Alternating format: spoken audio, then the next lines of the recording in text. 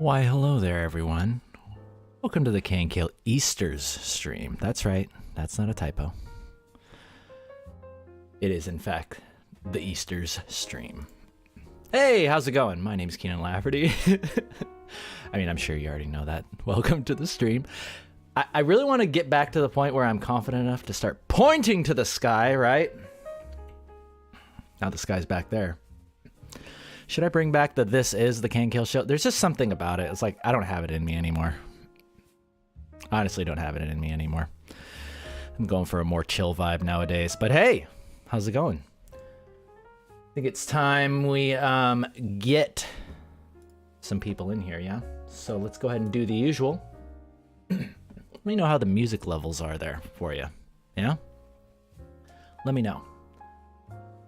And in the meantime, I'm going to see if I remember how YouTube works. Oh, I do. Good. Good. You go there. You go to... Spam everyone on frickin'... Spam everyone on Discord. And most importantly... the Instas. I'm gonna need y'all to... I mean, this is gonna be really interesting. This is gonna be really interesting because today I made a commitment. I made a commitment that we are gonna be working with a blank canvas today. And that's precisely what we're gonna be doing. Because I'm not one of those people that's like, well, actually I totally am. Let's jump into this nearly finished painting and I'll just put the final touches on it and, you know... Y'all will think I'm amazing, but really I didn't show you any of my process. I didn't show you any of my struggles. And that just doesn't sit right with me, right? I want to show you guys everything today because we're going to be painting something very special. We're going to be painting something very special for today's Easter's stream. But first I'm going to need you to go, oh, Basic NP's already got the spirit. I'm going to need you to go brr in chat. Need you to go brr in chat for the good old Instas. Because we're about to say something along the lines of... Hey there, Instagram. Gee, wouldn't you want to be in that incredible chat? Oh my god, it's so beautiful. Yeah, get in the chat, go brr. Get in the chat, go brr. It's the Easter stream. We gotta do that over again. That was way too long. Try again. Oh, hey there, Instagram. Gee, wouldn't you want to be going brr in chat? Well, you can if you come on over to YouTube. It's the KNKL Easter stream. Click the stick. See you soon.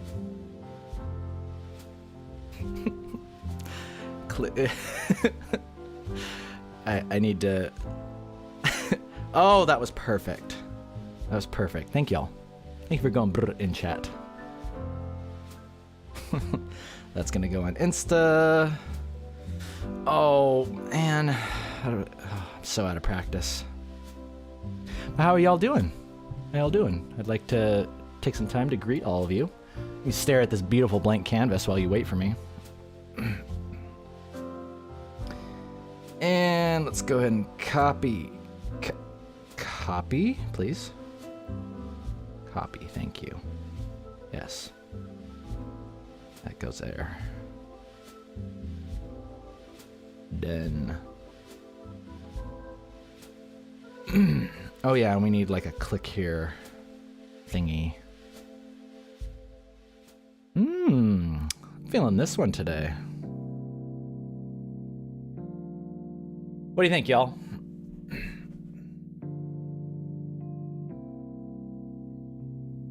Oh, good? I stand by my work. I stand by my work.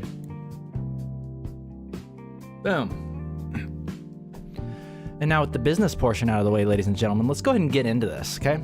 Because today we're going to be painting something very important. Very, very important. I'm glad y'all are doing good. It's been a while. Click the stick. Yeah, basic. It's the sticker, right? You can't say swipe up anymore because you don't swipe up on Instagram. So I coined the phrase click the stick, right? It's not suggestive at all, is it? Right? Family friendly. Okay. But let's go ahead and get into this, because today we're going to be drawing a dark chocolate bunny. We're going to be having a lot of fun with that, because dark chocolate bunnies are, you know, just very appropriate. Very appropriate for Easter. So let's go ahead and get started. And make sure, of course, we got our secret sauce.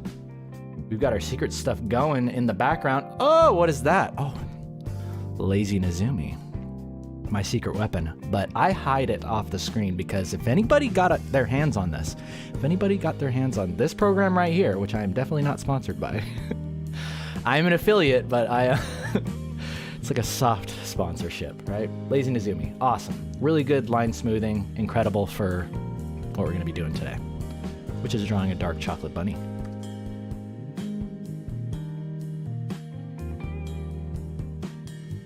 So let's go ahead and go here. Just going to kind of draw up some stuff here.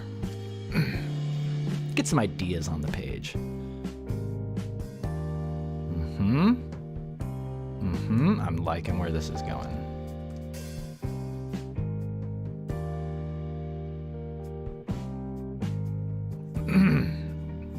And yeah, sorry, I had some hot sauce, so it's definitely going to be ravaging my throat a little bit. And how's the music? The music too loud? Because I can lower it down a bit. It's a little loud. Yeah, it's like mega loud. Oh my lord. Hey. Shoosh. That's better.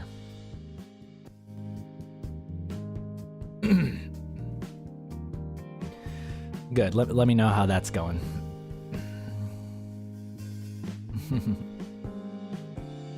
You missed me, Tamari? I missed you too. It's good to be back. It's good to be back. And no promises, but I'm thinking that I kind of want this to be a longer stream. A longer stream? What do you think? I think we can do it. We're at the standing desk today. Oh, taking care of that low back, right? We're working on taking care of our lower back in our 30s, as I've said before. We're getting to that age now where you really got to be watching not only what you're eating, but what you're smoking or not smoking, in my case. Gonna draw up a few of these different bunnies and figure out which one's gonna be the most suitable for today. Kind of want one that goes like this. Oh, I like where this one's going. Let's move this one down here.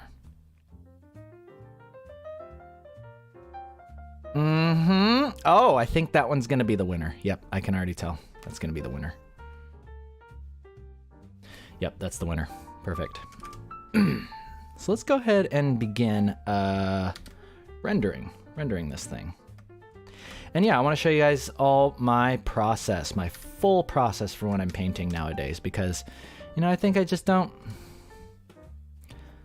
As fun as it is to have a finished sketch all ready for you, it's not right. I'm doing a disservice to somebody. I can feel it. Something's not right. Been hanging in there, Stevenson. Yeah, hanging in there. How about you? Been surviving out there?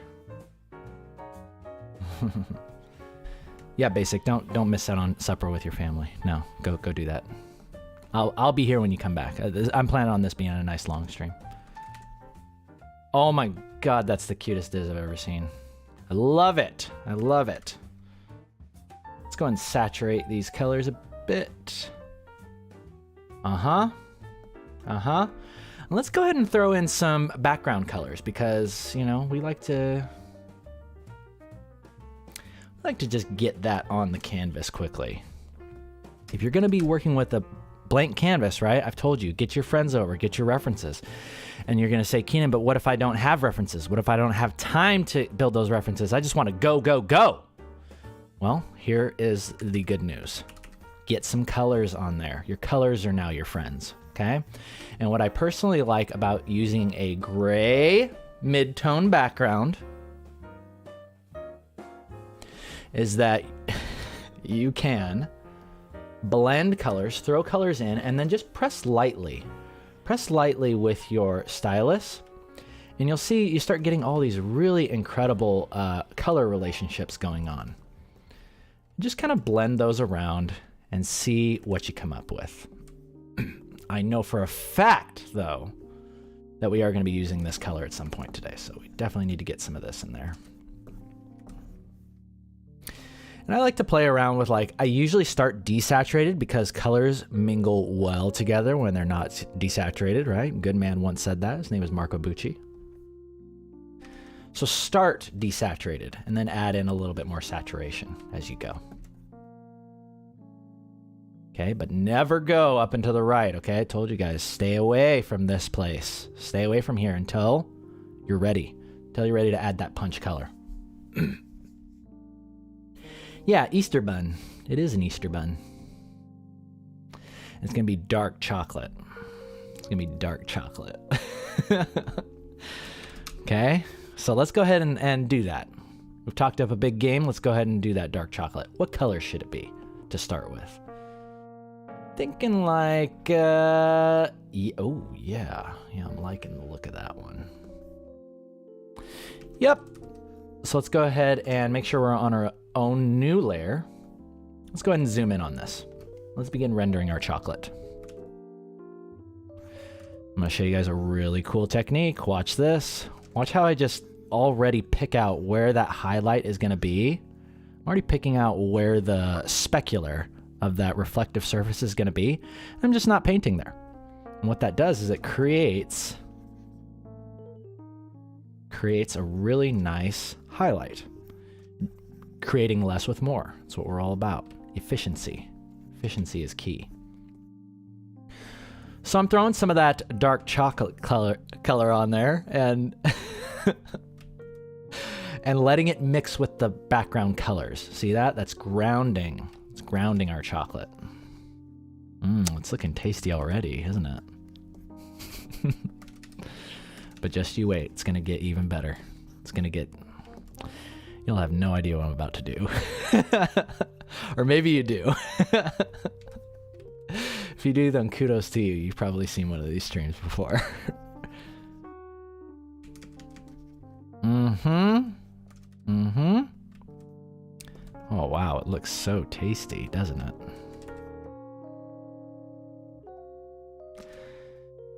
Let's go ahead and do this. Adding in a little bit of that color there. Let's put a little bit of... Oh. Just realized that totally works. Interesting. I think I'm going to be having a lot of fun today on today's stream. A, because I'm rusty and y'all are going to notice. Be a little nervous because I'm coming back, right? I found the rock again, guys. I found the rock again. Let's take a quick break right there. That chocolate, looking delish. Quick break though. So we need to talk about the rock. I found it again. And you know what I did? I crawled right under there and I was like, this is my place. This is where I belong. I just stay here forever. I just stay here forever. This is where I'm meant to be.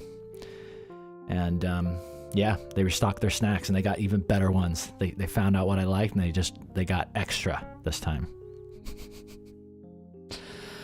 But yeah, I had to realize that I'm like, am I really gonna let Easter's go by, the bunny holiday, and not get on and do a stream? I'm like, I don't think so. That is actually inappropriate. You smell what your rock is cooking? Luckily, I wasn't cooking anything. Hey, Gallon Arts! Aw, thank you! This stream is hereby shrimp approved. Okay, so this must be a meme that's going around. Shrimp? I don't know. Thank you very much for the donation. I'll read that again in a second. Oh yeah, this is actually a good chance for me to make sure I am... oh yeah. Gallon or Galine? Thank you very much. Hereby shrimp trademark approved. Yeah, the trademark gives it away. It's a total meme. So yeah, if y'all could kind of clue me in on what that's all about. Be great.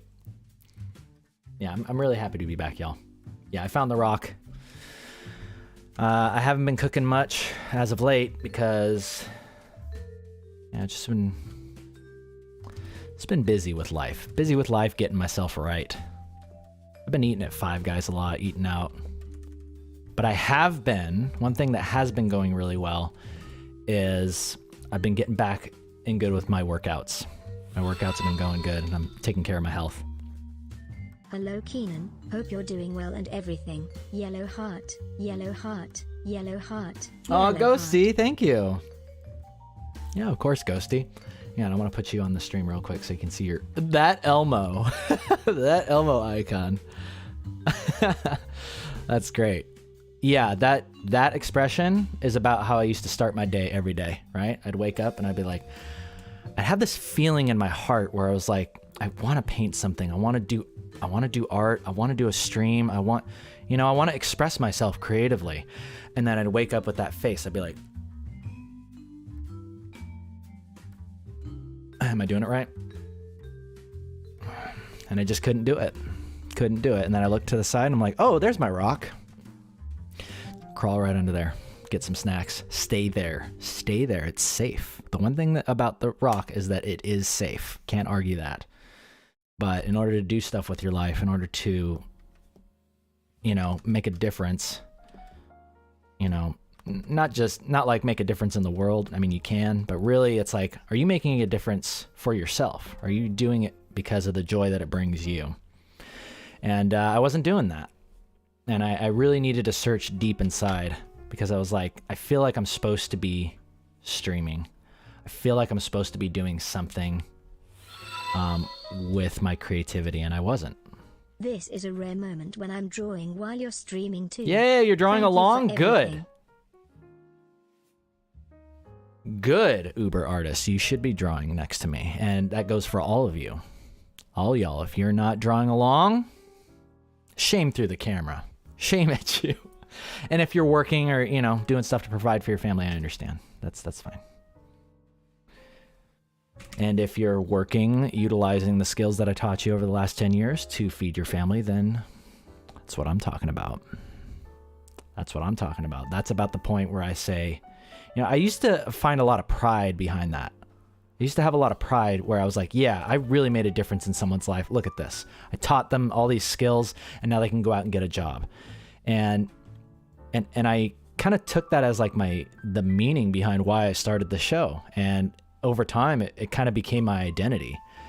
And I think that it was like something happened ever so slowly over time where because that now became my purpose and it became my meaning behind the show, I just got so in my head about it. And I think it was like this weird kind of guilt. This guilt started setting in where it was like, if I wasn't on here doing this, then I was somehow letting people down or disappointing people, which I'm sure I am. I'm sure I am definitely disappointing people when I disappear like that. But really at the end of the day, it's like, it's like there's plenty of stuff to watch on YouTube nowadays. There's plenty of stuff to do with your own life nowadays too. And then lastly, it's like I'm giving myself too much credit. It's like I'm not really inconveniencing, like someone's day or life isn't ruined because I'm not streaming. And I realized like I do it because the original reason why I started this was because it was fun. It was fun and it was good practice for me to get more confident with my speaking. Because I'm sure y'all have heard this story before, but I used to be so nervous that when I'd get up and talk in front of my class, I would hold back tears. I got my little notes right here, right? Going up to read and present something in front of the class. And I'm just like physically trembling, right? And just trying to get through this speech or trying to like hold it together, choking back tears. And it just always bothered me. Like because I enjoyed performing. I love expressing myself. I love making people laugh, or I love, all those things were fun for me, and I wanted to have confidence. I feel like I had it when I was a kid, and then I got to that age where I became like super self-conscious, and it just like went out the window, like right around that junior high school time. yeah, it's like I became super self-conscious. It just bothered me. So, yeah, it's one of the big reasons why I started the show. A common thing would be is like I would record myself and listen to my own voice back, and it would literally almost die from cringe. But now it's like, now I feel, I feel like my confidence is coming back slowly. Something's coming back. Something's changing, y'all. Something's definitely changing. Okay, and speaking of changing, we're about to change this. Time for your Easter gift. I hope you're ready for this. It's time for your Easter gift.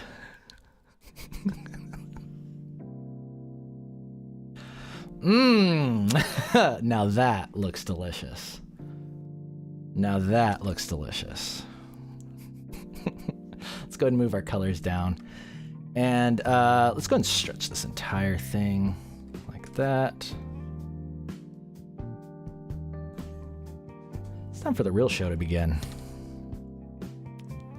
So we've got this to start. What could we build off of this? What could we possibly build off of this for our chocolate bunny? We need to continue our chocolate bunny. Let's go ahead and sketch in some things that we could add on to this. Remember how I told you never draw off of a head? Technically we are. And there's a reason why I told you that over the years. It's because I was doing it the whole time and I didn't want you guys to know my secret. Didn't want you to know my secret, but now you do. So let's go ahead and continue this, right? What else can we add on to this? Let's go ahead and sketch in a torso like this. And watch closely. You might be startled with what you just saw happen, but trust me, it's only going to get better from here. Watch where I put these lines. And watch as I sculpt in this body. We're going to have to figure out what we're going to do with the arms in a second, but I'm not too concerned. I'm unconcerned.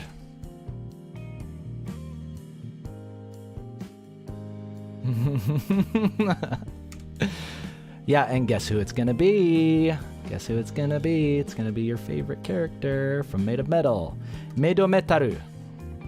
And we're actually going to be working with her face and head today to really make sure we're dialing in the proper proportions as to like what comprises her.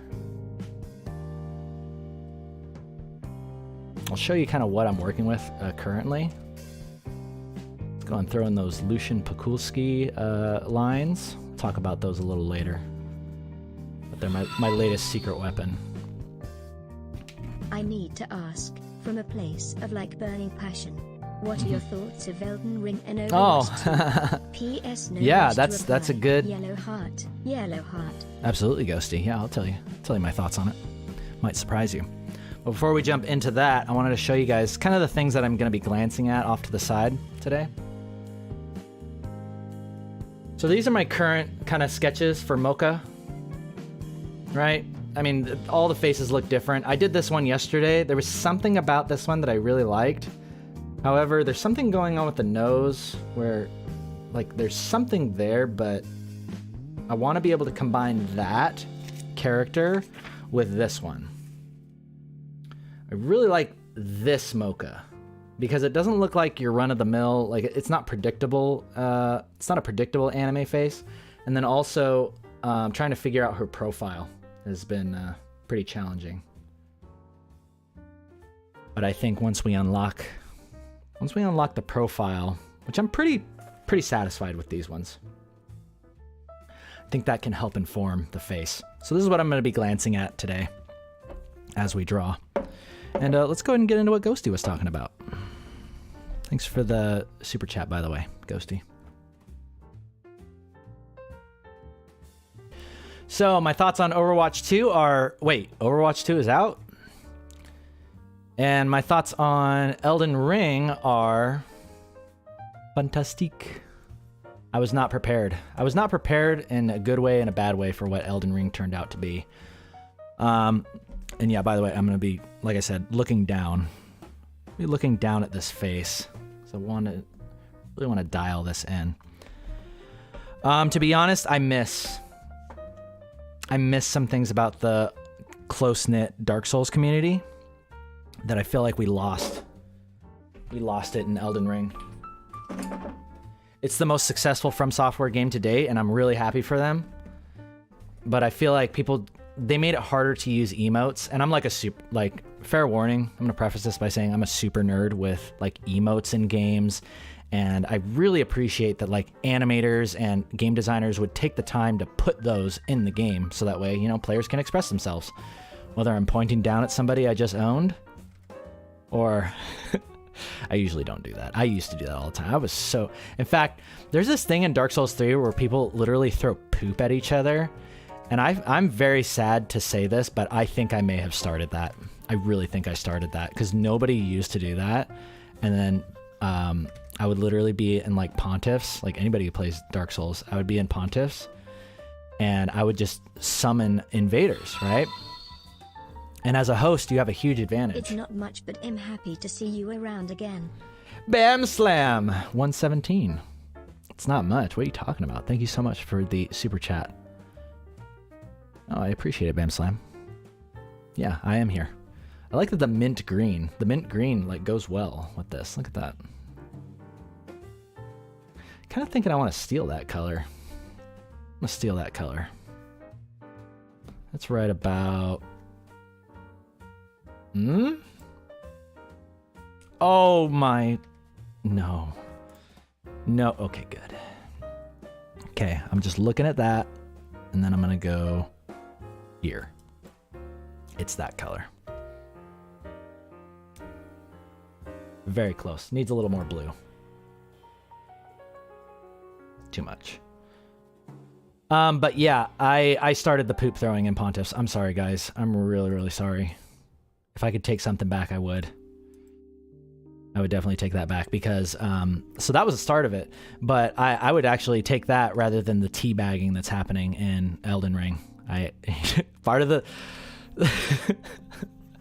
See, there's a risk. Once you put crouching in the game, then everybody can now begin teabagging each other. And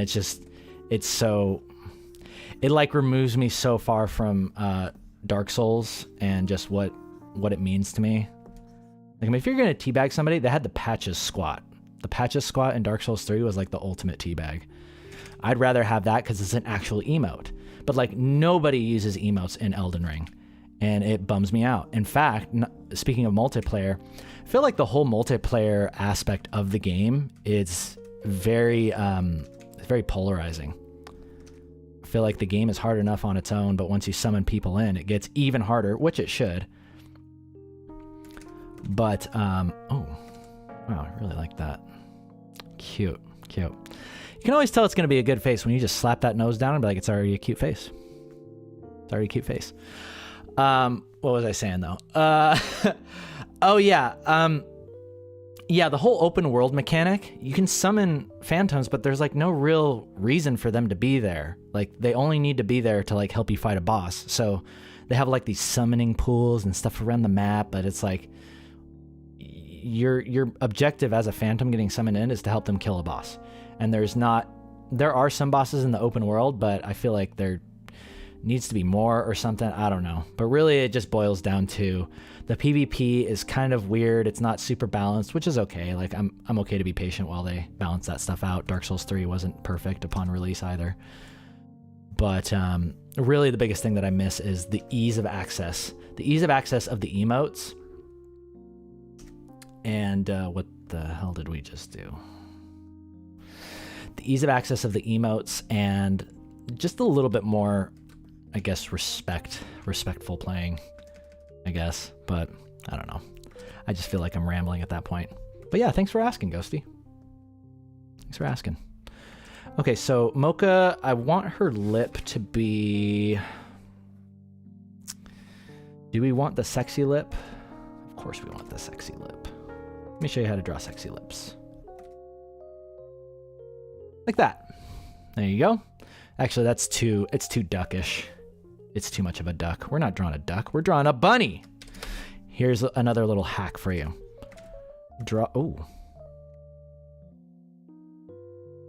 You see how I do that? Like I've got my left hand is on Control Z, right? I think it's kind of like an animation thing that I picked up where I'll throw in a line, and if I don't like it, I'll just immediately like slap it back, because there's a lot of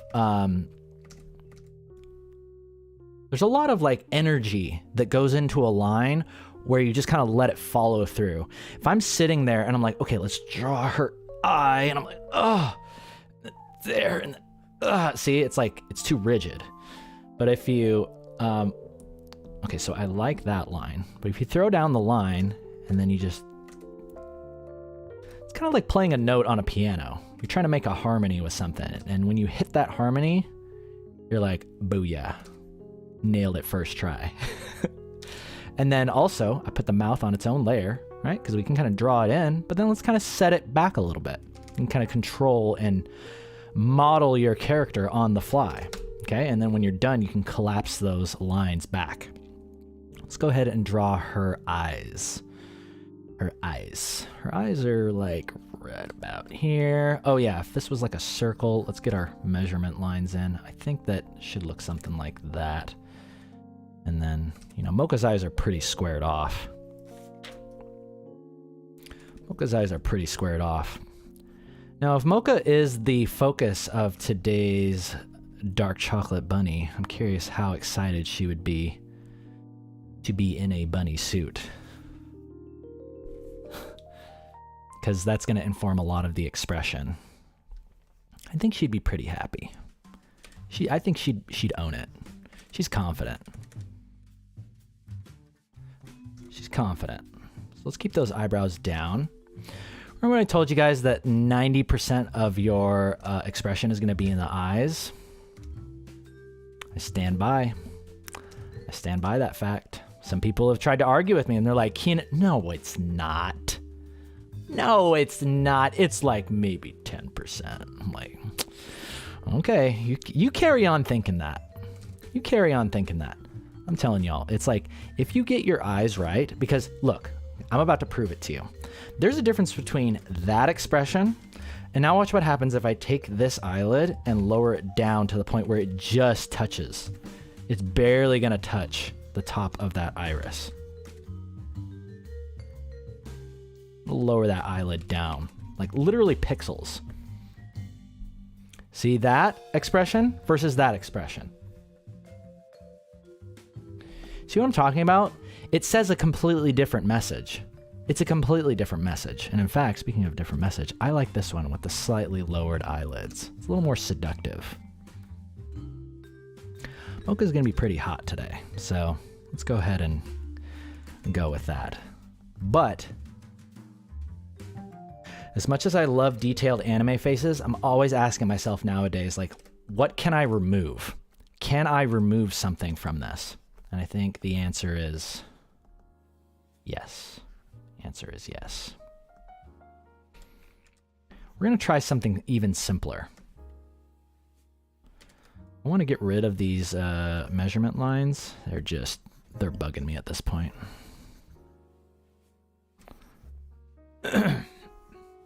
90% theory. Yes. Yes, fat potato. Yep.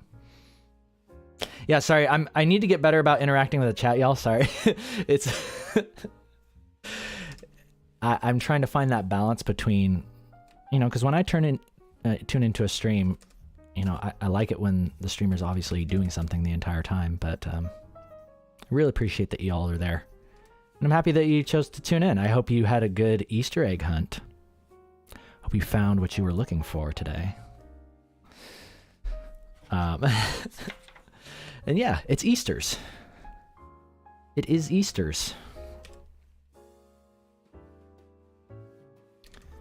I want this head to go back a little more. Like, I like her jawline kind of coming out like that. Oh, the other thing, you want to talk about 90% theory. The other 90% is this line. This line right here is so important for determining your character and telling a lot about the geometry of their face. So, you know, not to put any pressure on you, but don't mess it up. Don't do that. You're gonna have a bad time. And speaking of, well, not having a bad time, having a good time, I'm going to go ahead and Control J that. Anytime you hear me say Control J, that's me duplicating up a layer because I'm going to try something, right? Sometimes, you know, when you wake up or you're kind of going throughout your day, you kind of get that feeling you want to try something. I wish that there was a Control J in real life. Of course, if there was, there would be, you know, that would be OP mode, super OP mode. But yeah, it's just when you want to try something. Oh.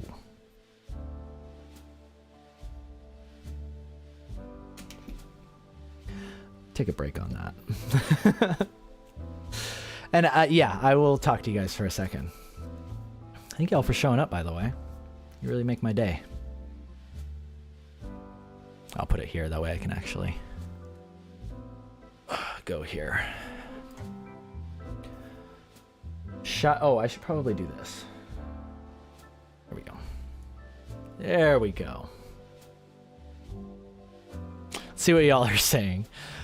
If you co-op, you get invaded every 15 minutes. Yeah, the invasion timer is kind of weird. I think it was like 20 minutes or maybe 30 minutes in Dark Souls 3. They lowered it down. So it's like you're either doing too much multiplayer or not enough. And to be honest, getting invaded, I mean, the one thing that I do like is that invasions are kind of scary again because, you know, it didn't take long before those invaders are crafty. They're crafty.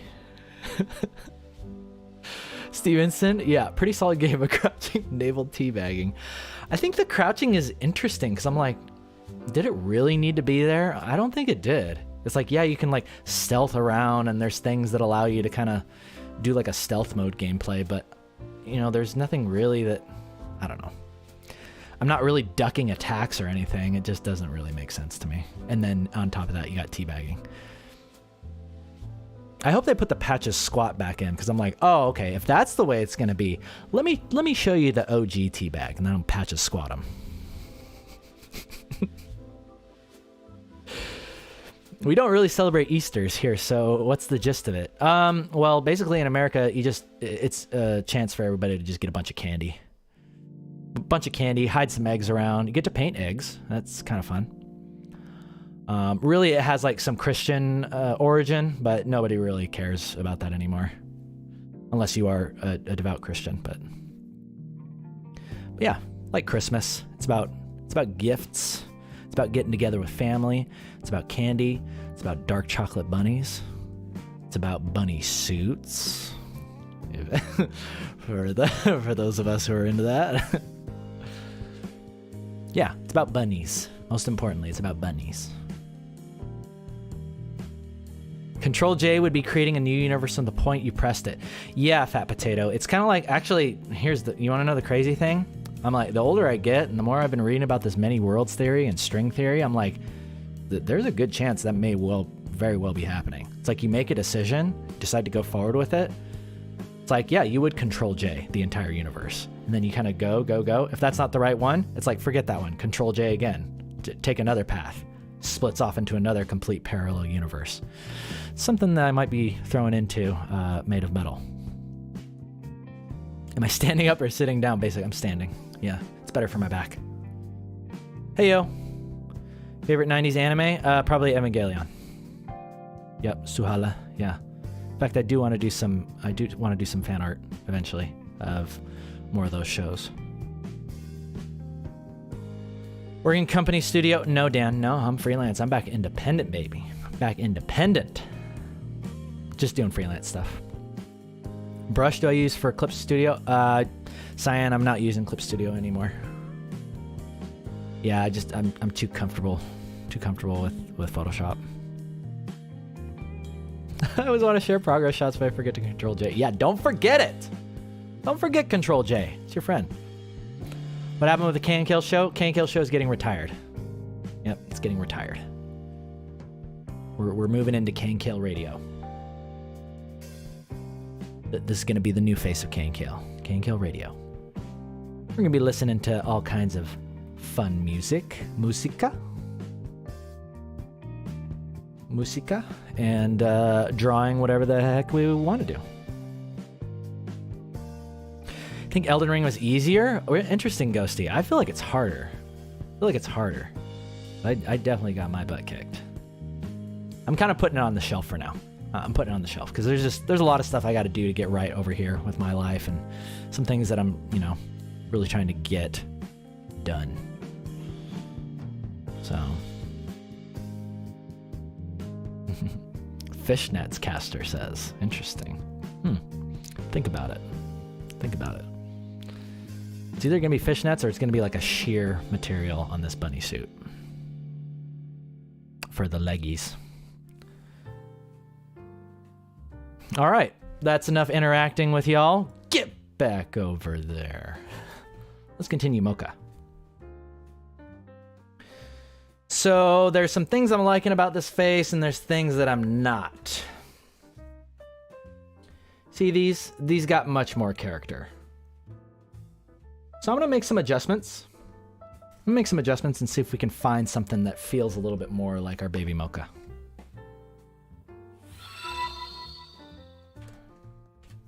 Get yourself some candy, my man.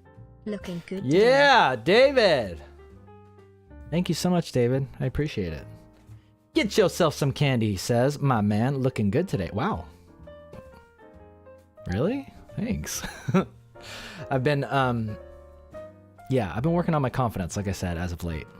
You might think it's funny, but like after 10 years of doing the show, I got to this point where I would just get on and it was like second nature. I wasn't even like fully shaved or anything. I'd literally roll out of bed and I'm like, I'm going to do a show. And it was legitimately fun for me. It was legitimately fun.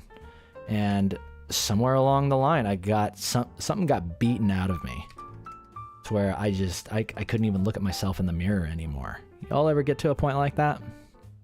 Where you're just so self-conscious of yourself where you just don't even feel like the same person anymore. And if that's ever happened, just know you're not alone. You're not alone. You never were alone. Because I got back from that. But you know what? I got my swagger back. I got it back. And I think you can too. And it all starts with Easters. It all starts with Easters, and it starts with Mocha. Oh, I see what I did wrong here. I just made this mouth too low. Oh, yeah, that's what I'm talking about. But she needs to have a little bit more of a smile going on. Right? That's what I'm talking about.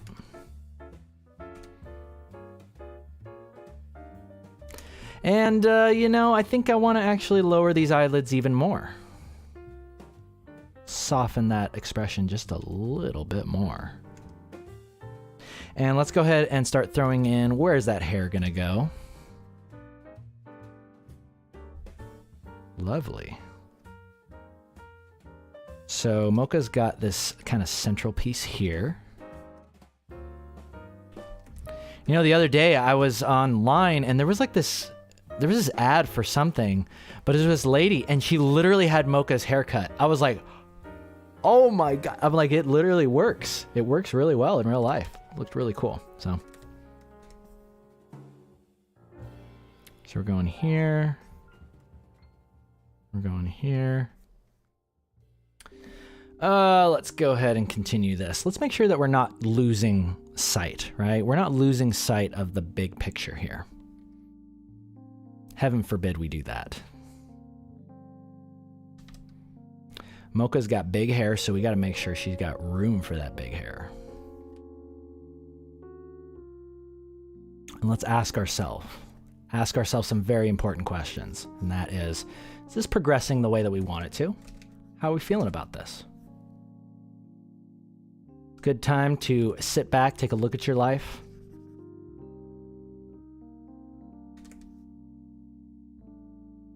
Ask yourself those all-important questions. She's going to have this huge tuft of hair. Her neck is too short. Looks like she's doing a chin tuck like I have to. That's what I'm talking about. And let's figure out what we're going to do with these arms, yeah?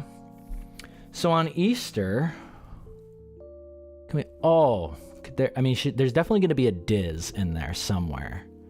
There's going to be a Diz because the last Moka had a Diz. This one should too.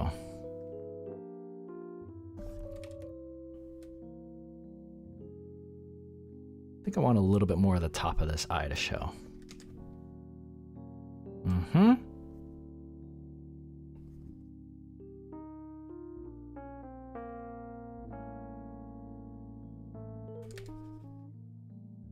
Yeah, let's figure out this bunny suit, shall we? Let me make sure that these proportions are on point. I'm gonna pull up something here. I said we're not working with references today. I'm trying to get better at drawing my characters without reference. But here is our... Actually, I'm just gonna screenshot that and bring it over. I'm gonna screenshot this. Yeah, there we go.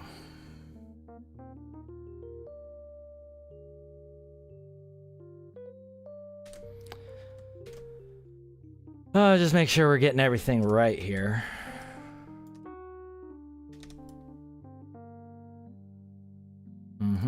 I'm okay with a little bit of change here and there. I understand change is natural. Change is going to happen. Like, I definitely lowered down her cheekbone there, but I kind of like the way it looks. But it also might be too low. Might be too low. Remember when I said that line that defines the cheek? Oh, so important. So important, y'all. Don't mess it up. You saw me mess it up, and you saw me fix it. Boom. No problem. Okay, let's go ahead and draw on the rest of this anatomy, ladies and gentlemen. So what I always do, you'll see me take my hand, and I'm actually measuring her head. Because one head down is oftentimes the center of the chest. Well, it's the center of the chest on like a realistically proportioned person. But for Moka, one head down is about the top of her rib cage, right? My character's got exaggerated proportions. So there's the top of her rib cage. And then her, what do I call these again? What's the family-friendly term? Or the scientific term? Boobius maximus. That's what it was. Yeah, Boobius maximus. Boobius maximus is going to go right there. But make sure you're thinking about the underlying, right? There's an underlying pectoral muscle that's happening there. So what it's going to cause to happen is you're going to have, that's pectoral muscle, and then boom, right into the boob. Easy, right? But I don't want to get too carried away because we don't know what's happening with these arms yet. We don't know what's happening with these arms. So the positioning of the arms can and will change the chest, and therefore it's going to change the boobs. So let's go ahead and make sure we've got this figured out. I kind of want her to be doing like one of these, where she's like holding her elbow, and then like got her hand here or on her cheek. Something like that. So let's go ahead and just sketch that in, what that could possibly look like. I know where the hand's gonna go, right? So let's go ahead and just draw in that hand. And watch the shapes that I use to just quickly throw this in. Don't like that one. Let's go ahead and try something like that. And then I know that we're gonna go down to the elbow. The elbow is just above the belly button, right? The crease of the elbow. But also, she's going to be holding that elbow. So let's go ahead and bring it in. And that's going to set us up for a very important relationship. Very important relationship with how the body comes into contact with itself.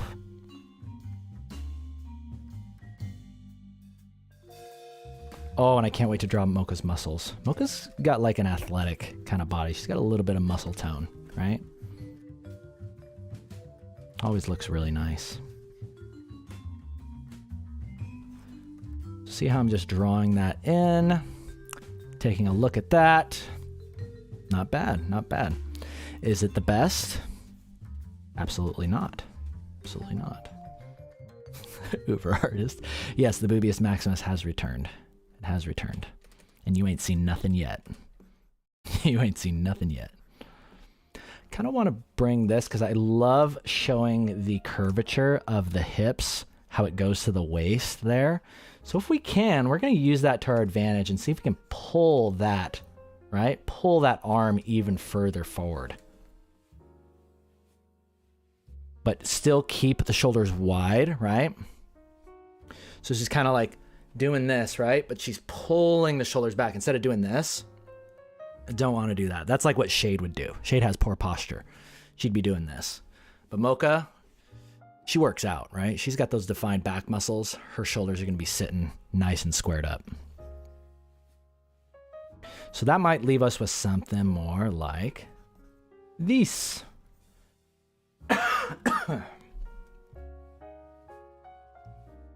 Yeah, like I said, hot sauce. I love habanero hot sauce. I love spicy hot sauces. Love, love, love spicy hot sauces.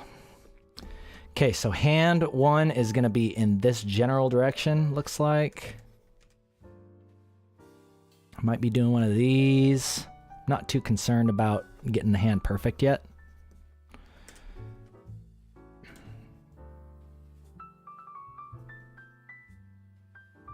How's that feeling? That's going to be a lot of boob squish. It's just fair forewarning. There's going to be a lot of boob squish happening here. It's good. It's good. But it still feels stiff. You'll see what I'm talking about? So you know what we do in this case? I'm really glad I'm showing you all this live.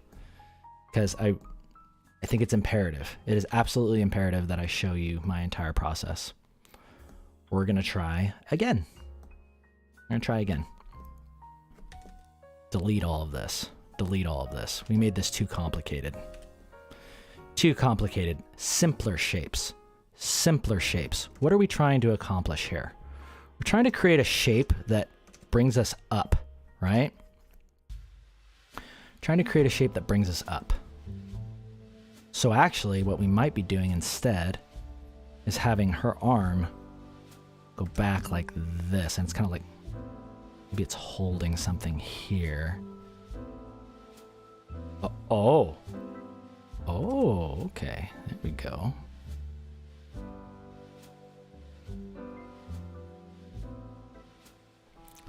There we go. Now we're on to something. And then pectoral, boobs, squished. Very squished. See that?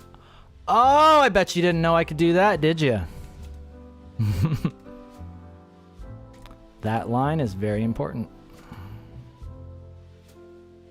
Cool. Squish. I really like doing this where it's like there's the arm and then boom, it like has something like that going on. Yeah? The arm's looking a little short, but we're going to fix that.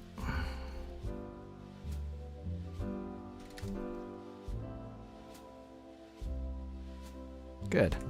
And see how sketchy my stuff is to start, y'all? It's sketchy. It's really sketchy to start, and I really like it being that way. I really believe that's the way it should be. Cool. And then I'm imagining, like, if she's wearing this bunny suit, it's going to be something like that. We'll figure out those lines later. Those are going to be really important lines, but we'll deal with those in a little bit. Cute. I like it a lot. However, she's leaning a little too far forward, so let's go ahead and just lasso this entire sucker. And just, ooh.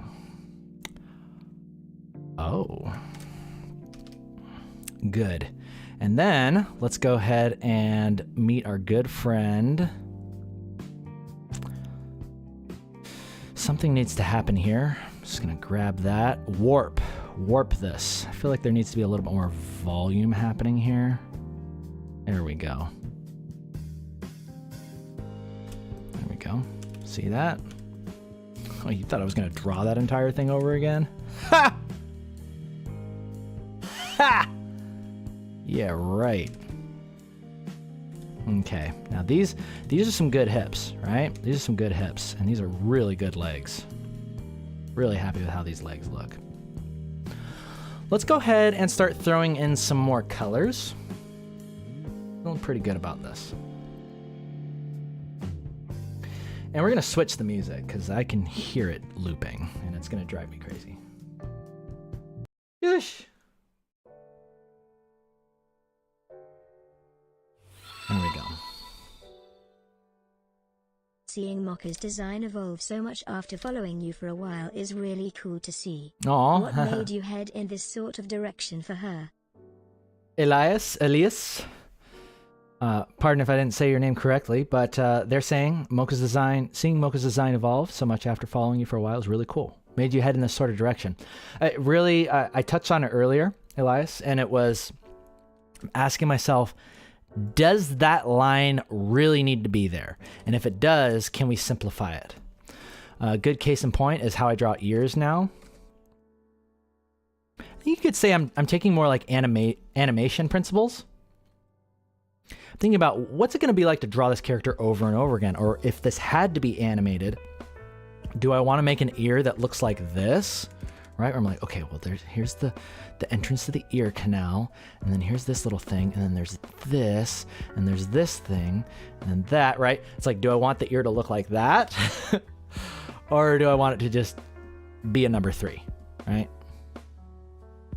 Boom. It's just literally a number 3. And I like that. I was really inspired after going through the works of Bill Watterson, a la Calvin and Hobbes. And I was just really, really impressed by, because I was a fan of Calvin and Hobbes back when I was in grade school, But now that I'm an adult and I've worked in the art industry for so long, going back and reading Bill's work and just looking at like what he was actually doing was like, my God, he's like accomplishing so much with so little. And every single line is deliberate. Every single line is deliberate and confident. And I was like, that is exactly what I want my art to look like. That's exactly what I want.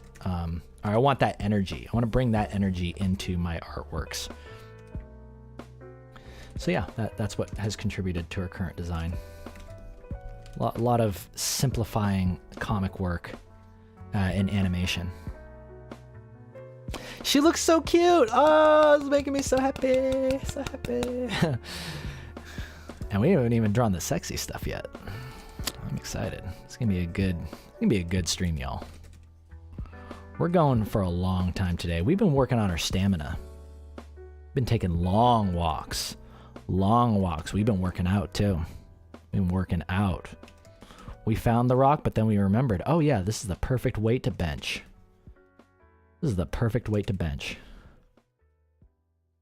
And yeah, we got strong. Big and strong. Well, maybe not big, but stronger. Sometimes I don't know what it is about Instagram nowadays, but I click on one fitness thing, and then the next thing I know, it's recommending me this channel where these guys literally look like Chris Redfield out of Resident Evil 5. Their biceps are bigger than 2 of their heads combined, and I'm like, oh my, I didn't even know that was possible. Or I forget that it's possible for people to look like that. It's incredible. Do I want to be that jacked? No, but I can definitely appreciate it. And if I ever needed a car lifted off of me in an emergency, yeah, that would definitely be the person I'd call. If I ever needed a rock to get punched, I don't know what it is with me and rocks, but if I ever needed a rock punched, I would call those guys. Okay, so now what I'm looking at is this shoulder should be raised up. Yeah? I feel like that shoulder should get raised. And then I'm always thinking about, right, because there's skin that's contacting skin here. This line represents the pectoral muscle rounding, right? It's rounding and it's coming into contact with the shoulder. You get that nice squish of flesh upon flesh. A nice crease line there, and that's what we just did on the other side there. Okay.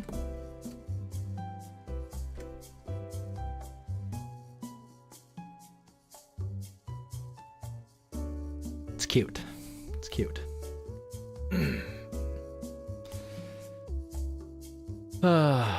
Simplification. Yeah, I love simplification. I love being able to sit down and just draw a character's face in just like 30 seconds. Like these shade drawings, these are my personal favorites. You can definitely tell I drew these after reading Bill Watterson's work. But the way they do like expressions and stuff, I was just blown away. So I'm like, yeah. Long story short, we said yes. We said yes, absolutely. Gimme. We took one look at that and we're like, gimme. And I hope that's what you're saying looking at this. Give me that dark chocolate mocha. Dark chocolate bunny. But we got to continue because she's still not a bunny yet. She's still not a bunny. Oh yeah, speaking of that, we got to figure out how her bunny ears are going to work. She's going to have one of these. And she's already got that huge hair, so where can her bunny ears go? Oh. Okay. Okay. There, one there. Maybe that's a bunny ear? No. No. Oh, and of course you're not looking at what I'm doing. My bad. Sorry, y'all. I'm just really professional in this show. I never make a mistake ever. Feels good. Feels good to be perfect.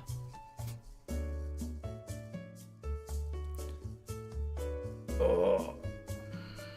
Cyan, you're saying your drawings look boring? It's because you're doing what I told you not to. You're getting in there and you're trying too hard to like make the lines perfect when really, I'm telling you, take your left hand or whatever is your non-dominant hand, keep it on Control Z. Try to do some of this. Throwing in shapes with confidence, right? And then when you get the right one, you know, you'll feel it. You'll feel it. You'll be like, oh, okay. I think really what we need to do is just kind of shorten or like shrink this down a little bit. Or, no, I like this because I want to be able to see a little bit more of her body. I think that's going to be important.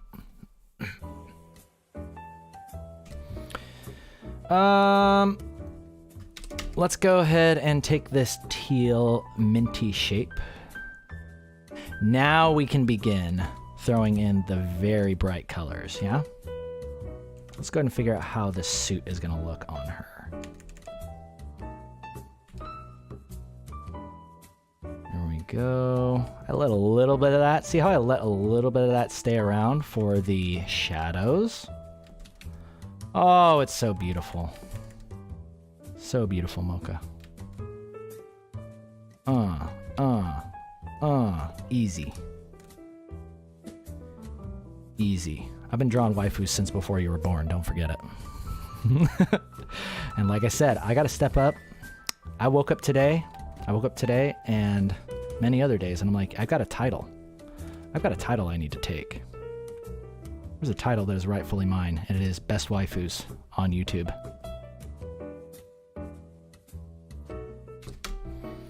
And I'm done. I'm done playing around like, you know, it's just not right to let other people feel like they have a chance. You know, there's a point where it just kind of becomes cruel. So you just got to get up and take that title, baby. Let's go ahead and erase some of this. What are we going to do with those eyes? Actually, there's something about the eyes that I like being there. But we'll figure out what to do with this in a little bit. Before we start drawing in the rest of the skin, let's make sure that our proportions and, you know, body are looking the way that we want. The chest here, that shape. Was it Pacha face? How does it go again? That's Pacha face right there. Yeah, we'll figure out what we're going to do with the bunny eyes in a minute. Oop. But first we got to double check our anatomy because this shoulder should be going out, right? It's going to be pushed up a little bit. Maybe we do one of these.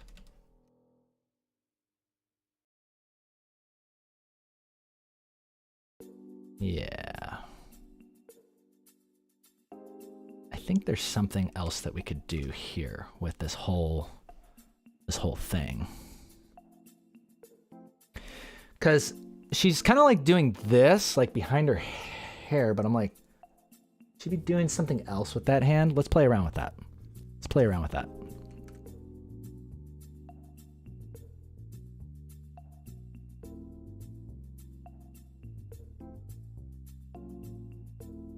Because she could also have her wrist kind of going like this. Although it's going to hide all of her fingers. I like to have at least one hand very clearly showing. Yeah, that's cute. It's cute, but I want one hand to be showing properly. Control J that universe. Let's try again. Maybe she could have one hand. Oh, I see what we need to do. We need to have this hand like that. Ha! Yes! Yes! Oh, it's brilliant. All right, now watch how I do this hand. Watch this.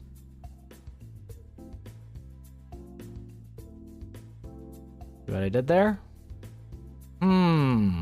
Drawing a hand, but you don't got to draw all the fingers. Just get that general silhouette right.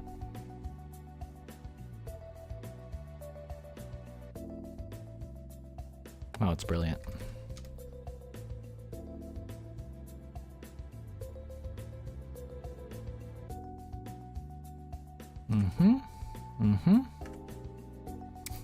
Yes. Yes, yes, yes. Y'all saw that. That's live. Y'all saw that. All right, we're going to take a break. I'm loving the way this is coming together. Looks really pretty.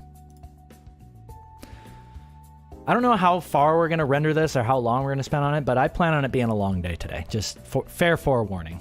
So if you need to go do some errands, run some errands, go do your Easter egg hunt, eat some peeps. Man, I wish I had some peeps.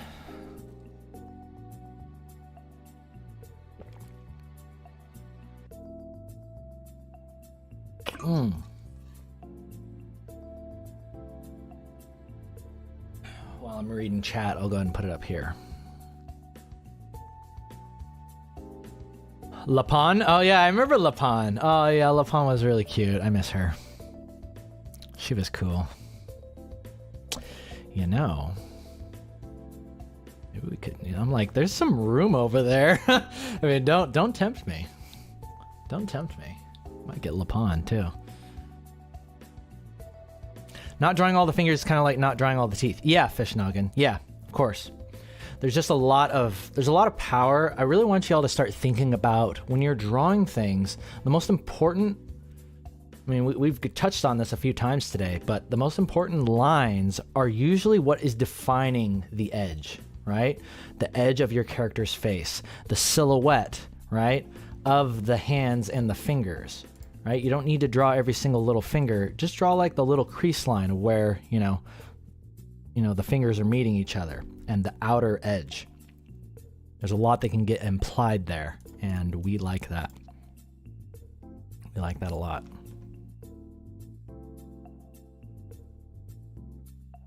Hey man, are you raising your hand? What is this, a class? or you're waving. Hey man. Here, I'll wave back at you. I am thinking about starting a class. I'm really thinking about it. I think it would be a good thing. Maybe y'all can help me come up with some good lesson plans, because, I mean, as much fun as it would be to do Waifus 101, I'm wondering, what else would y'all like me to teach you? I could do like splash art, rendering, character development. I think those would all be really fun things to do a class on, in addition to Waifus 101.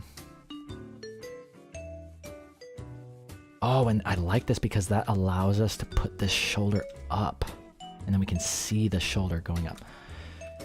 Oh, c'est fantastique.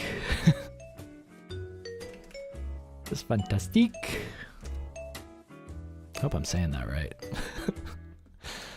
I went to France. I'm one of those people that goes to France and then I come back and I think that I can speak like perfect French, but I'm actually still pretty bad at it. But I'm trying, okay? Give me at least an A for effort.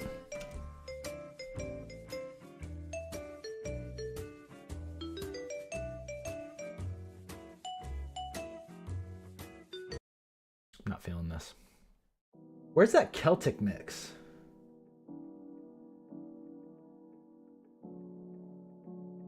At some point, we got to do the melodic Celtic fantasy. We'll get to that a little later. Show us le art industry. Oh man, Stevenson, you don't want to see the art industry. Trust me. You don't. If I were to tell you like what the art industry actually is, you know, maybe that is the class that I need to teach. Like how to navigate yourself properly through, how to navigate yourself properly and professionally through an art industry that is set up to take advantage of you. I think that would be a very important lesson to give. Because I have learned some good lessons that if I could save somebody, some of the lessons I've had to learn, I think it would be worth it. But, and speaking of worth, it would be worth a lot. If I do classes, I'm probably going to be charging like $200-300. Like Zach Retz, for those of you who don't know, working with DreamWorks. He was working on Spider-Verse, incredible visual artist, great viz dev, color theory, absolutely incredible. It's like I paid $300 for his class, and I'm like, I probably should have paid more for this because it's just a lot of really good value. A lot of really good value, a lot of good stuff. So I was like, you know what? I think that if Zach Retz can charge that, I think I can charge that for my class too. And like really put my heart and soul into it. And then maybe Waifus 101 is what we'll do on KNKL Radio. Because after all, that is it is mi pasión. Mi pasión. I mean, I've told you guys plenty of stuff on here, just things to watch out for and how to, because there's a lot of great things about the art industry too. I love learning how to work with a team. I love being able to get to the point where I can start to mentor people, and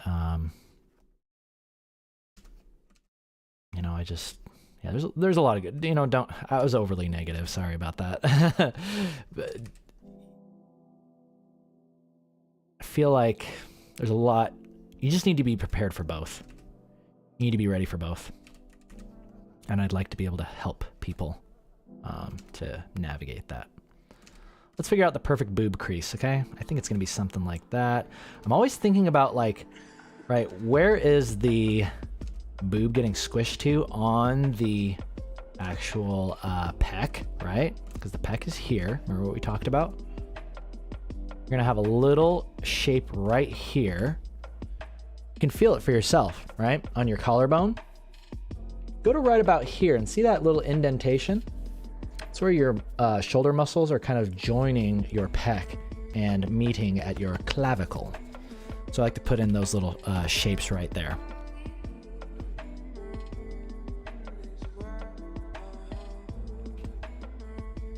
Lovely. And then another thing I like to do sometimes is like put in a little shine mark, a little shine on, just to kind of remind me that I want something to happen there. And then let's figure out what we're going to do with this other arm.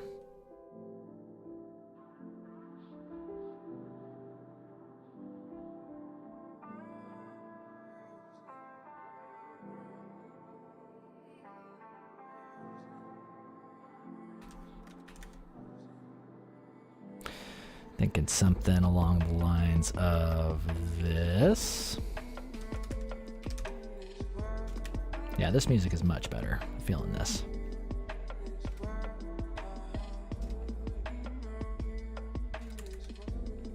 Drawing in, thinking about only the outer shape.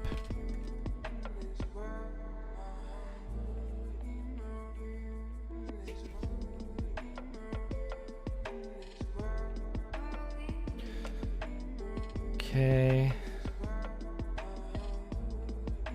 It's cool. So I'll be real with y'all. I'm pretty happy with this. The pose is still not 100% what I want it to be. So, but rather than break it all down and start over again, I'm just going to see if I can work it, you know, massage it into place. See if we can figure out where we went wrong.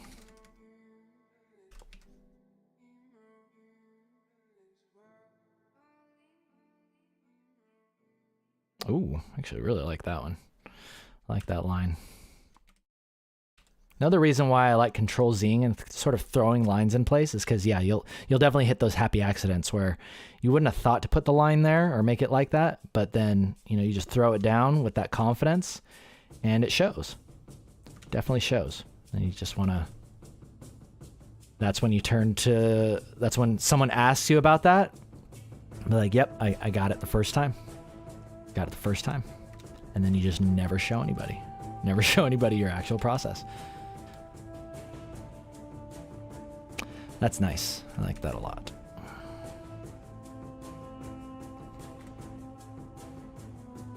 Yes!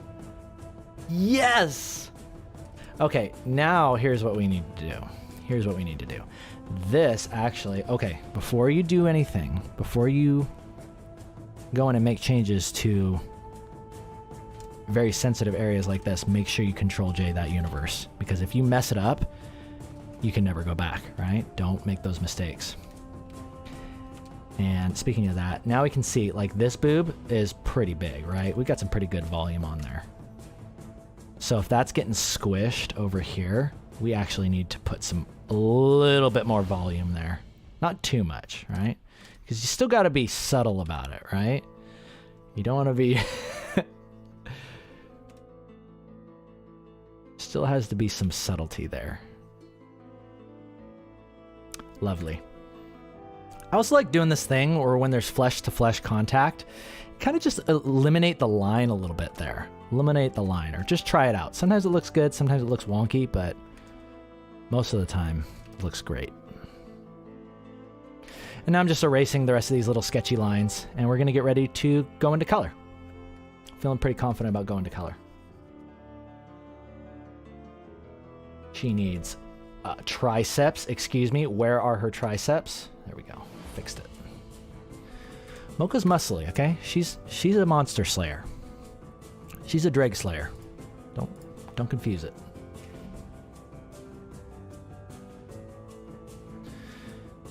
Vines, did I take his VizDev 1 class? Yes, I did. Yep, that was good. And you look back to the Appealing Faces videos. Yeah, that's really an ongoing thing that I'm always searching for, Elias. Still feel like that music is like way loud. Maybe it's just me.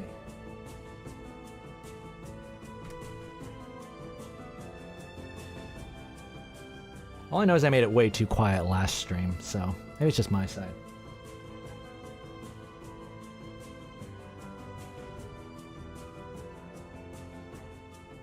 Very good Spanish. Wait, what did I say in Spanish? What did I... I forgot what I said.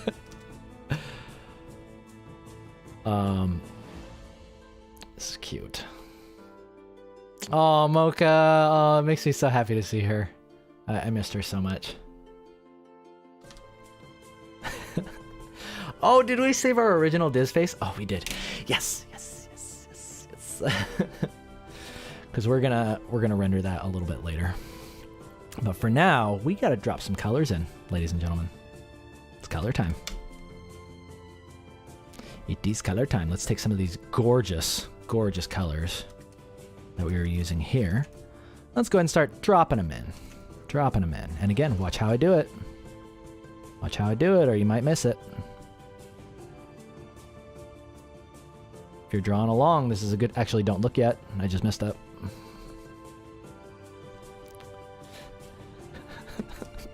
Okay, now look. Watch how I do this, right? I'm thinking about where is that flesh, right? Flesh there. Where is the specular happening? Specular there. Specular, maybe a little one there. Okay.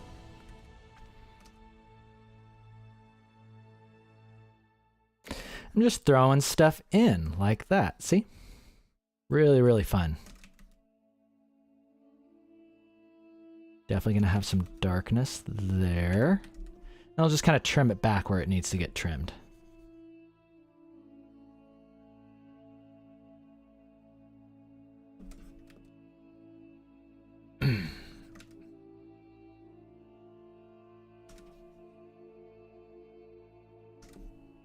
It's honestly one of my favorite things to do. I love painting, throwing in the color, and like simultaneously doing the specular.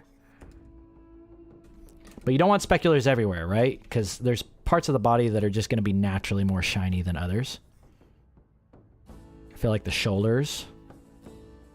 For me, the go-tos are the shoulders, legs, and cheeks a little bit on the lips. And there's areas of pigment, right? Where it's going to turn a little bit more red, and you're going to see a little bit of the underlying blood vessels. That's going to be on the shoulders, on the fingers, on the cheeks. Yeah? You feel me? Get some darkness up there, and let's go ahead and gradate that down. I really love this color that's happening here. It's kind of mixing with this, mixing with the green behind. That's the other reason why y'all should be putting colors behind. Put colors behind your sketches, and as you lay in colors, allow it to mix with the background. And you're going to come up with some interesting and fun relationships.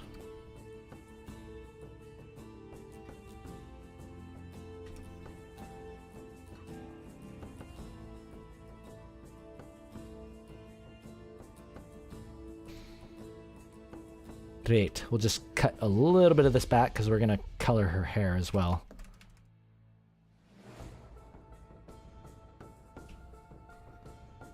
Going to erase out her eyes.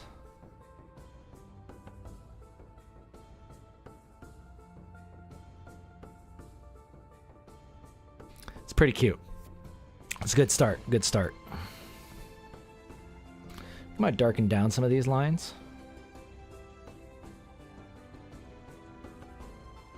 Colors also is where your character will start to take much more shape, because now you're going to start seeing the very clear definition of where the skin and the eyes are. And you might say to yourself, oh, my character looks different as soon as I put the colors on. That's natural. It's natural, and it's going to happen. And don't be so afraid of that. Don't be so afraid. The next thing I'm moving into is color blending.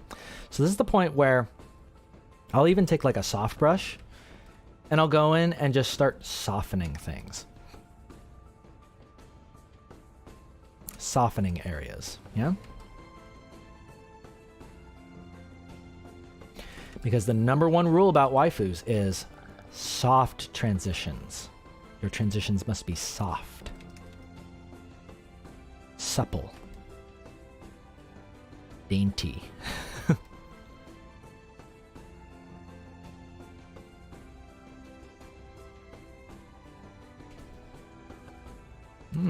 Feeling good about that. I love all the subtle skin tones that are in here. I told you this last stream, but you ever feel like your skin tones are just kind of you don't have enough variations happening in the colors. You need to get in there and because look at what's actually happening here. We've got this saturation that's happening here, but then look at where we've gone on the color Richter scale. We've pushed all the way actually into yellow. Now this has to do with the fact that our background is green, and so it's picking up some of those colors and, being introduced into the skin, and the skin is semi-reflective. But just the relationship between these two things, having skin tones that vary wildly in terms of what their color properties are, will give you interesting tones. So if you ever feel like you need to add some additional life in there, the answer could be not far away. You might just need to put in some of that good old color variation and a little bit of color boomerang too. Always pay attention to your saturations. Your saturations are key as well.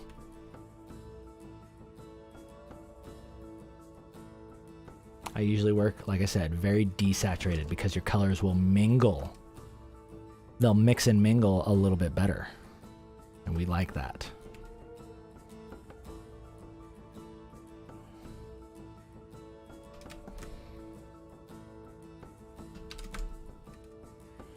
Let's go and get some more reflected light on the bottom of this face. There we go.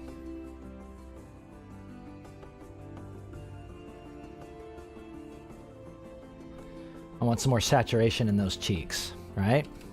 Watch how I do this.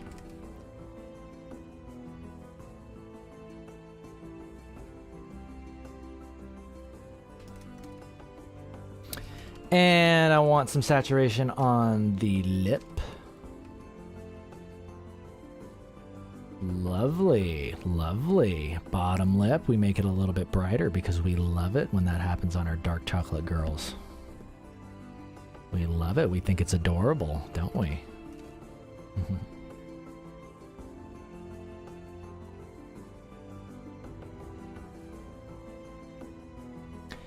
You know what we say to that? Yes, please. Yes, please. Let's just make sure we get it right. Ever so subtle. Ever so subtle. Maybe something like that. We'll play around with it some more in a minute, but take a break. Yeah, that looks hot. Looks real hot. We're going to get to the hair in a second.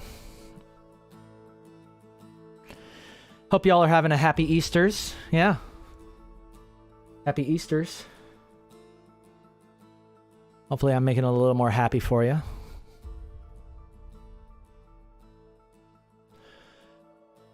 Fat potato, am I planning on filling the reflective areas with some color later? No. I actually really like it when my highlights, they actually have a very deliberate color. Usually it's from the surrounding atmosphere,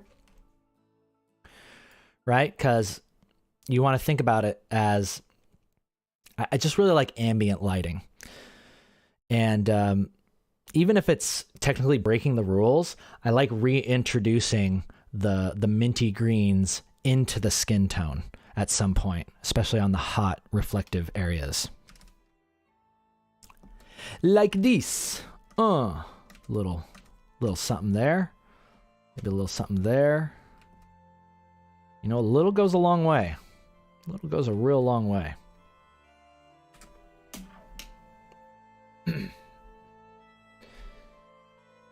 Where'd my chat go? We're taking a break.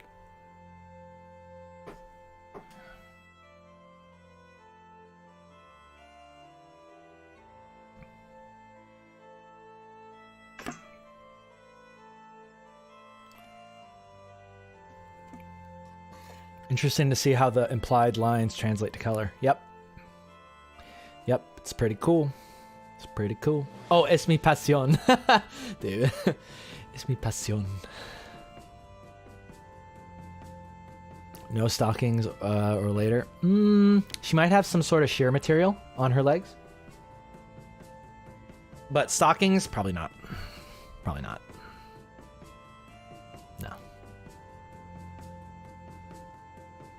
Water bottle. Yeah, I know, right? It's the coldest water. I love my coldest water.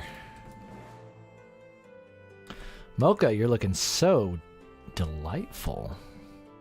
This is a delightful piece.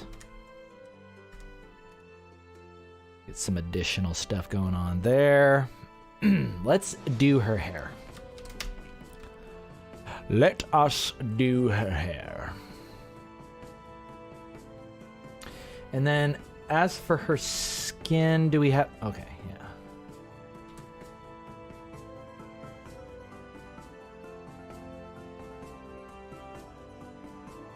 Sometimes what I like to do... Oh, wait. No, it's not going to work. Oh, no. We can do that in a second. Okay. So what we're going to do is do her hair. It is hair time. And for the hair, similarly, I'm going to be pressing down, right? I can press down hard and do this, but there's no relationship happening. I need it to mix with my background.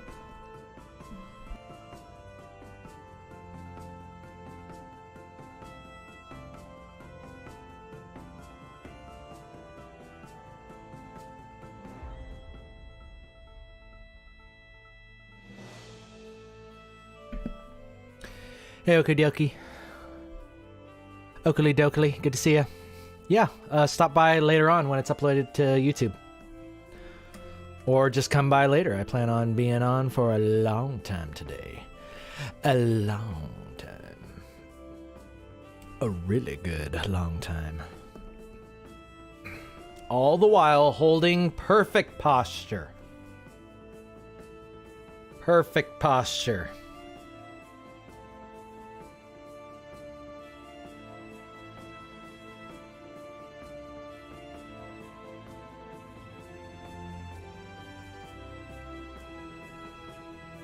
All right, now we can get into the hair. Ooh, I wasn't planning on using this color, but it totally works. So yeah, press lightly. Let your colors mix. Let your colors mix, and then I'll kind of like go back and alt grab. I'll alt grab one of those colors. And I will throw them back in.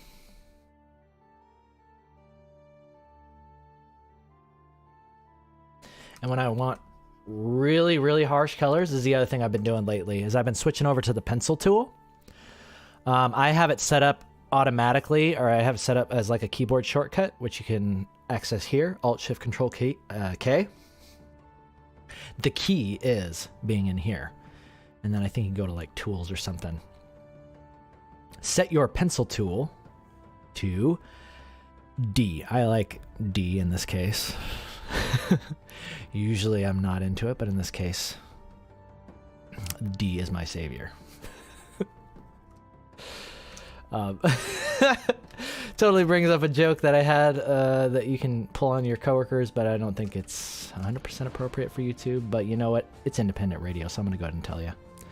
So whenever you're laying out some choices for your coworkers to pick between, you know, you'll label them A, B, C, and D, right? Always put your favorite design as the letter D, or the one that you feel is the strongest. So that way, when someone inevitably comes to you and says, I like D, this is when you have to hold the smile, right? Take the sides of your mouth and do this. And then when they say, yeah, and Vanessa from finance, she likes D too. And that's when you really, like, you're going to test the strength of the sides of your face to hold smiles back. You didn't think I'd be that childish, did you? But I mean, you eventually get to a point in your career, you got to start having some fun.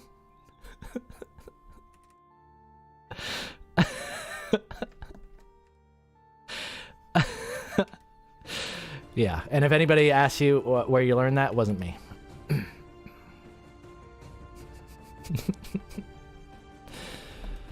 Oh, I love it. I love it. That's your Easter treat, okay? It's your Easter treat.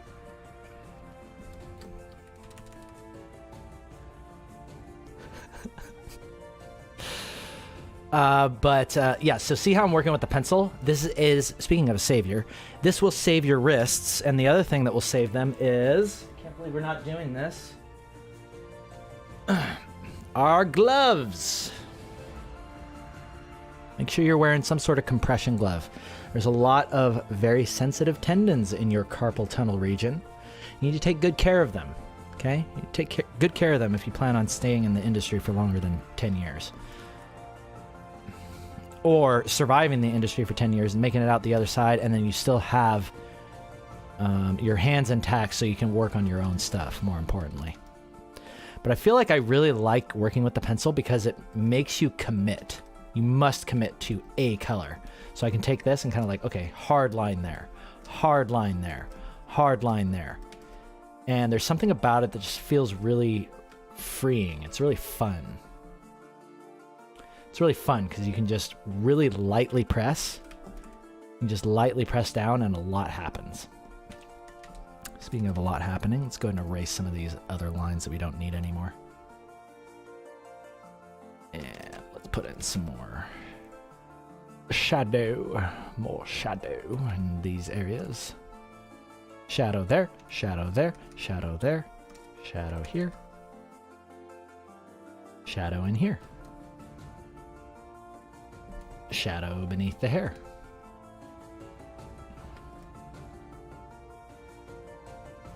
Shadow all through there.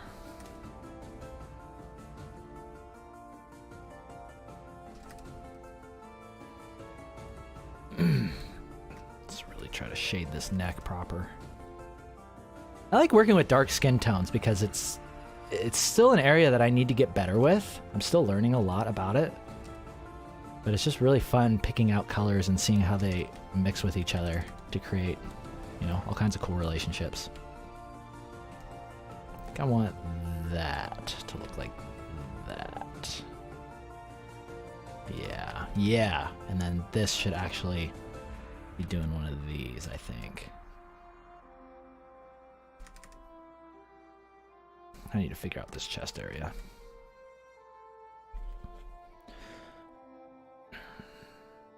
Okay. Let's go ahead and take a step back and take a look at our lives. Oh, we made these lines way darker because, yeah. All right, so that seals the deal. We're going to go ahead and say goodbye to the Diz eyes.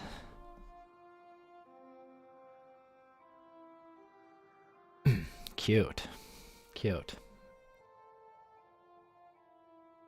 Wow, you know what? I actually really like that. Really, really like that. How often do I stream? Very rarely, Icar. Very rarely. But I'm looking to step it up a little bit. She's got no legs. I know, oh no! Oh no!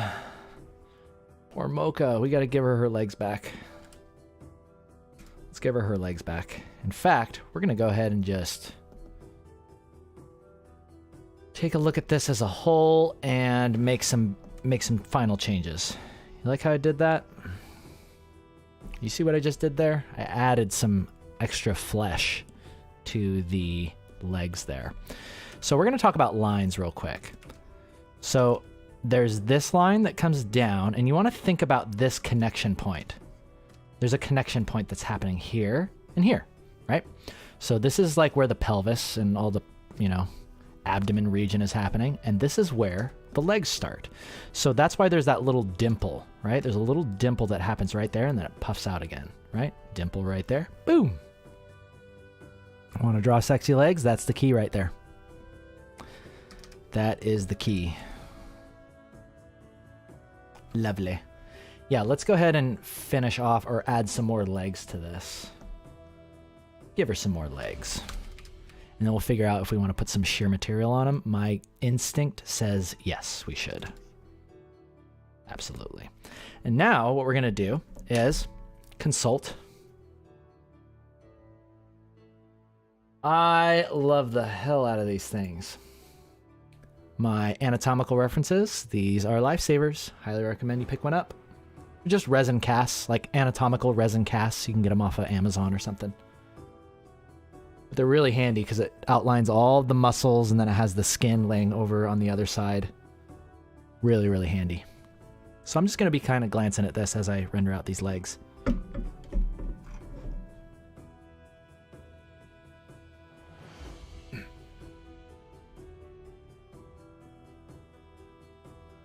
I'm looking to step it up a bit every single stream. Keenan's son says, I know, right? Well, hey. I mean, technically I have been, but it's better than once every couple of years, right? Anything's an improvement over that. So here's how I like to do my leggies. Here's how I like to do my leggies. I like to think about, right? There's a muscle that comes down right there. And it's going to, again, cause a little dimple. Little dimple right there. Might end up having to shrink down the size of this leg a little bit because it's looking a little thick right there. I mean, Mocha's definitely got some thickness going on. She's definitely got some thickness going on, but maybe not that thick. And I'm just going to go ahead and flatten this. I'm going to flatten this whole thing. Or do I want to do that? Not yet. No, not yet. Not yet. But what I will do is I will make this layer, I will put this on top of everything. So pay attention to what I'm doing over there. I just organized my layers. So this is Mocha right here. Oftentimes I like to go in here and I'll set a color now. So let's set it to green so we don't forget. And now we're kind of going into an OP layer because we just want to start throwing on some additional pieces here to kind of finish it off. I do want to cut this back. I'm using the background color here to cut it back, which I usually don't like to do, but whatever.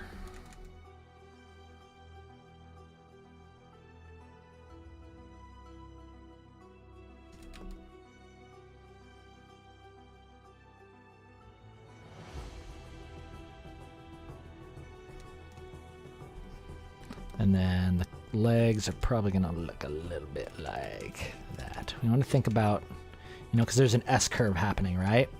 We want to think about that S curve. I've been teaching you guys that forever. Never forget your S curve in your leggies. All right, let's take a look. Yeah. Yeah. Cute, cute, cute. Now that we've done that, let's go ahead and just increase the size of this because I don't think we need to be showing that much leg, and I don't like to crop my characters at the knees. It's very uncomfortable for them.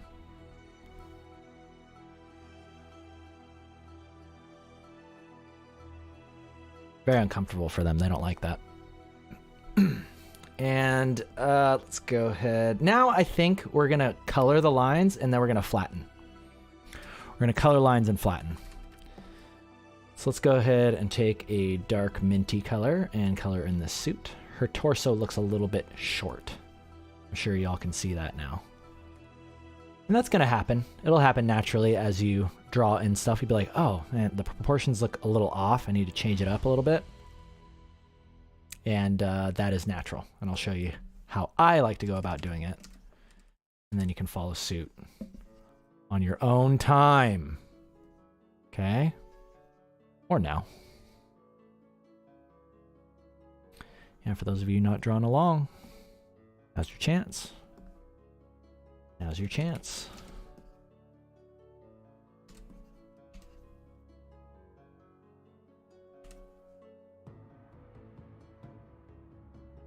Yeah, she's real cute. I like her a lot. Really happy to be drawing Mocha again.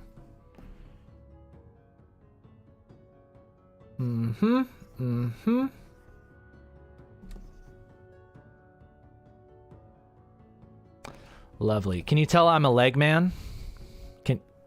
Look at those legs and tell me I'm not a leg man. I can appreciate some well worked out legs. Okay, we need to put some additional red on the lips.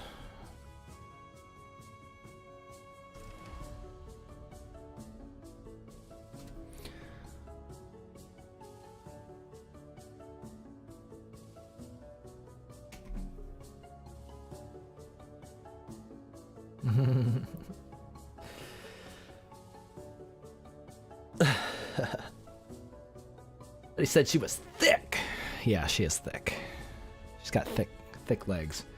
However, they are slightly out of proportion, and so is her torso. It's too short. So we're gonna fix that right now. Merge that. Put that. Do that. Merge that. Those go away for now. Now we're working with flattened Mocha. Flattened Mocha-san.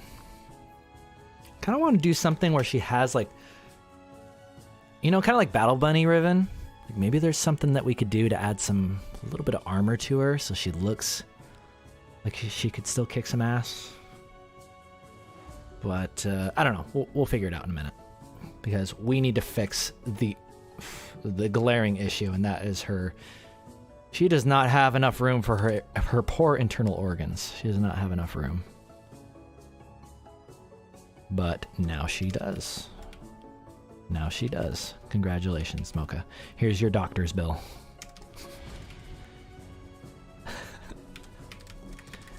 Here's your doctor's bill for fixing your torso and your organs. All right, so we're going to start jumping into a little bit of rendering. So this is, again, where our resin cast comes in really handy, because even with the light doesn't have to be perfectly set up the way that it is in our piece. Really all you need to do with one of these is just become more familiar with your planes, right? It's all about planes. So wherever the light is just an indicator of what's happening with the plane.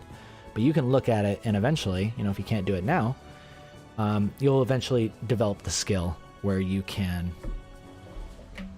decode what's happening with the planes, no matter what the light is doing with it. So let's go ahead and get into that.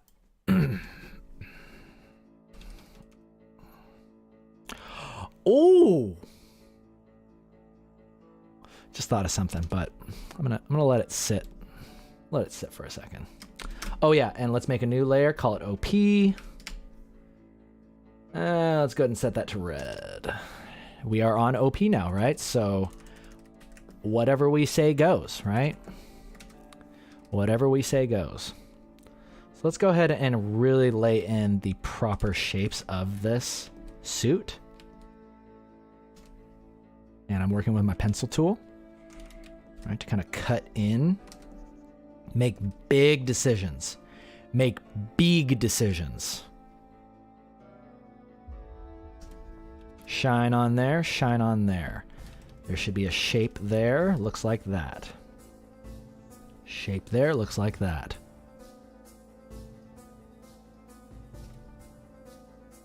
I like making big decisions.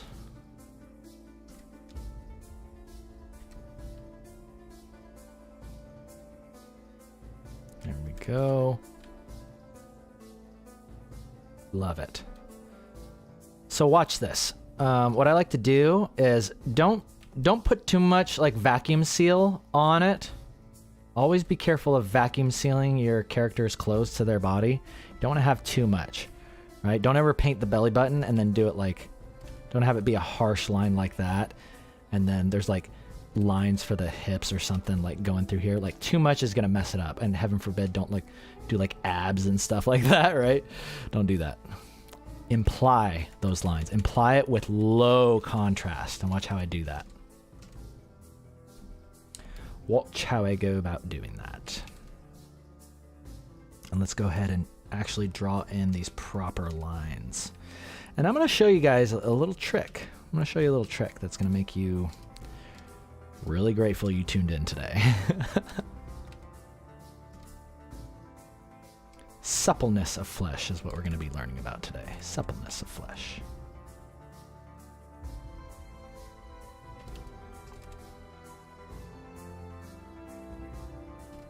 So that actually needs to cut there. Yeah. Good. Good. Yeah, don't vacuum seal. Heaven forbid. Please don't do that. Yeah, let's talk about suppleness of flesh.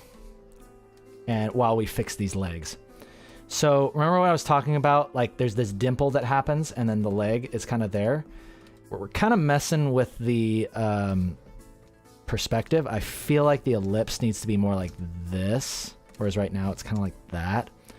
So let's go ahead and put a new OP layer and let's see if we can mess around with these legs a bit. Let's see if we can fix them. Or rather, actually, I'm going to be working on this flattened layer. Work on this flattened layer, and I'm going to see if I can push these legs a little bit more together. Because I feel like I want to kind of come together there, right? Whereas before it's kind of spreading outwards. I want it to have like this hourglass, kind of thing going on there. Let's see if that improves the piece a bit. Oh, and you know what? I think I should do this. Cut that leg off completely. Oh no! There we go.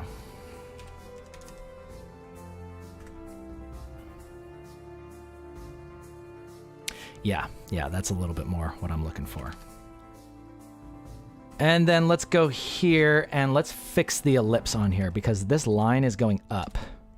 Right? Let me show you where my problem is on this. Problem is that the remainder of this line is just going up. If I can get the right color. Yeah, it's just going up. And I don't like that. I don't like that. Similar to what we talked about right here, where there's flesh-to-flesh contact happening with the shoulder and the pec, there is flesh-to-flesh contact happening here too.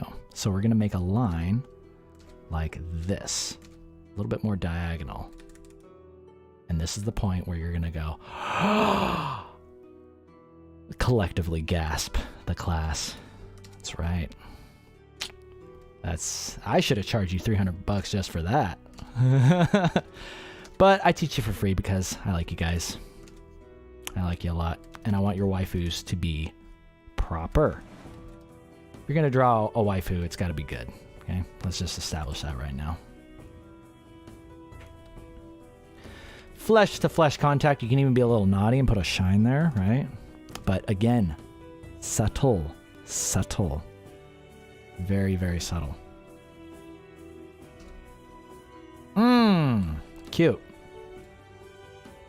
Cute. And then the rest of this is looking good. Good. I'm gonna take a break in just a second, y'all. Because I can no longer eye drop properly. My eye drop skills have fallen to the wayside.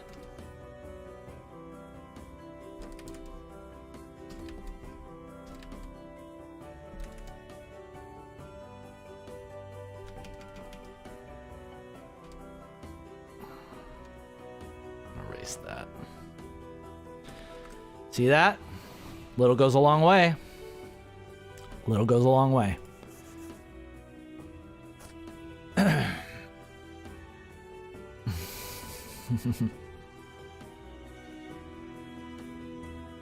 Supple like a shrimp TM. I'm seriously gonna look that up and it's gonna be something super inappropriate. I already know. But wouldn't be the first time you guys got one on me. That's why I like my class. My class is feisty. Class is just a little feisty. Speaking of feisty, let's go move that down just a little bit more to meet that edge. See, all I did there was I just like I lassoed and then I hit Control J. You can Control J a lasso too. Let me show you how I do it here. So I'll do that, Control J, and look, now I can just move that piece alone. So I can kind of do one of these and kind of place it in a different spot. Works well for minor adjustments. You don't have to redraw stuff. Cool, huh? Coola.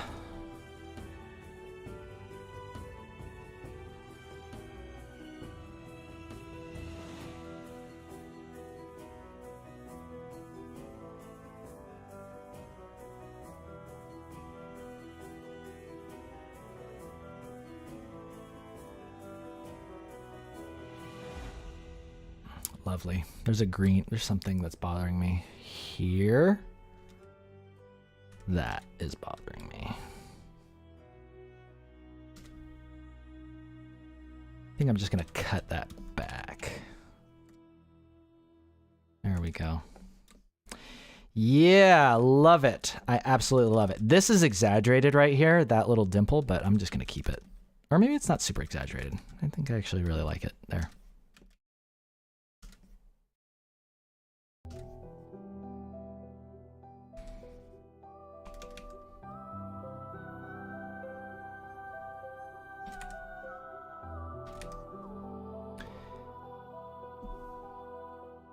Yeah, maybe like that.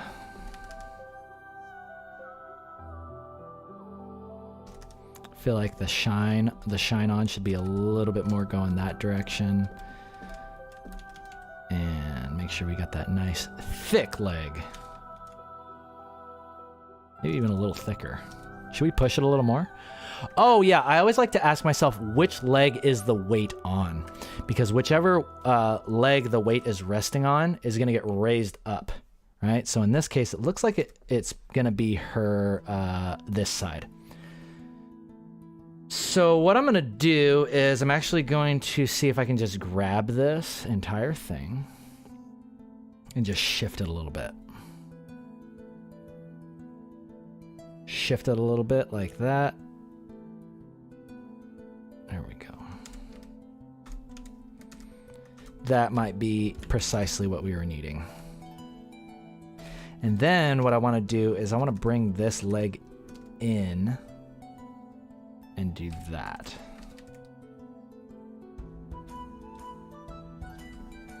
There we go. See, now that hip is properly bearing the weight and rising up. Let's not forget about suppleness of flesh, right? When the flesh comes into contact with the suit, it's going to pull in a little bit, right? Because there is suppleness to the suppleness to that flesh.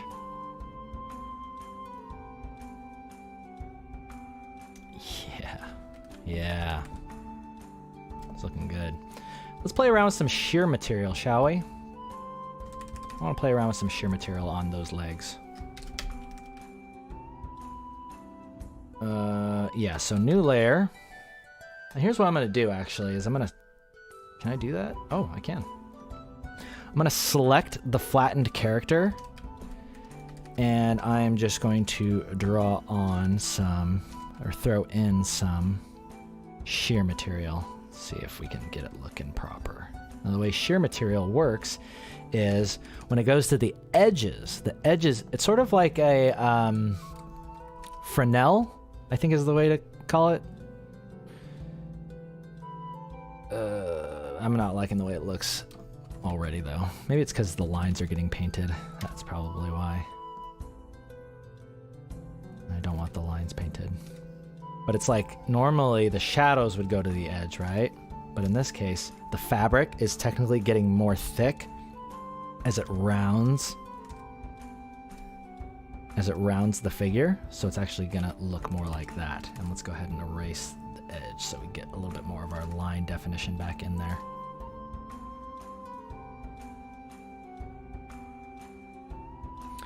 And then let's ask ourselves how we feel about that.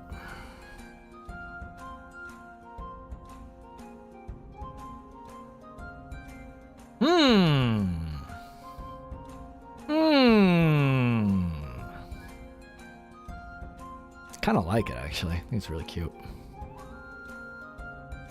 It's cute, but now it's kind of getting me to that point where I'm like, is there something that we could do to like layer? I think she needs some sort of like fantasy armor treatment. Yeah, Fresnel Stevenson. Yep. Very bueno. Okay, yeah, you all are liking it? All right, we'll keep it. The next thing I want to do really quick is I kind of want to change the color. Now I want to change the color of the background. Because we've got that mint here, and I think that the background would do better with either some darkening. Maybe it needs to darken. U-shift, maybe. Oh, but that's going to mess up this. Okay, actually, so what I need to do is... what I need to do is this.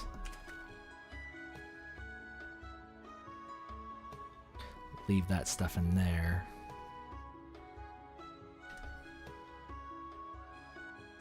Let's start thinking about it like a horizon line. So our horizon is like there, maybe. Let's get rid of some of these lines from earlier.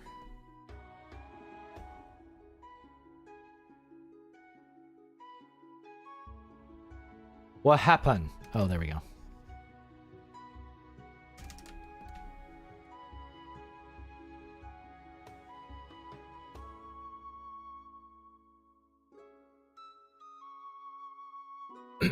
Yeah, the sheer material was a good call. Sheer material was a good call because I like to call this the the aggression or the aggressiveness of the cut line, right?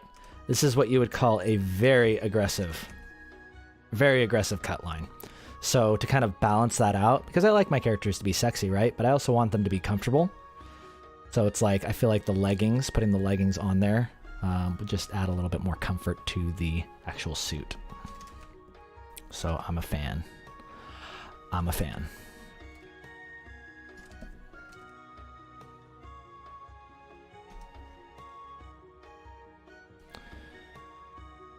Let's go ahead and figure this out. So now what I want to start doing is thinking about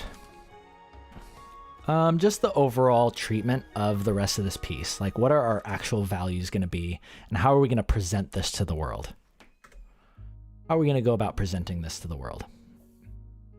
And what I would like to do, this is about the point where I'll create a new layer on top, and I'll just check my values. And the way you do that is by fill a layer with black and then set it to color. And squint your eyes and ask yourself, what parts of this are popping out? Where are my eyes being drawn? They're going to be drawn to areas of, as I've said before, high contrast. So the things that I like about this right now is that I'm looking here, right? I'm looking at her face, which is good. I'm looking here, which is a good second read. And then I actually kind of like how this area is a little bit lower contrast. It's lower contrast, so it's our third read. So we're going to be going downwards. And then what I'm thinking is maybe we can introduce some elements of the composition. They're going to help bring us back up to the face, okay? Whether that's going to be, I don't know, maybe like some background element, or it can even just be a simple shape, right? It can be something as simple as this. You don't need to overcomplicate it. It can be something as simple as, like, you know, there's a shape here that goes there. You know, we can make it a little more subtle like that. Just something that's going to point us back. See that? Booyah. Booyah. Yeah. Something as simple as that could work. Cool. And yeah, I think what I want to start doing now is, since we put in this value for the leggings, I kind of want to have that same value going on for the ears. The ears. So these will have a nice bright white value.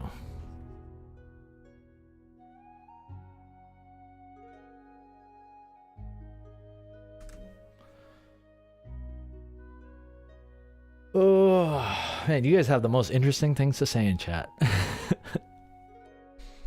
Bunny ears in the bottom. Oh, it could be like a Diz or something down there, maybe. I'm gonna go ahead and group this. This is a testament to show you just how disorganized I am, but I kind of like it that way. I really like just grouping layers and just like slamming them together, right? And then going over, and I'll cut away portions of this character. In fact, I'm gonna go ahead and do this. Since our character is on its own layer, I'm gonna go ahead and do this. I'm gonna drop the background into a singular color, put our character there, and now watch what I'm gonna do here.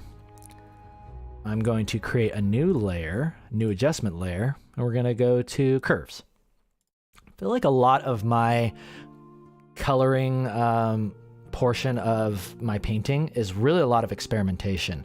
I'll just kind of get the general gist of what I'm going for, then I'll flatten it all, then I'll put like an adjustment layer, like this curves, for instance. And let me show you a really nice curve that I like. I like to drop down the mids a bit.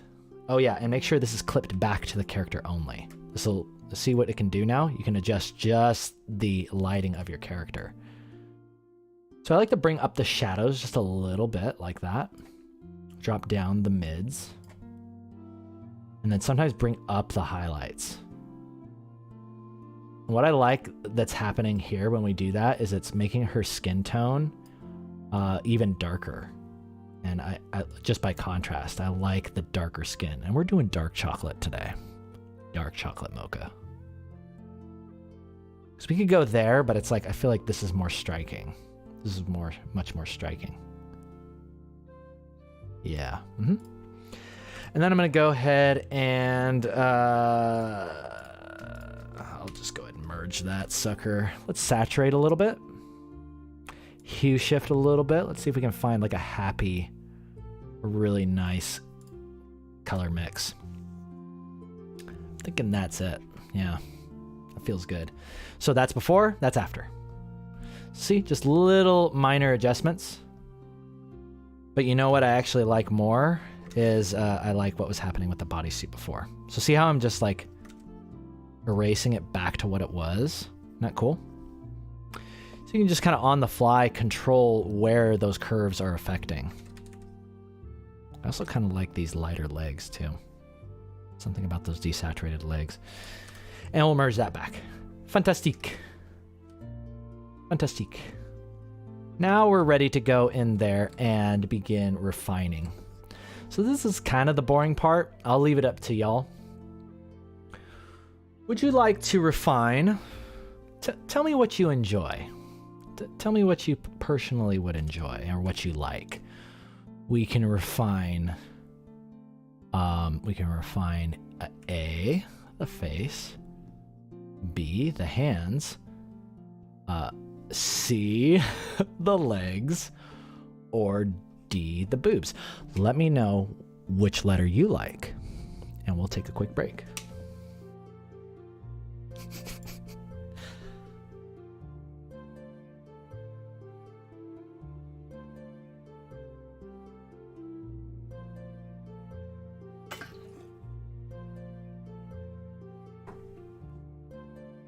You ever tried to work without filters? Yeah, and then I gave up.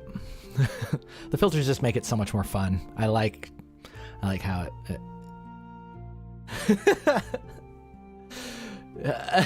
y'all are falling for my joke. Ha! Ha! But I already told it to you, so you already know. It's so if you feel confused right now, you should be. You should be confused. Legs. Yeah. C. Bam Slam says he likes the D.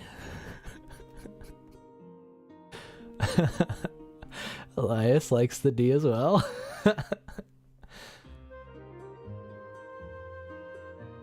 B. C. I'm kind of feeling the legs. Yeah, I want to do the legs and then I want to go to the face. Yeah, legs. Legs time. D for the legs. You're so funny. Chio. Love it. Okay, alright, it's legs. Yeah, let's really dial these in. Let's dial these in, because that's where we started, right? Where were our humble beginnings? Right there. There's our Diz. Our little chocolate Diz. And this. Ooh, man. I actually really miss those legs. Miss them. But that's okay, because our new ones are pretty sexy, too. But you know what? There was something about that one. I'm glad that we looked at that again, because there was like a sense of confidence that happens when she does that, right? There's a little bit of confidence that shows when she's got her leg out, because I imagine she's standing a little bit further apart there. I feel like that's more Moka for her to stand like that, as opposed to like legs together. That's more kind of cutesy, something more like Mika would do. Yeah, we're gonna do that. All right, let's render these legs. So as I was saying before, the Fresnel, it's just a fancy way of saying, as you go to the edges, is where the fabric, because think about it, the fabric is sheer, right? So it's stretched across the skin in the center. Stretched across the skin in the center, so you'll be able to see through mostly, right? Here. And then the fabric, technically, you're seeing more thickness of the fabric as it turns away from you, so it has that effect of becoming brighter. I'm going to go ahead and work with a soft brush here, because since we're doing this sheer fabric.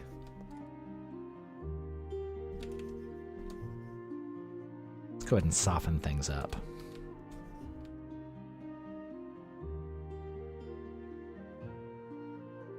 Sometimes what I like to do is I'll highlight the character by control clicking. So you got all the marching ants everywhere.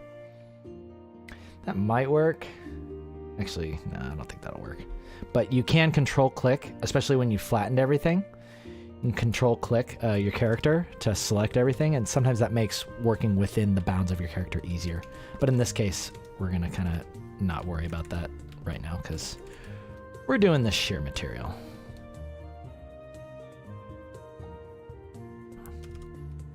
Important areas to watch for are here. Here. Right? Because that's where the pelvis, right? The pelvis bone is ending, and then the new muscles going into the legs are going to start appearing. So there's a very important plane change that happens right there. Very, very important.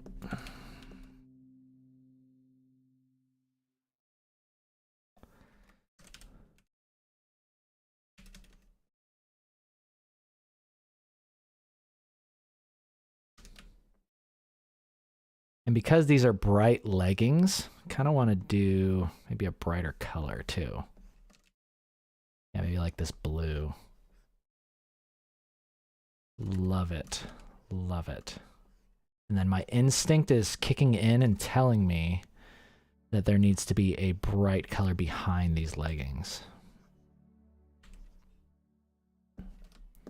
Right? Same thing goes here, right? That fabric is turning away from us here and here and there. So make sure you don't miss it. Lovely, lovely. I want to do it like that or like that. Probably more like that, yeah. Great.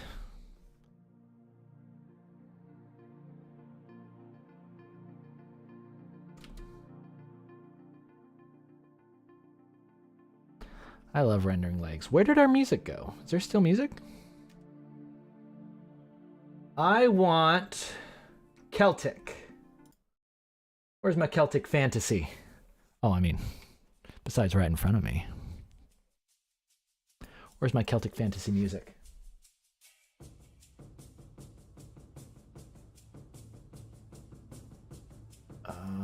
There we go.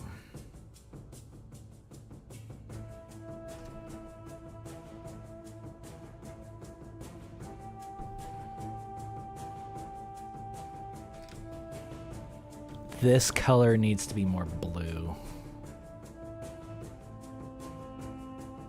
There we go.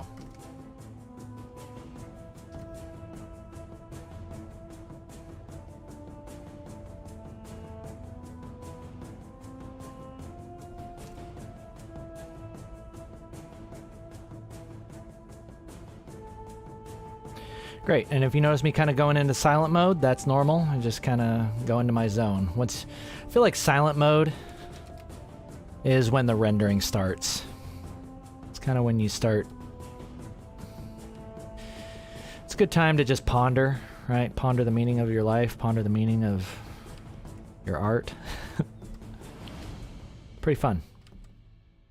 Let me show you some important planes that are happening in the crotch, right? So you've obviously got this rounding that's happening here, right? Everybody knows about that. But did you know? Did you know you can't forget the tummy? Don't you dare forget that tummy, right? So there's a plane that happens right there, and you can even see it a little bit on this figure. Go ahead and pull this up. To see that ever so slight plane that happens, like you go to the crotch, but then there's like that little spot right there for the tummy. This chick is actually really skinny, so it doesn't show up as much here. I like to give my girls a little bit of a pronounced tummy, right? So you do that by doing this. And then sometimes you'll have a little bit of fabric that comes up. Well, actually, I guess not in this case because we've got that aggressive cut going on. Yeah, so it's something like that. And then when in doubt, right, just get in there and soften things. really think the secret to having nice, clean shapes or nice, appealing shading is oftentimes to get in there and just soften things down in the right areas.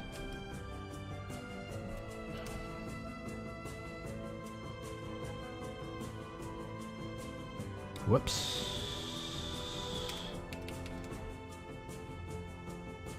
Speaking of planes, let's make sure we show a little bit of that hip. Love it.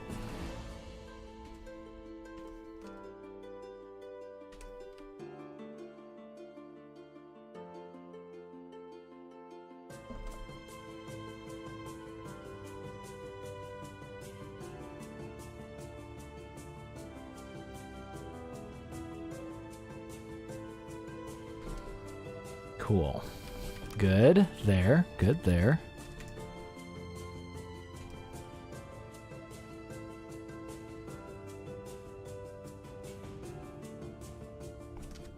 And I'm kind of like pulling in. What I'm doing now is I'm making the highlights smaller, and that's going to cause it to look a little bit more glossy.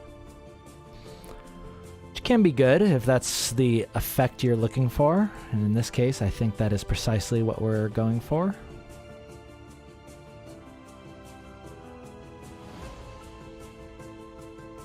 This music makes me really want to play Dead Cells. I never beat it. Honestly, one of the hardest games I've ever played. Has anyone ever beaten Dead Cells here? Really curious. Takes me back to the old days when, you know, I was like playing Earthworm Jim on the Sega Genesis, and like any of my friends that could beat that game, it was like you were legendary. You were legendary. So if anyone here has beaten Dead Cells, I respect. I got respect for you.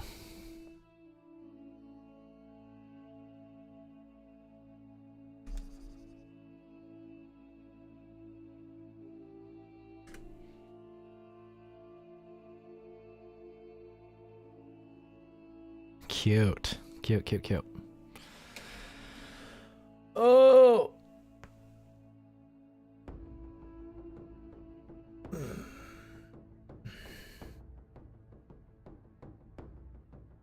Brand of compression gloves do I use, Akar?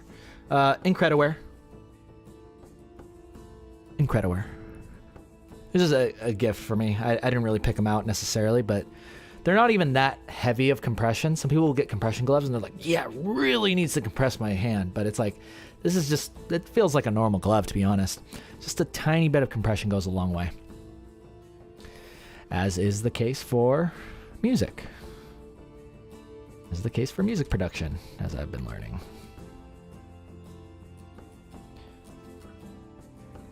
I want this leg to be thicker. Thicker leg. Oh yeah, and then behind, I'm feeling like a brightness. Yeah, there needs to be like that sort of thing happening there. I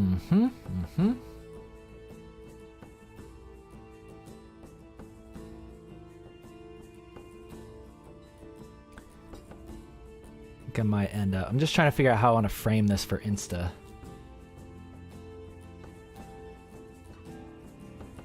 How do I wish to frame this for Insta? Yeah, something like that. And then I could see like a happy, oh.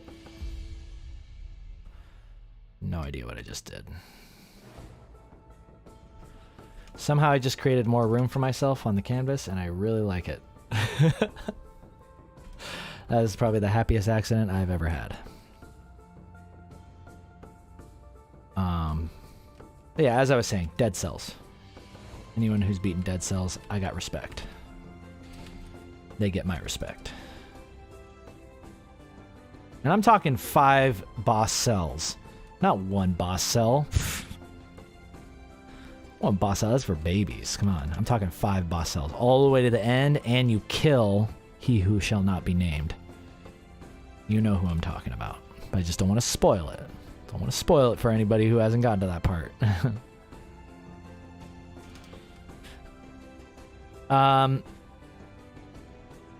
Feeling like that's a win.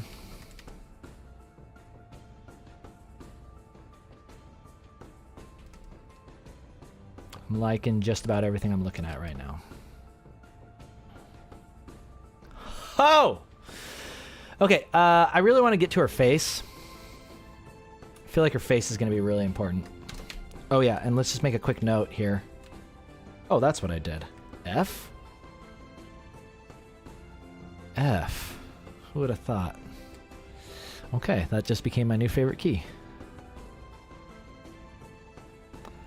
There's gonna be like a happy Easter. We'll redo this, but there we go. Happy Easters.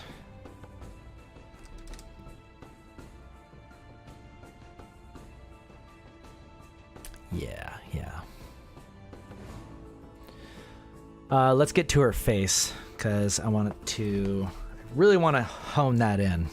There's a face that I'm chasing for Moka, and I feel like I'm close. But we got some work to do.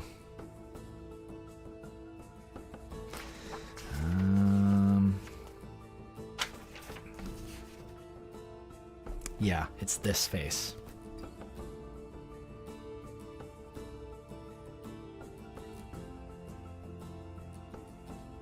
That is Moka's cute face. I need to get that. It's close here, but it's not 100%.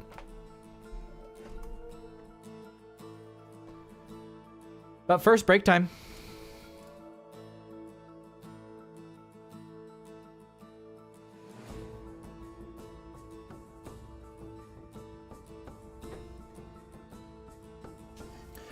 Which version of Earthworm Jim? The first one. First one at Sega Genesis, yeah.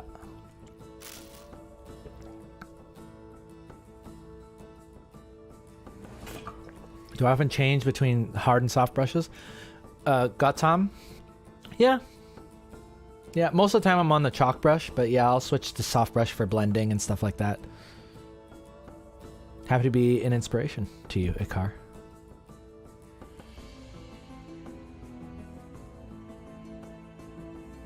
So here, keyboard F? Hey man, you're funny.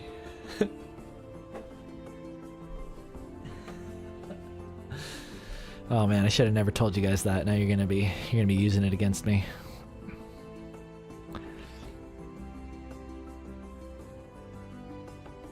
This is literally Dead Cells music. Like I'm just blown away.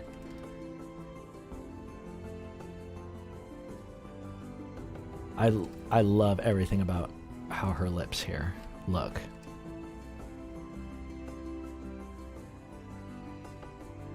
I really, really like it. Okay, so if I'm looking here, if I'm comparing to the sketchbook, we're really, really close. We're really close, and of course I did this on the wrong layer. No! That is not what I meant to do at all. Meant to do that.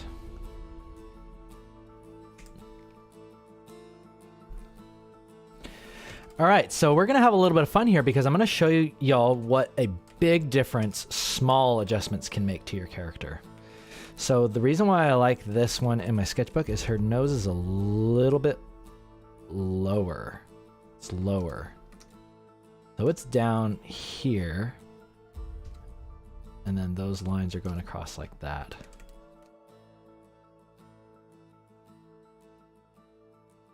And then this eye is actually a little bit more spaced outwards. She's got wider eyes.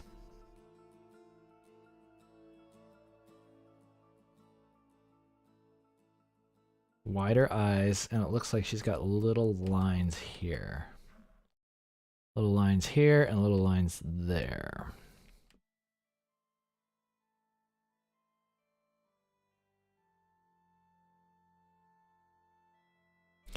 We're going to mess around. This might work out, might not, might end in complete tragedy. But we owe it to ourselves to really dial in our waifu face.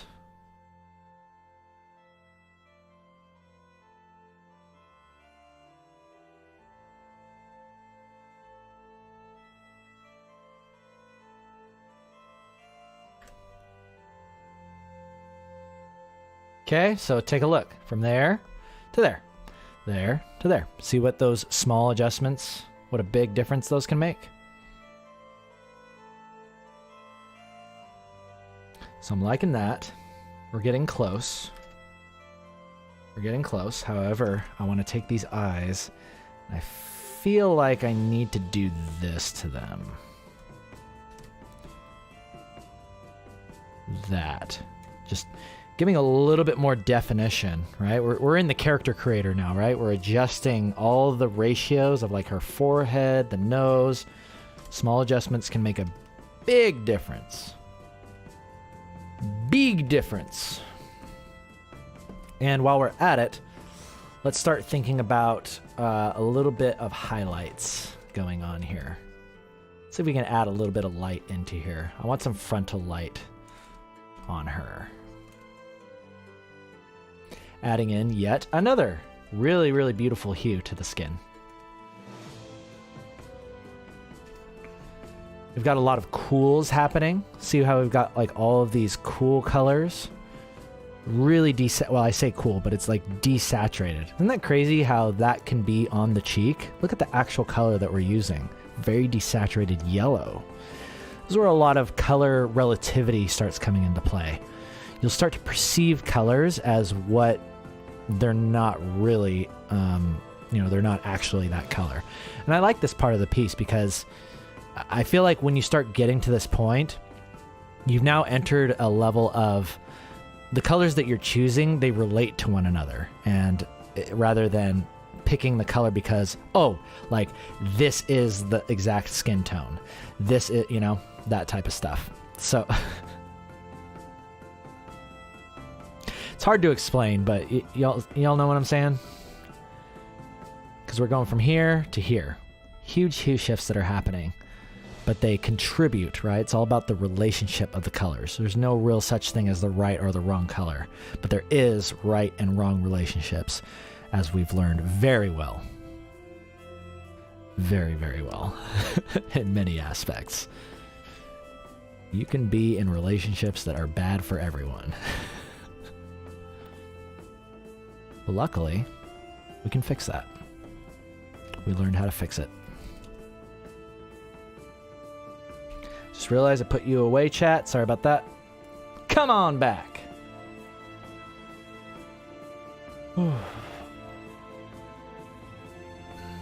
Yeah, I've merged everything, Anthony. I've merged everything down, and now I'm just kind of going for it, Just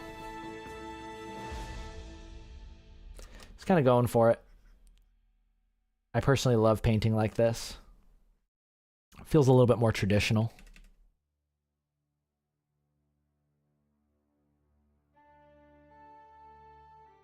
And it just,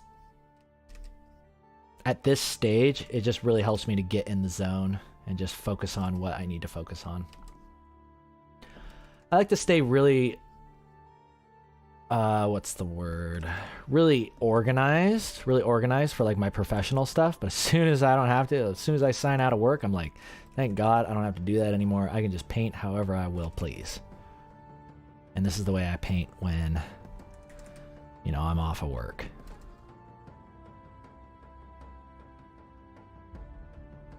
Oh, she looks so cute. She looks so cute. It makes me really happy. Yeah, boom. See? Small changes. Boom, boom. It's a win. But it's still simple. You see that? We still got some good simplicity going down.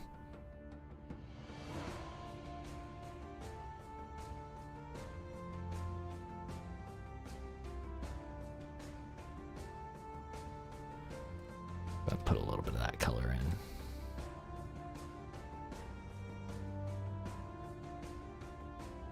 in.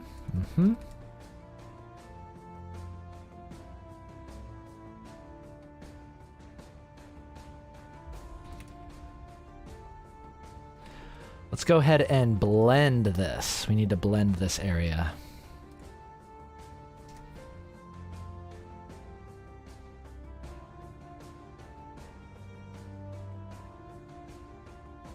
The thing that is of utmost importance on our faces is smoothness.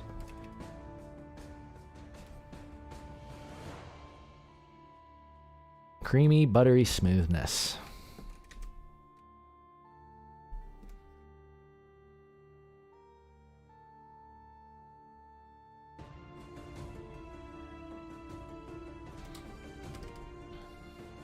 Cute, eh? Let's go ahead and do this. I feel like that needs to be more like that.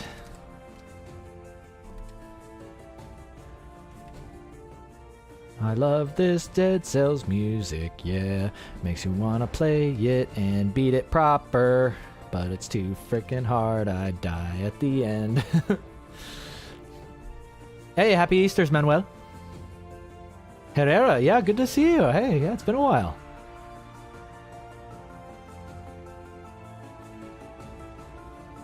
Yeah, natural to render this way since I'm tackling the highlights and yeah, it's like I'm doing everything. I'm doing shading, highlights.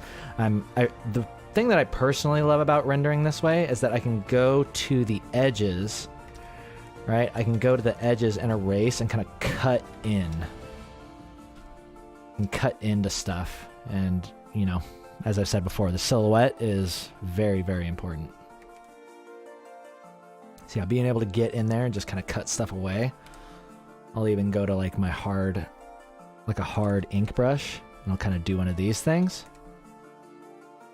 Just get in there and just trim stuff aggressively.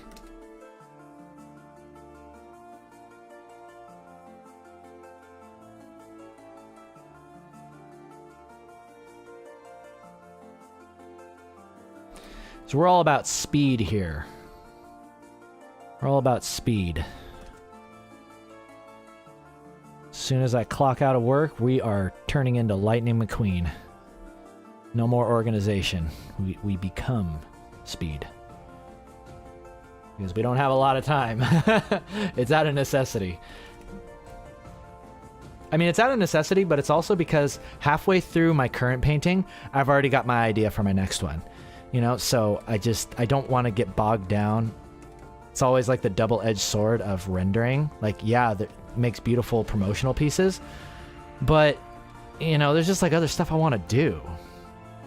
There's other stuff I want to do than sit here and render this face for 5 hours, you know?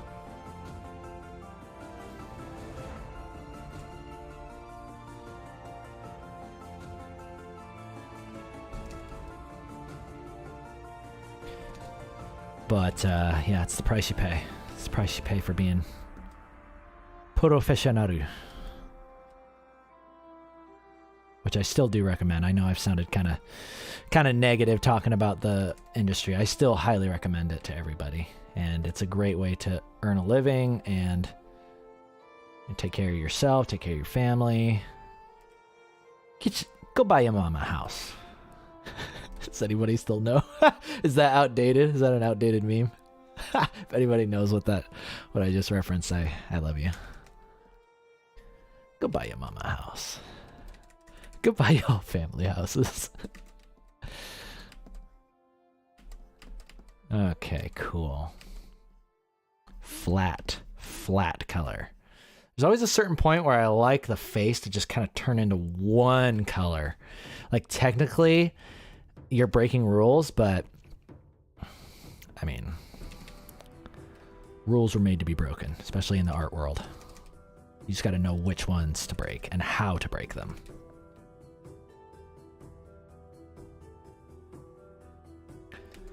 Ooh.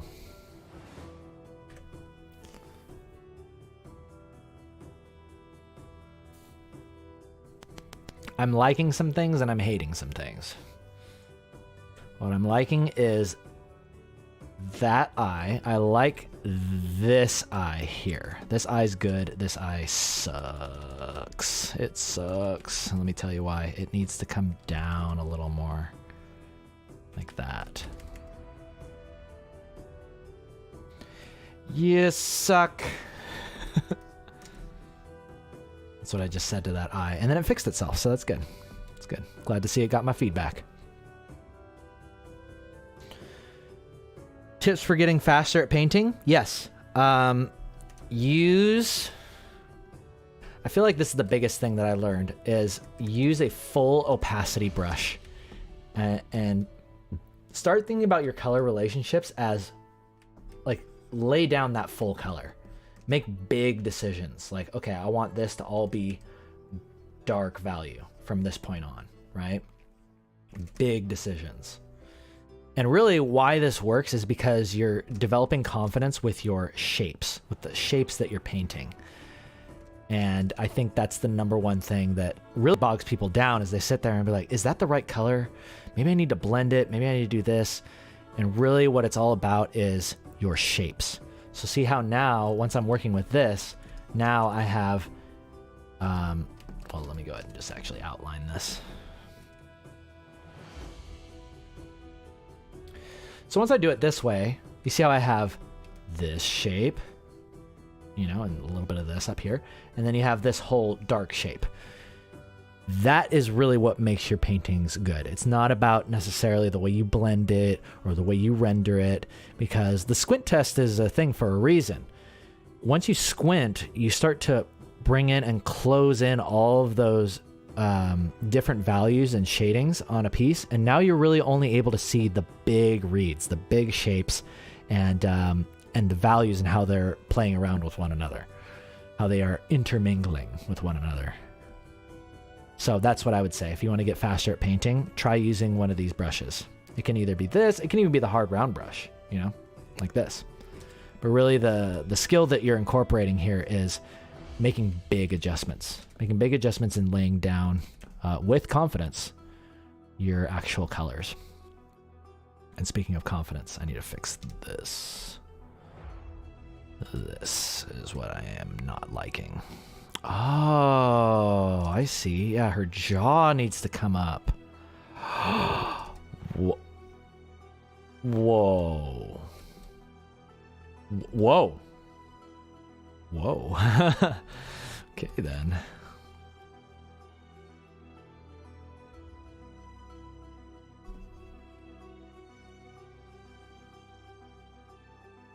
I think that was what needed to happen. Let's go ahead and flip it. Oh no, that totally effed it up. That totally effed it up. It's something along those lines, but it can't be that aggressive. I think what it is then is, go ahead and do this.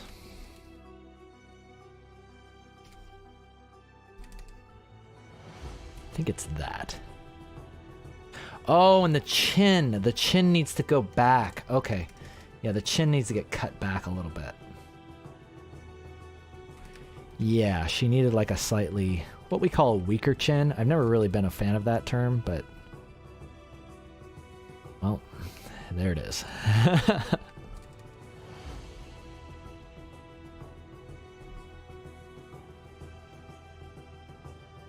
Let's go ahead and compare contrast. Huh? There's an old face, there's a new face. Yeah, so we've like shifted everything a little bit forward. You see that? It's like the face itself has gotten some more volume to it. A little bit more volume to it. And I feel like that's much closer to what Moka's face should be. Happy Easter. Your videos are what got me into art 4 years ago, and I would not have made my yes, that's what I like to hear. Got the ball rolling without your guidance. Thank you so very Dr. much. Nova, thank you so much for the super chat. I really appreciate it. Happy Easter. Videos are what got me into art 4 years ago. Nice. Nice. Not have made my initial art gains. I like the way you spelled that.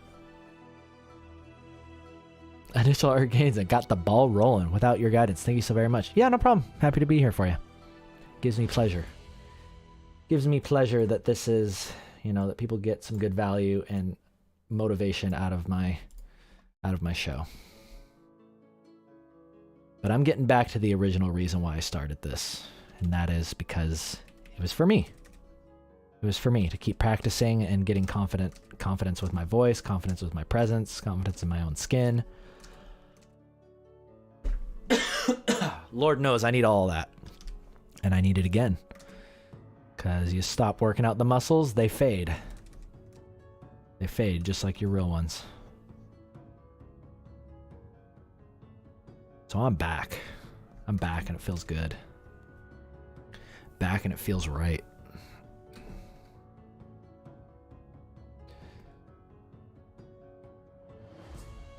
Cute. Cute. I need to check something though. There's another face of Moka that I really liked, and I think it was this one. Yeah, this one here. Really liked this one. That one's really pretty. So I'm also going to reference this one and bring a little bit of that into the mix.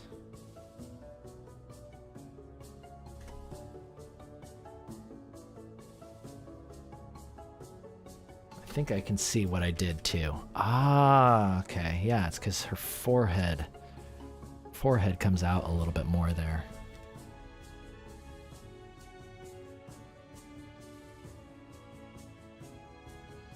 And then this eye. Oh!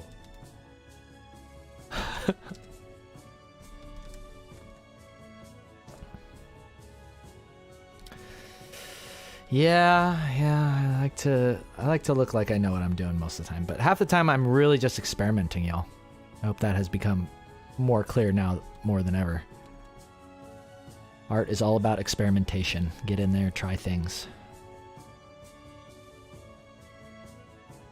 And then eventually when you become legendary yourself, you'll just be able to slap those lines down with so much confidence. Like, I've drawn this character 5,000 times. You think I can't do it again?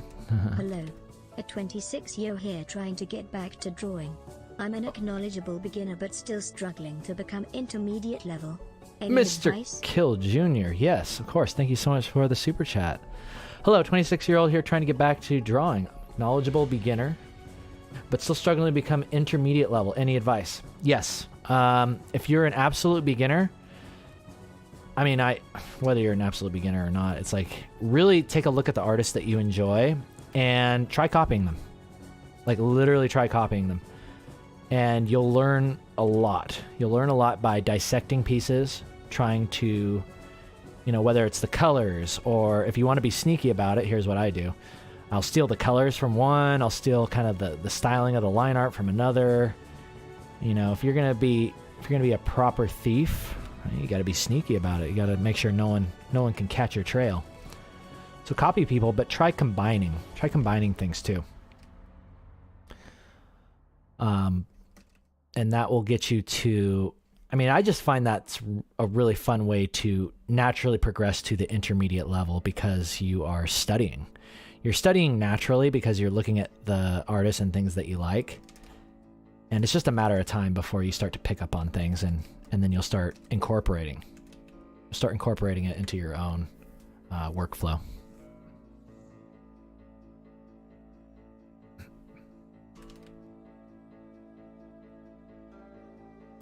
I feel like this is good. This is getting to a point where I'm much more confident with it. Okay, yeah, I don't want to spend too much time there because I don't want to get bogged down. I want to continue moving. So let's make sure we're rendering out the rest of this piece. But overall, I like that. Another big thing to do is you might spend a lot of time rendering a face and then you zoom out and then you're like, looks terrible. Looks terrible. But in this case, I actually really like it. But make sure that you zoom out and take a look at, does it look okay from this angle? Because this is how someone's going to see it as an icon on their phone from 5 feet away. And then when they're on Instagram, they'll see it more like that. For a portrait, that's when you really want to get in there and make the face look nice. But, yeah. Yeah, but overall for like these kind of fuller figure pieces, it's another reason why I like simplified faces because they look nicer when you draw the character's full body.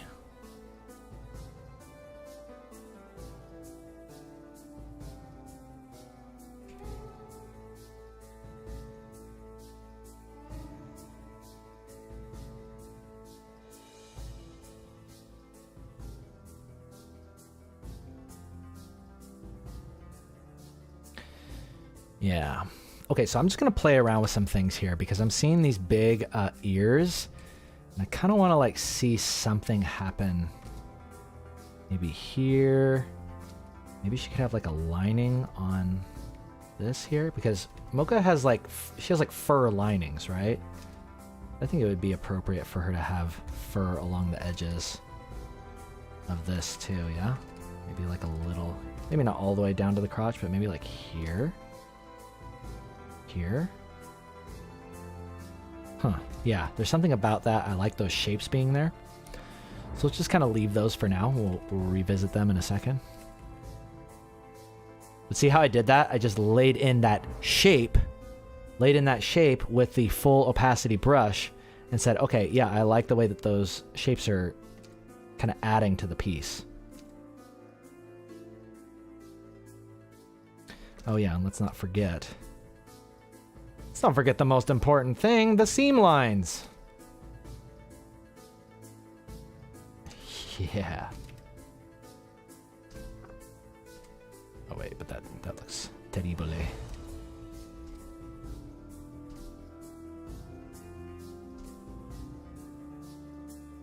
Terrible.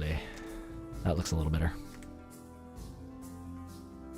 Yeah, see, that feels more like it's custom made for Mocha. I think that's why I like that. A bunny suit is a bunny suit, but Mocha would have a custom made one. You know?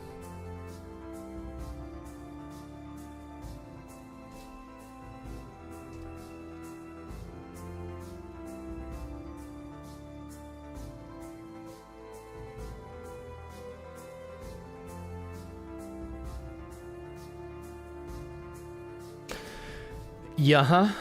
Yeah-huh. Ooh. Carrot necklace. Yep, that's a good idea, B7. It's a really good idea. Thank you for that. I'm gonna steal that. Yeah, because that allows us to take this color right there, reintroduce it. Oh, thank you so much. Thank you so much for that.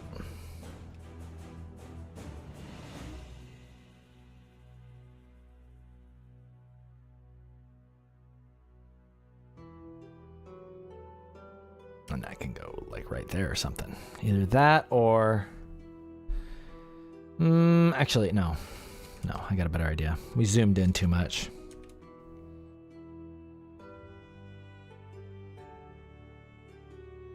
Maybe one of these where it's like multiple carrots.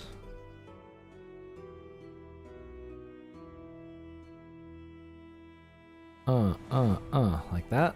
No. No. Let's try again.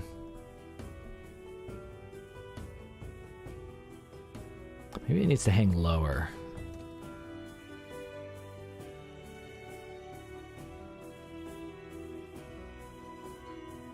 Hang lower and be bigger.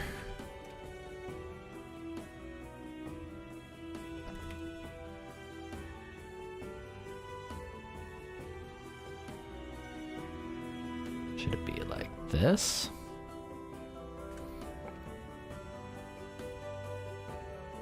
It's cute, but I'm not 100% convinced yet.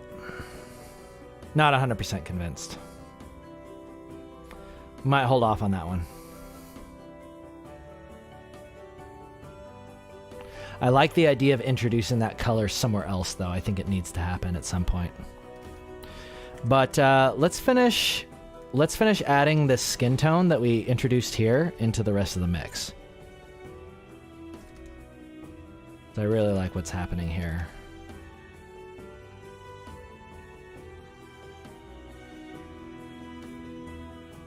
And we're talking everywhere, ladies and gents, everywhere.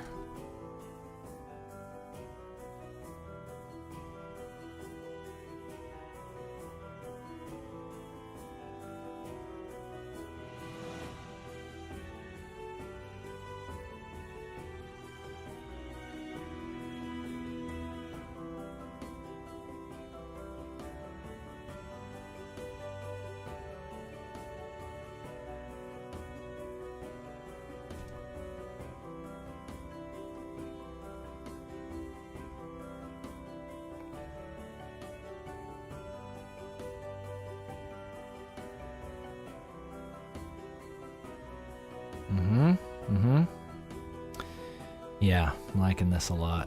And then let's reintroduce that shine That shine on.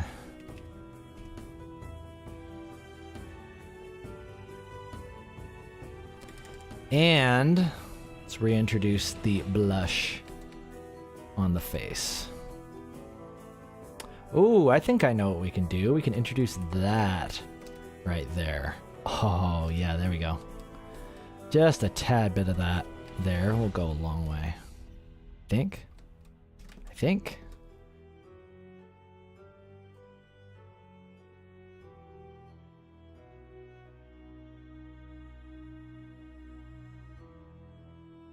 Ah! That was close. That was too close.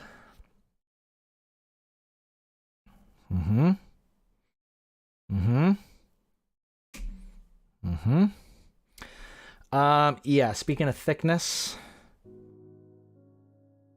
the belly ain't doing it for me. She needs to be thicker.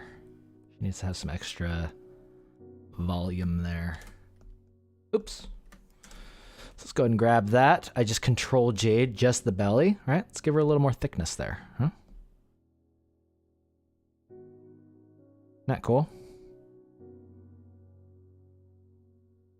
A little bit more thickness there, and then I feel like...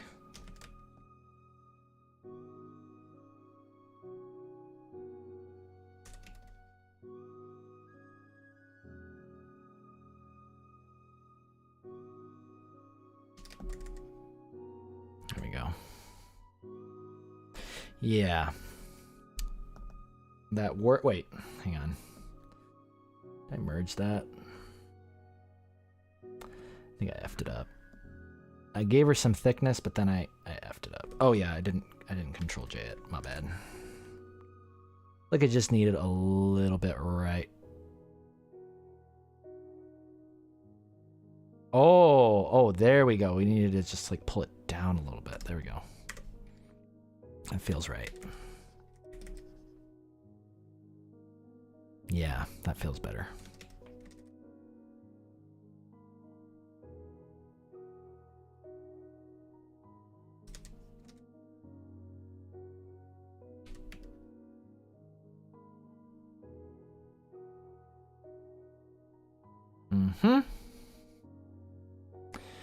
And then, let's see. Are we ready to do a little bit of liquefy? I'm okay to do a little bit of liquefy. Let's do it. I love liquefy. I love liquefy. This is the real fun part because you get to, you want to talk about making some major changes. If you messed anything up, don't worry about it. Liquefy is here to save the day. Liquefy is here to save the day. We can do all kinds of things in liquefy. We can increase, right? Can increase the size of these legs. You can go thick or you can go dummy thick. Which I kind of like. Yeah. Yeah. That's what I'm talking about.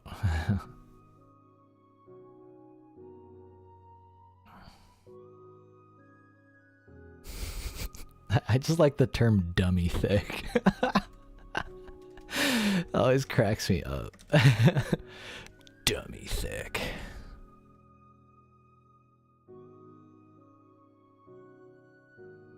Yeah, cool.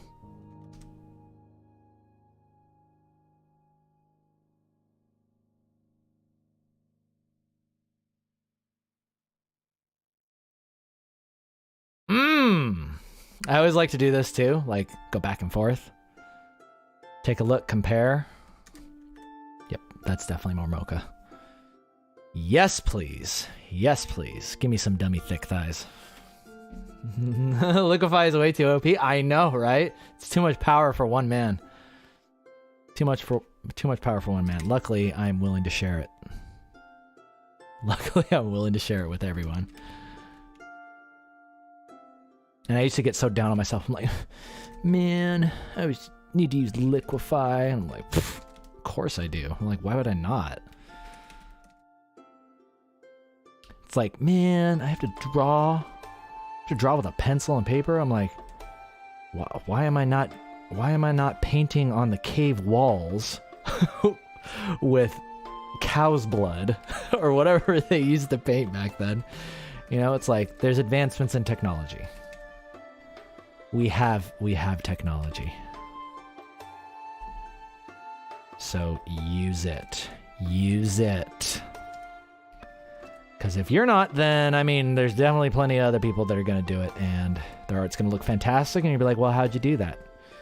And then people are going to be like, liquefy, and then, you know, everyone's going to gasp. All the artists in the room will gasp, and then the rest of the audience will be like, what's liquefy? I mean, does it really matter? And the answer is no, it doesn't.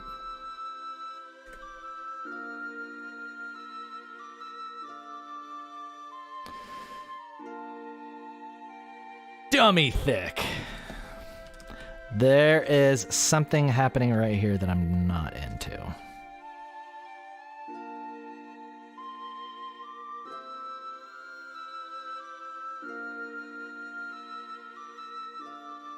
Ah.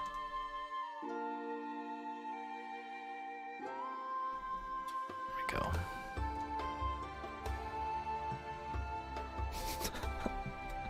Hope you all have enjoyed today's stream so far as much as I have. I'm having a great time. I feel like I should have a little... I feel like this is similar to the thing that Wayno was wearing. I'm like, am I just a bodysuit guy now? Is that all I do? If it is, I accept. I accept my fate.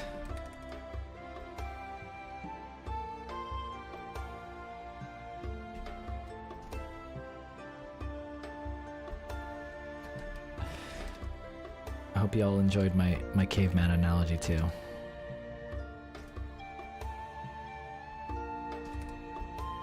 Ah, lovely. Lovely Moka.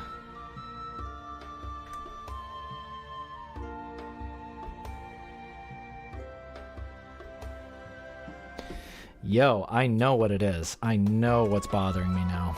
It's this. This needs to be higher.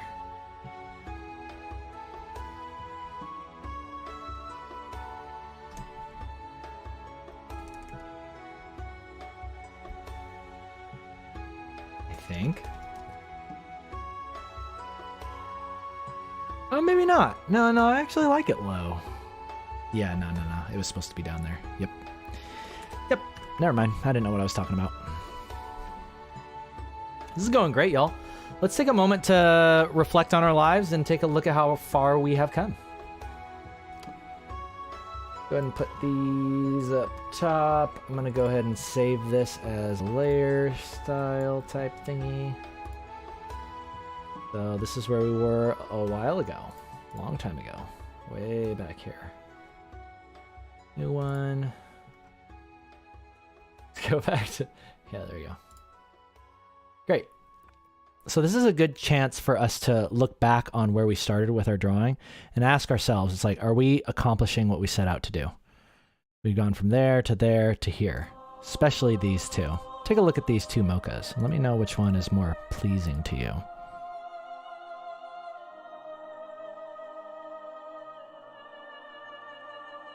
I like them both. There are some elements of like what was happening with the legs here that I kind of miss.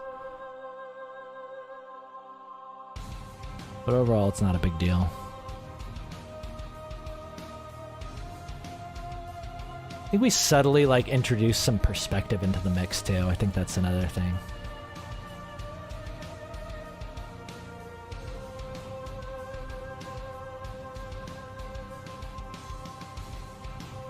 Oh, I like the guitars in this one. It's pretty sweet.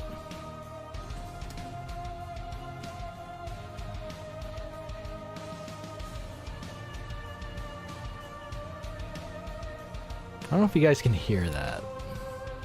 I'm still dialing in my music levels. So hopefully it's nice on the ears.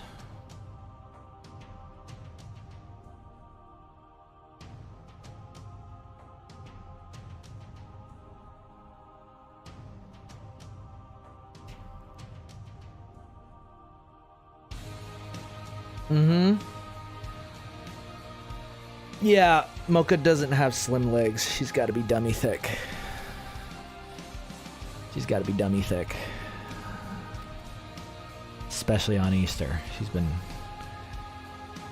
She's had a little candy of her own, right? She's got a little bit of those Cadbury eggs going on. She'll work it off later.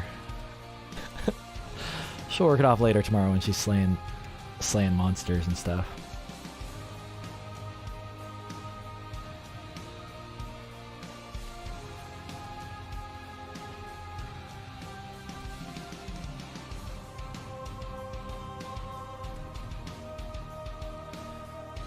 The face is close. It's really close, but it's still not 100% there for me.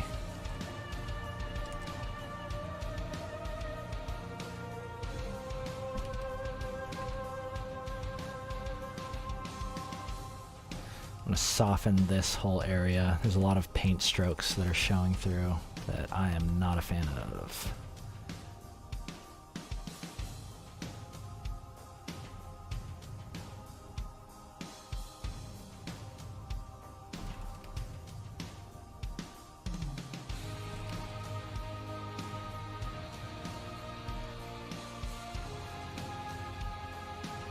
Throw in some slightly darker values here. Yes, please. Just to show that plane change that's happening. Remember, as I told you? Show that plane change there.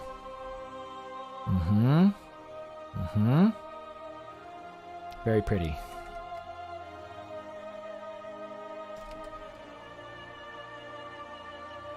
And I hope you all are taking some good notes today, class. We've learned a lot today. Sheer materials, sexy legs,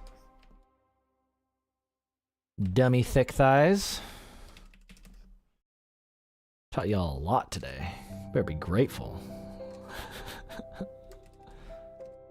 But you have been. I know you've always been grateful. Thank you guys. Like, on a serious note, I really do appreciate all of you. I really appreciate you all for sticking around, being here. Even when I started drawing my little Diz, even when I started drawing my little bunny, you guys still stayed on my Instagram. You guys still liked it. I really appreciate it. And it's gonna keep coming. Diz is my future. In a weird way, I feel like I've kind of gotten to a point with my art where, I'm satisfied. I'm really satisfied with what I can do with my art now. I always wanted to just draw waifus. And now that I can do that, I'm like, okay, well, now what? I've worked professionally in the games industry. And now I'm like, I want to do something else. I'll still keep drawing for, obviously my show. But there's other forms of expression that I want to do now. Other forms of expression that are needing to be expressed. So that's what I'm kind of setting my sights on now. And I really appreciate everyone who's been here, sticking around. Oh yeah, let's not forget that little butt cheek. You can see a little bit of the bum going back there, yeah? Don't forget it. There we go. But again, simplicity. Simplicity is key.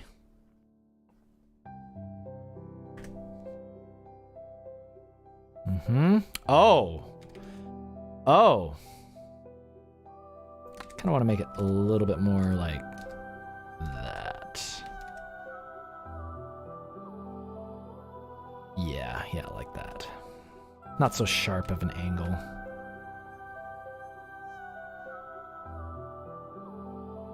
But yeah, I got big plans. Big plans for the future, y'all. The enjoyment of expressing myself through my art and drawing my characters, I feel like that's always going to be there. But there's some other stuff that I found that it's just like a whole new world to me. But you know what I'm not feeling? Done with this Irish music. No more.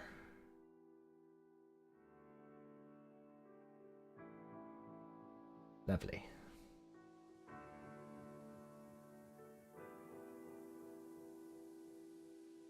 Serene. Oh, thanks, Elias. Glad you like it. It's like a movie. I'm crying right now, Anthony. Oh.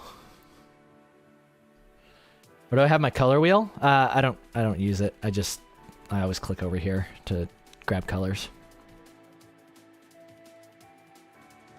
Yeah, I've never really been not that I'm not a fan of the color wheel, I just don't really think about it that way. It's like, just like kind of grabbing colors and going with it, you know?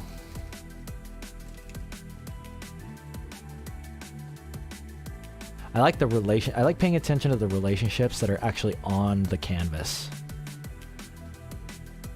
And I like using my eye, training my eye. The color wheel is very helpful for kind of the same reason why I don't have the eyedropper, right? Normally you have, where the heck is it? I can't even find it. Yeah, the sampling ring. I'm not a big fan of the sampling ring. I just feel like it gets in the way. You know, I turn it off. It's like, I know what color I'm picking. Get out of the way.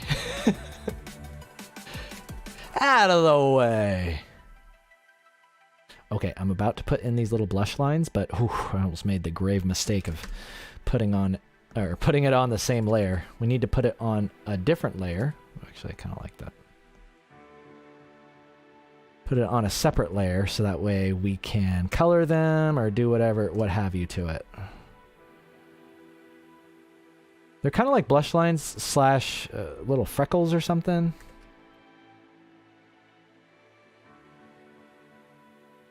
See if we can make those look nice.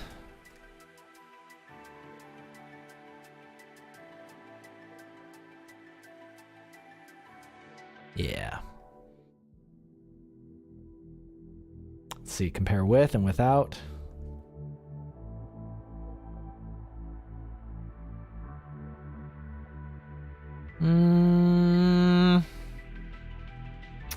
Nope, I don't like them. Let's try again.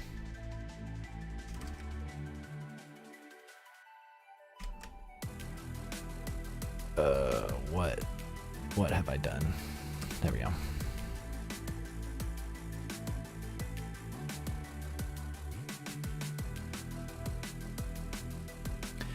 Really like this song a lot.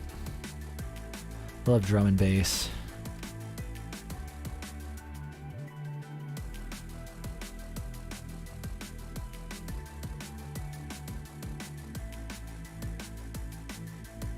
This is the kind of stuff I listen to while I'm, just kind of deep in the rendering rabbit hole.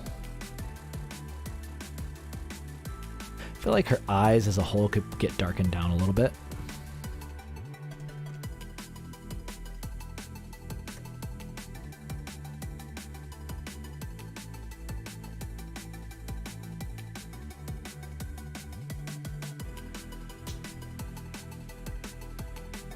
You're struggling to make clean line art, Simon?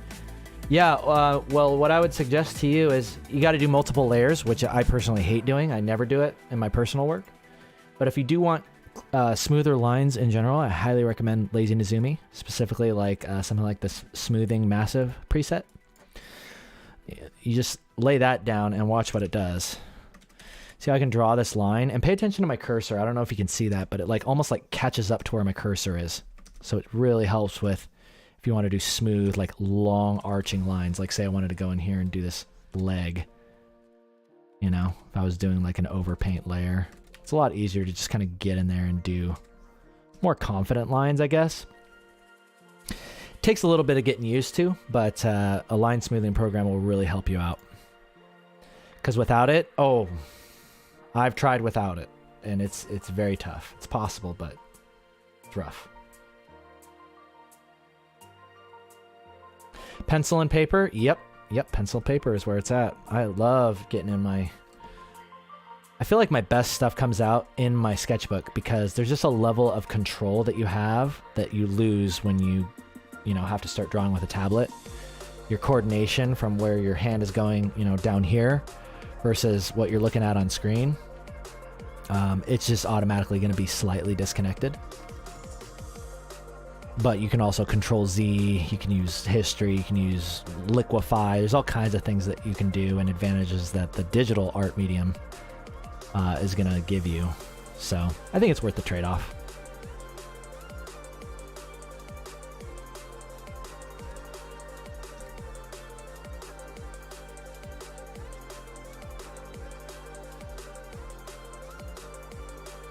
All right, y'all ready for my favorite part? Look at this. Watch what I do with these eyes.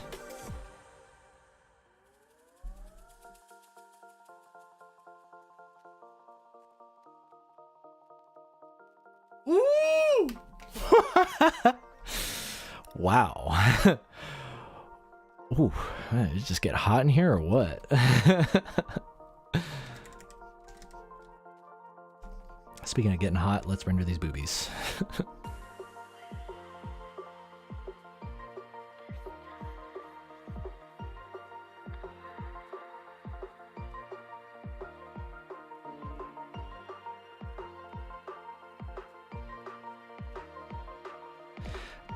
That collarbone is in the wrong spot. Keenan, what were you thinking? I tisk at my past self. I tisk at my past self.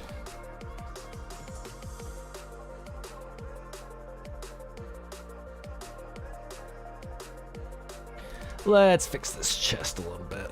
There's some things about this that I'm not liking. I think that this pec is too pronounced. Just need to soften this whole thing.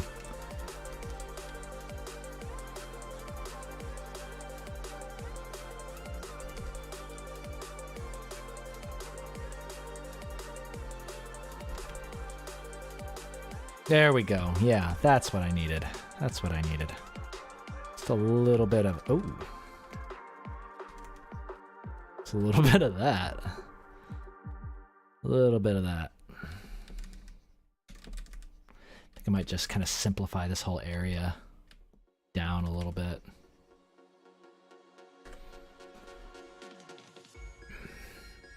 The chin is still bothering me. Oh, I know why. It needs, yeah, it just needs that.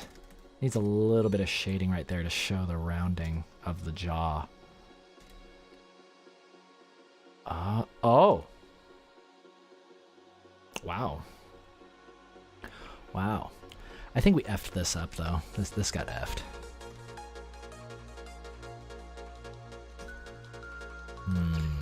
We're gonna have to figure this out.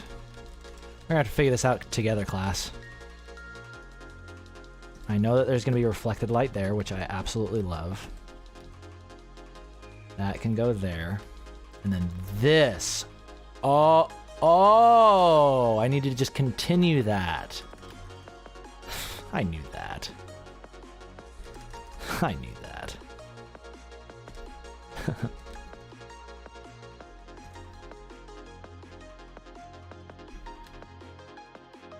Let's go ahead. A little shine right there, maybe. Let's just soften that whole area.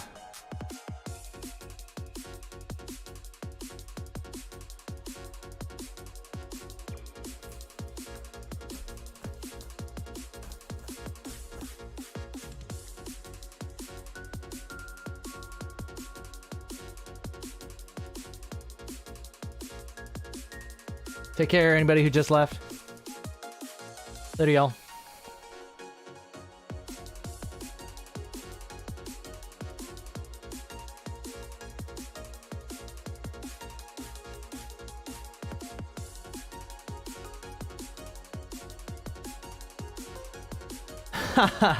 Zhao, I see a lot of paintings with highlights on the skin surrounded by a darker red tone. Yeah, that's actually... If it's over-exaggerated, then it's technically, again, breaking the rules, which you are allowed to do. But sometimes you can do it to the point. I know exactly what you're talking about. In like anime pieces, where it kind of looks like... I mean, look at that tone right there. Let's say like we really pushed it, and then it's kind of got one of these things going on. And then it's like, hey, look at that. On the shoulder, it works. But then the problem arises when you do it on like the boob or something. It's like there's not that much pigment there. It's not the same. It's not the same as what you would see on like the shoulder. So it starts to look really out of place if you do it in places that, you know, the pigment doesn't naturally become more red. But on the shoulder, it looks nice, actually. I actually like it. I like the way it looks there. So thanks for that. Thanks for that tip there. Jow. We'll throw a bit of that on there, and let's actually bring some of that red up here to the face. And a little bit there. For some reason, I'm just not feeling whatever's happening with these cheeks. Something has happened. Something happened, and then I don't like what it looks like. And I think I know why.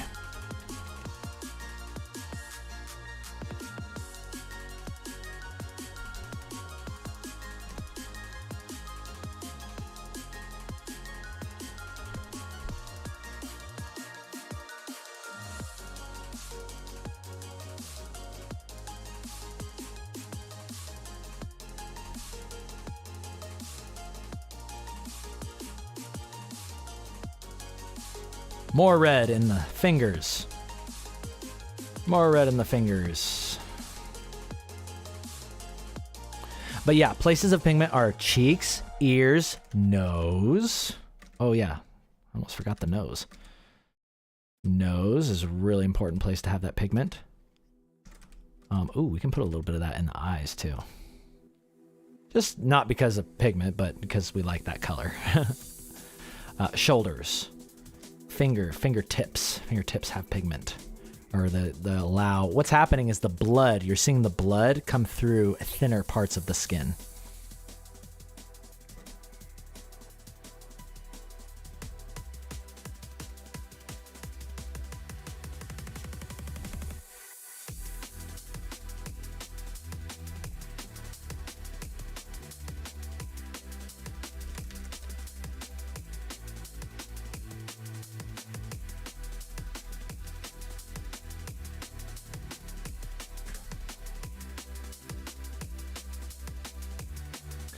Cute. It's cute. However, I think that something is happening to the face, and it's bothering me. Something about that simpler face that I like. Let's see, is it something that happened here? I think it is. This is a really important part of my process, y'all. So, if you haven't been paying attention up till now, now's the time. I'm going to actually duplicate this OP layer, and I'm going to start erasing. I'm erasing away to get back to where we were. Because oftentimes there's things that you'll do with like your values that will sometimes, again, small changes make a big difference, especially once you start going to the rendering stage. So keeping your OP, your overpaints on a separate layer, and then going back and sort of erasing back in time, is very beneficial. It's something I've been doing, you know, back to the Riot days, you know. I just finished rendering Riven's face, and then I'd compare it to where it was, you know, at the beginning of the day, or maybe a couple hours ago. And there would be little subtleties that would get lost. Some things would get improved, but inevitably there would be little things that I lost. So you'll want to go back and make sure you don't lose the good stuff. Don't render out the good stuff.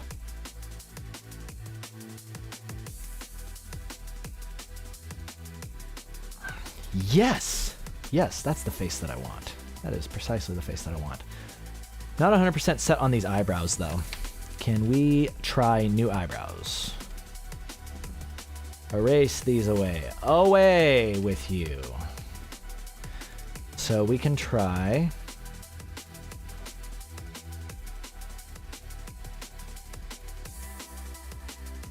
Oh, her eyelashes also need to come up a little bit. Cute. Okay, let's try some other eyebrows. Could probably do something like this, where she's kind of embarrassed, but also, you know, determined looking. Kind of like this. Option A, class. Option A. Option B. Option B. That one's pretty cute. I actually really like that one. And option D.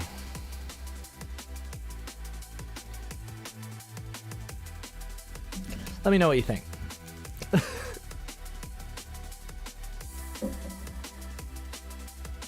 I need to take a quick break, y'all. I'm going to run to the restroom. I'll be back.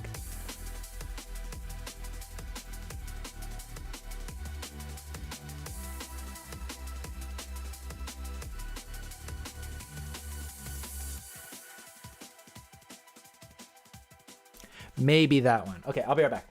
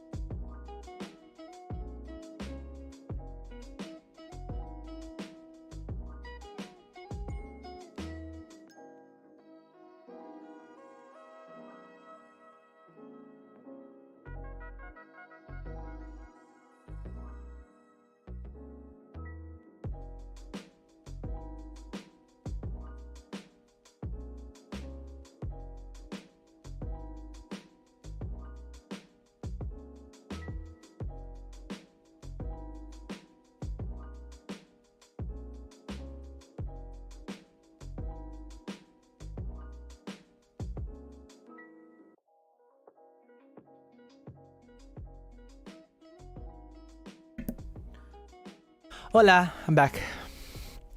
All right, so did we decide? B. that one's really cute. A. There's something about A. It feels a little bit like she knows that you're up to no good. Except her eyes are too thin. She needs thicker eyebrows.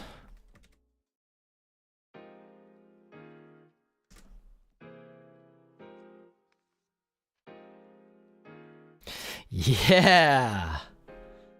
Yeah. Okay, so y'all are saying C, B. There's not a lot of A's. Interesting. Y'all didn't like C is the alpha decision. That one's it's too cute though. Don't you agree? I feel like it's not Mocha. Some of like I think that's really similar to what we did with Wayna. Wayna or like Mika might do that, but Mocha has a little bit more attitude. I feel like she would be A. That one's like too... Oh, that's the DreamWorks face. Forget, we're not doing DreamWorks face. What is this, freaking Megamind? Yeah, no. All right, sorry. Executive decision. Y'all have been overruled. We're doing... what was this? A? We're doing this one. Executive decision has been made. And speaking of executive decisions, we need more shadow on the nose, right? Because normally I like to just erase this. Oh, wait a minute.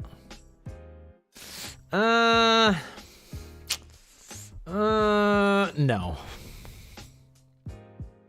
No. Could make it a little darker, though. Let us consult the holy texts. I want it to look like that. That nose. I like that I call it holy text. So how full of myself am I? The ancient texts.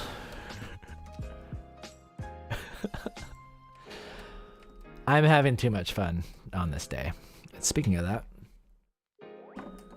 I need to take a little bit of my relaxation. For those of you who know, I'm in the process of rehabilitating myself off of drugs.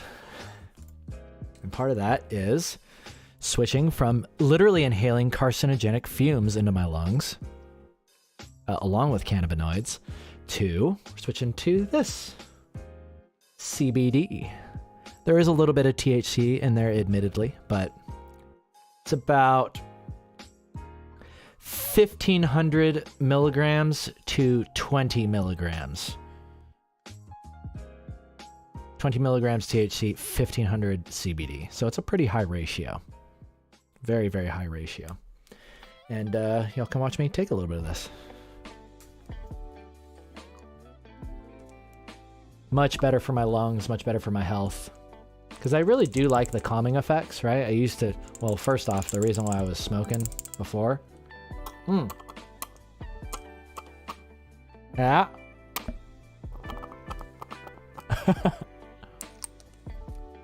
I was smoking before to try to calm my anxiety, but I realized I just needed CBD to do that. THC was really, it allowed me to fully escape, and I realized that I can't.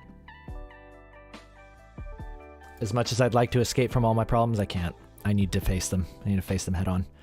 And the CBD helps me calm down, but then I can actually, like, you know, have my wits about me to go throughout my day. That and not inhaling smoke. So it's a win. It's a win for me.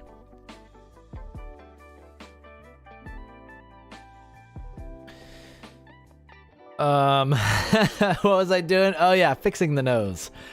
Consulting the holy texts. Holy texts. Her nose is bigger. Oh yeah. Wow. Really cute. Little goes a long way. Don't you love that? I mean, I personally absolutely love that about my characters. Or just, not just my characters, anybody's characters, but there's so much change that can happen from the smallest adjustment. And that gets me excited. Gets me really excited because it makes me start feeling like they're real people, you know? Makes you feel like they're real people because you make the smallest adjustment to like a real person's face, it makes a huge difference. Same thing with Moka. Yeah, that I think is closer. Yeah, it's a little bit more of a pronounced nose. However, the eyebrows, I think I remember Moka, she has these kinds of eyebrows where it's like thick there, but then it kind of peters out like that. Yeah, there we go. How long have I been a smoker? The last 3 years, Tamari. Last 3 years. A little bit before the pandemic started, and then once the pandemic started, I just, you know, went all in, you know? But I'm not a smoker anymore. Not a smoker anymore. Yeah, I decided to just kick it. I'm kicking it. And doing the show will help. That's the other reason why I'm getting on the show is I think it will just help me to remain sober. Oh, I see what else I messed up. This hairline. It needs to go there to there, there, there. Yeah. Yeah.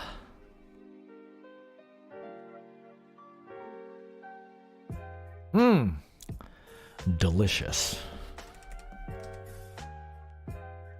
That is a chocolate bunny if I've ever seen one.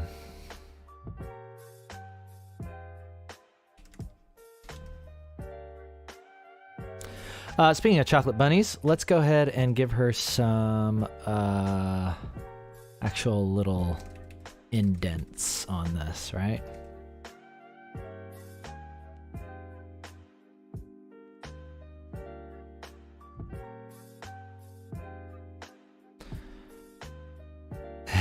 Yay, I love it. Yes.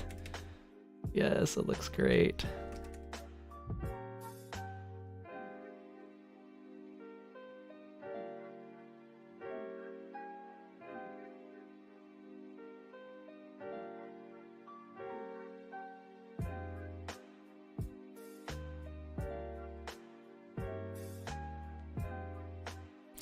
Yeah.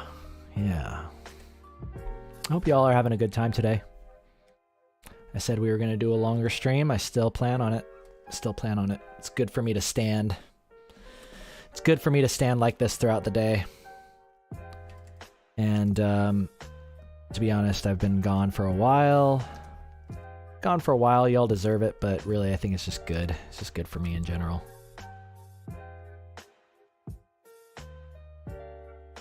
Really like, I'm always trying to dial in my noses. Y'all have know I've had the conundrum of, do I put the nostril? Do I not put the nostril?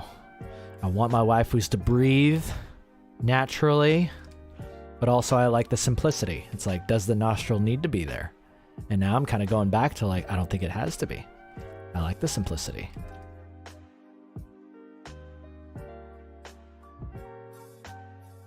Speaking of simplicity, let's get a little bit of darkness around the eyes. It's like, I like to think of it as like ambient. It's like an ambient occlusion that's happening with the eyelashes. Might be like a little bit of an eyeshadow type thing. I think it just looks nice to have a little bit of something going on there. Doing our character's makeup, essentially. Yeah, see that? That's definitely more her nose. The eyes are looking better.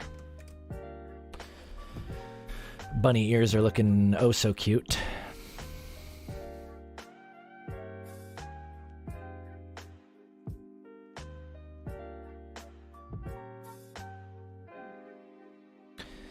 I can see this needs to happen.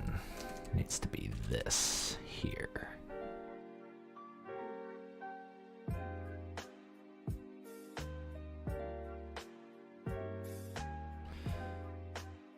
And for her hair, we're gonna go ahead and give her a little haircut here.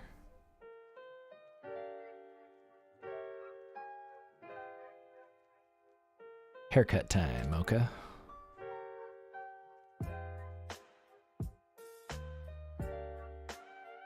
Did I do it in that one piece? I really liked it here. Oh yeah, it's pretty high. It's pretty high up there. Ah!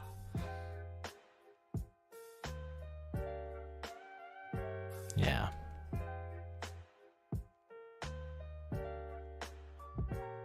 Nah, that's too much.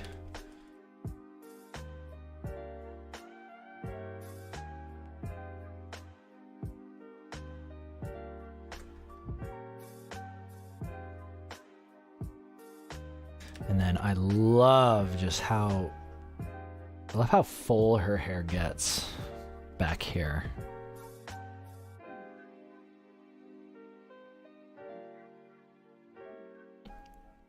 Oh, you think she's cute? Tavi? I'm glad you like her. Glad you like her.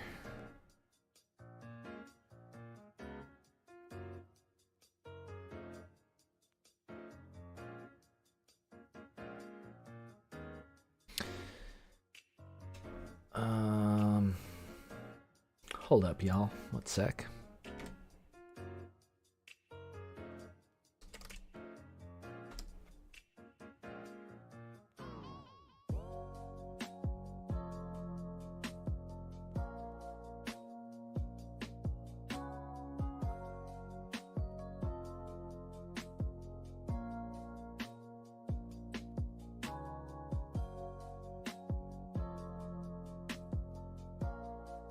Today is the 17th.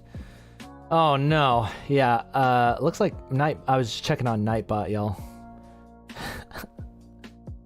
Apparently I have to tone down the... Oh, here we go. I am disabling excess emotes. So now you can emote to your heart's content. Why don't you give it a shot, chat? Why don't you give it a shot? And sorry, Les, it looks like it blocked you. How you doing? Good to see you. Yeah, I'm still dialing in the Nightbot, but yeah, doesn't she look cool? Like she legitimately looks like, I want her to look cute, sexy, but like tough. She has attitude. There's like something about her that really makes her stand out from the run-of-the-mill, anime cutie. Not that there's anything wrong with that, but I want my characters to be iconic. So, and I think we're onto something there. Try that out, huh? That's not excess emotes. Give me like 6 at a time. Give me like 10 at a time. Yeah, there we go. There you go, Chio. There we go. Oh no, it got deleted. Spamming symbols. What? I just turned that off. Did I have to save? Hang on. Sorry about that. I have to save? Oh, excess symbols. Okay, I disabled that too. Try that out. Yeah, that's what I want. Sundere. Thank you, Sundere. It gave you a warning? I know. I tricked you, Chio. I just wanted to get you with that. Okay, but in all seriousness, it's taken care of now. It's taken care of. Okay, so what I'm feeling is doing one of these. Gave me a warning, homie. I like the way you said that. Don't worry, homie. I got you covered.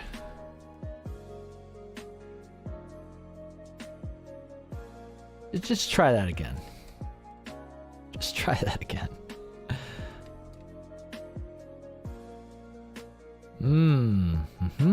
Yeah, and then that character, right? That looks like her. That looks like the same character, which makes me happy. Although the nose did change, but... Okay, so here's the reason why I'm changing the noses, y'all. Here's the reason why I'm changing the noses. It's because... uh-oh. Hang on. Because I need to be able to figure out a way to draw guys, too, right? And I really like... Let me show you this other thing that I'm working on for Shade. Isn't this cute? I actually really like this drawing of Shade. She's so darling. But I was like, okay, so if that's Shade, and she's got a nose like that, right? It's literally 2 lines. Then how can I draw like an older person? Like maybe this is Shade's dad or uncle or something. How do I incorporate those 2 lines going across, but then have a more defined nose on like a guy or something, or just someone who has like a bigger or defined nose? And I think this might be the way. This might be the way. So anyway, going from that to Moka, I think it's gonna work. I think it's gonna work.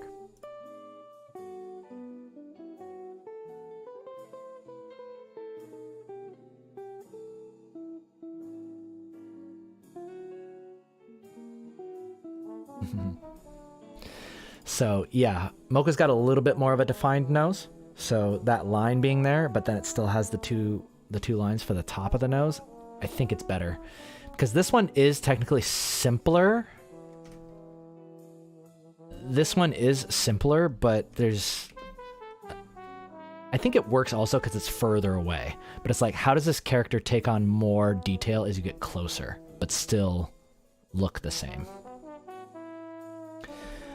And then, of course, guys, like I love obviously drawing girls, but I need something that works for both genders.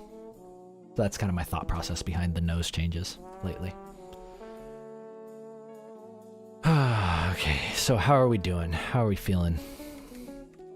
Well, I'm feeling we need some darkness here. Watch how I just like lay in. See how I'm working full opacity? I'm just kind of laying in these shapes and colors. but it is adding a lot. It's adding a lot to the piece now.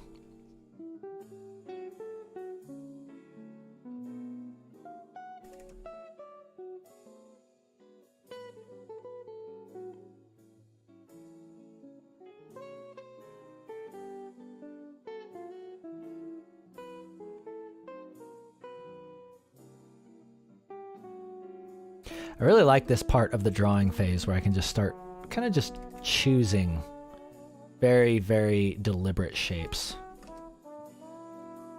Very, very deliberate shapes to go in.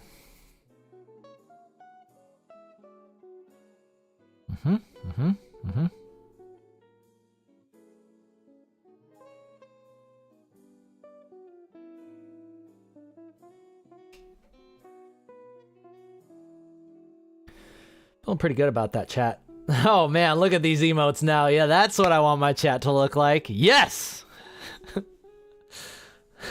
I'm traumatized now. Geo.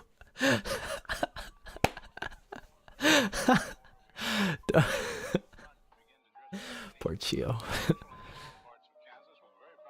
Yeah, that's the way I like my chat to look. Late, but oh yeah, don't worry, Lakati. Yeah, I plan on sticking around. I don't know how long we've been going, maybe a few hours, but I plan on sticking around for a little bit today. I'd like to finish this, and I really wanted y'all to see my full process on a piece today. So let's go ahead and reflect. Go and reflect upon what we've done today. So this is where we were a little while ago. So again, small changes from here to here, here to here, here to here.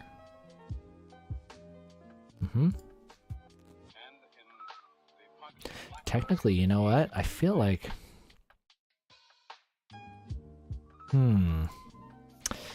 Yeah, there's something that happened here to here. Again, I always look back on my old sketches to like make sure I'm not losing too much of the energy. I like the new legs, but there's something about this torso that I like too. I feel like it's because of the way her spine is. I'm always really noticing like how would her spine have to be curving in order to pose like that? And I feel like because I've been going to the chiropractor and I noticed that my back is always like, I mean, it's hard to see unless I... All right, y'all, get ready for something special. Oh, okay. So I normally stand, right? My normal posture, it was like this all the time, right? Like that. But this is actually, even though it's sexy, right, to bring out the booty like that, it's actually really unhealthy for your lower back. You're going to get a lot of pain down here. So what I've actually been learning to do is, right, you're tucking your lower back and your pelvic region, your Socratic spine, forward. So it's from here, right, showing off that booty, showing off that dummy thick booty, and then boom. That's where you're supposed to be. So I think that's why I like the old pose a little bit better, is because it just, like I said, I've gotten way more just noticing of that stuff.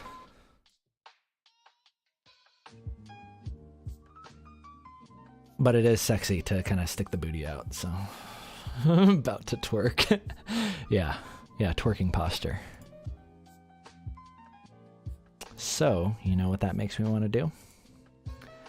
Just for fun, just for funsies.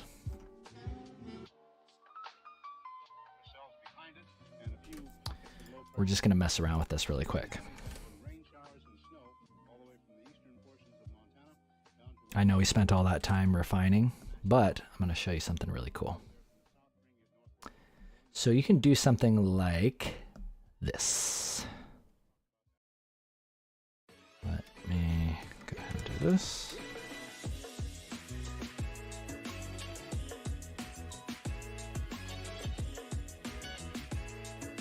Sounds like Pretty Lights. Is this Pretty Lights? Sounds like him.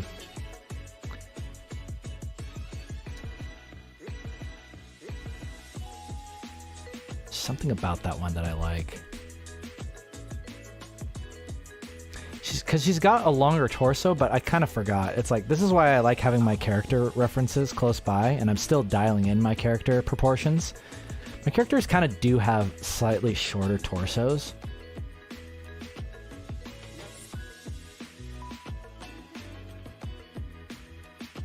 And there's something about those legs that I like, too. Y'all see what I'm talking about? It's really subtle, isn't it? But there's something about that one that I like. I think it's also because it's creating... Look at the gesture line that's happening. Because we're going from here, down, and then we kind of do one of those, right? Whereas before, this one is... It's smoother, technically. It's smoother, technically, but now we're going like this, right? And there's something about the other one that I like. So I'm wondering, is there a way to combine the two? Is there a way to combine the two? I think there is. Maybe we can do something like this.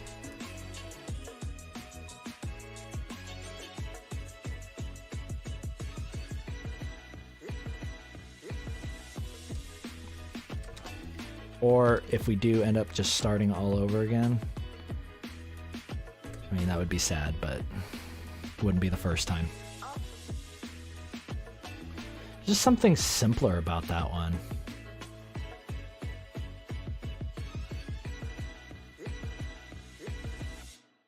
I'm gonna think about it. Time for plastic surgery. Yep, like, this is beyond plastic surgery. This is literally... This is like Frankenstein. This is straight up Frankensteining. Oh yeah, and now we can do this.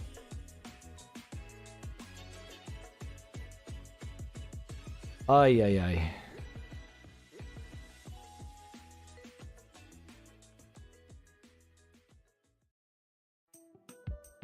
Yeah, there is something about that one that I like. I'm not going to overthink it, because they're both honestly really cool. Oh, you know what? I know what we can do. I know exactly what we can do. Let's take these legs that we spent all this time rendering, and I think we need to just shorten it back. Let's shorten back the torso. Let's go boom. Let's go Control X. Control V. Oh dear.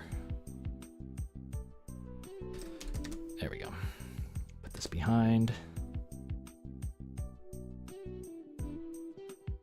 Watch that Socratic spine, Moka.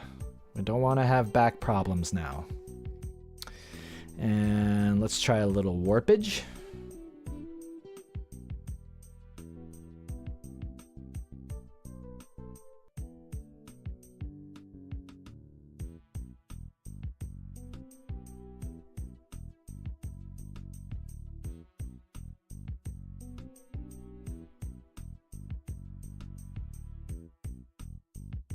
I like that one because it's... I don't like that, but... I think that might be it right there, class. That might be it.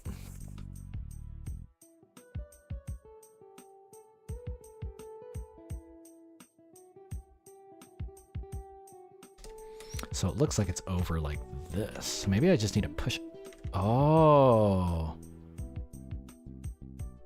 Did I really just need to do that?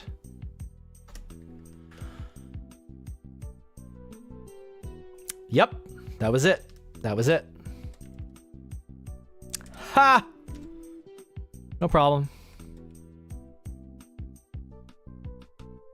Okay, so now we got that and that. Yep, see? We just fixed it.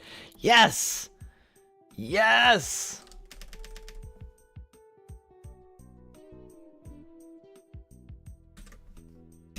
I am a genius.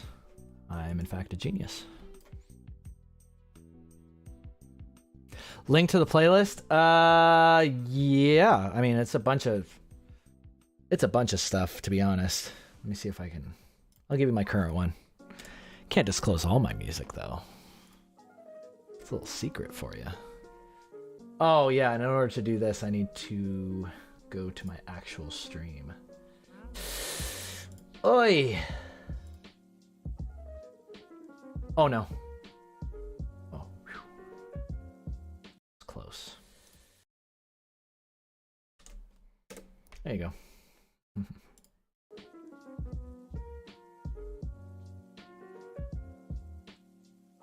Give us all your secrets. I can't give them all away. I mean, come on. Plus, they're always changing. They're always evolving. As soon as I give you one, I got another.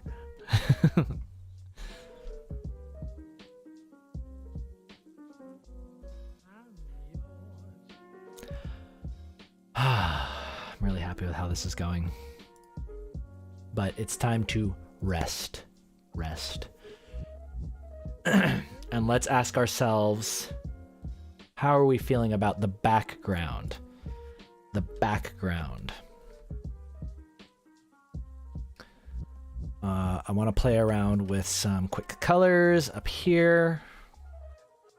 What colors would blend well? Oh, I know. We need to introduce a little bit more of this pink back in. Yeah, some of this pink in these gray areas. Go really. Oh, yeah. See that? Ooh, feels instantly more Eastery. More Easters. Gives us some nice warms to contrast against those greens of the bodysuit. Looks really, really nice.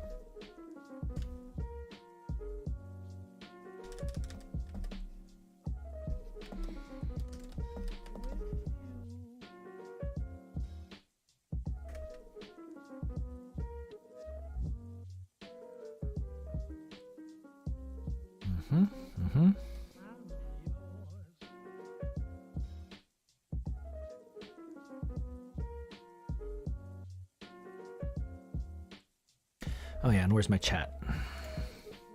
Chat come. Chat come.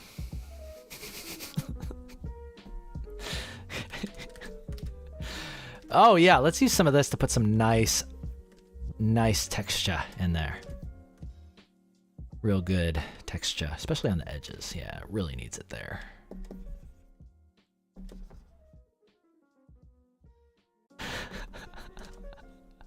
It reminds me of, did y'all ever play Resident Evil 4? And when you first meet Ashley, I don't know if this is just like some translation from Japanese to English, but the way she's like, no, don't come. Like, yeah, that was definitely not translated well. But they said the same thing. It's like the same thing happens in like House of the Dead. And like any of those like arcade games that get translated over to English, I mean, it technically makes sense, but having the characters just say "don't come," it's very I don't know. Maybe I just got a dirty mind, but let me know what you think if you ever heard that or if you know what I'm talking about.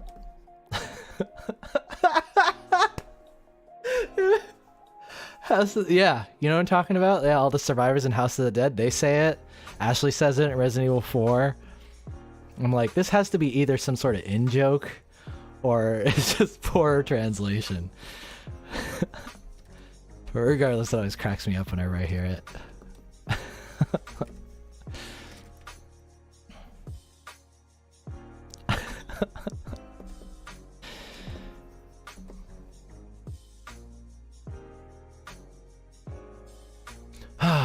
Okay, what am I doing here? What am I doing with my life?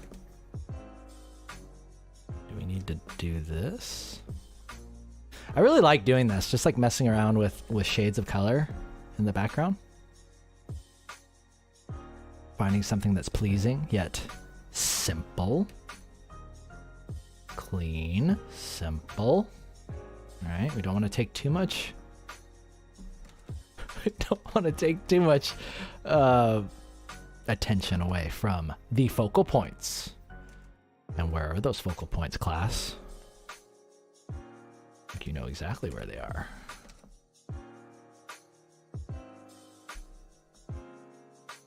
What? This is impossible. How is that not bright? Is that really the color? Okay, I must be going blind or something. Do we need yellow in there? A little bit of yellow? Yeah, I like it.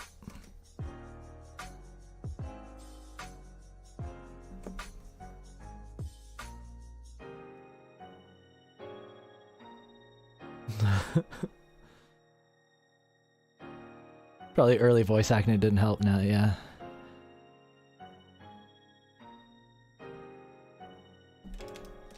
The face. You like the face. Good. Good. I take pride in my characters' faces. I want them to look attractive, appealing, but also unique. You know? I don't pull the frickin' waifu face out of the bin and just slap it on there, you know? Not that there's anything wrong with that. But we like to... I really believe that like every good painting tells a story. A character's face tells a story. The expression on their face tells you about who they are, tells you what they, you know, their attitude. And I think that as much as I love the blank stare, open, you know, giant open waifu eyes, you know, I've had that. I've gotten that enough. You know, I want something a little different. I want something that might surprise me a little bit. Surprise me, Moka. And I just absolutely love this lower lip. Oh, can we just take a moment? Can we just take a moment? It's a weakness of mine. Definitely a weakness of mine. The lower lip on dark skin. Very attractive to me.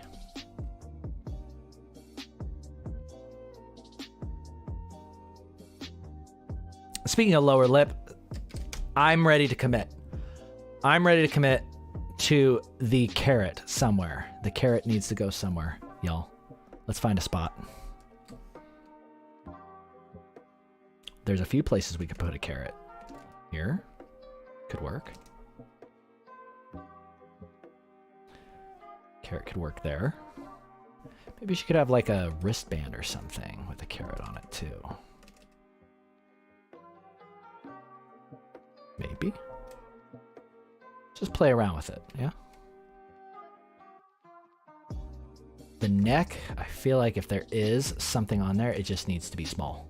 Just needs to be a little charm or something on there. Carrot in her hand? I mean, yeah, she's like Bugs Bunny or something. Yeah. I think her head's just being, you know, just kind of chilled there.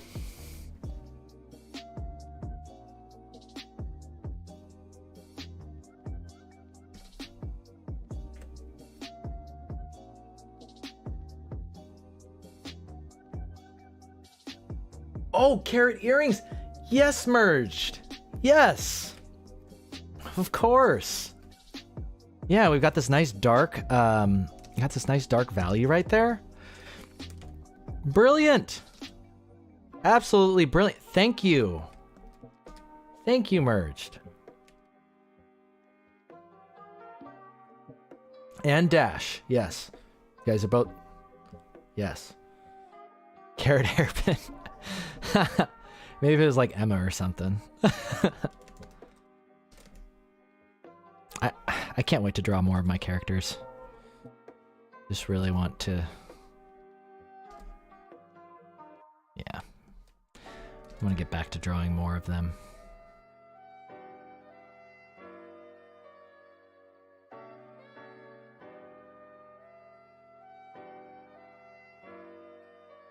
We go there and there and there. Yeah. Yeah, cool.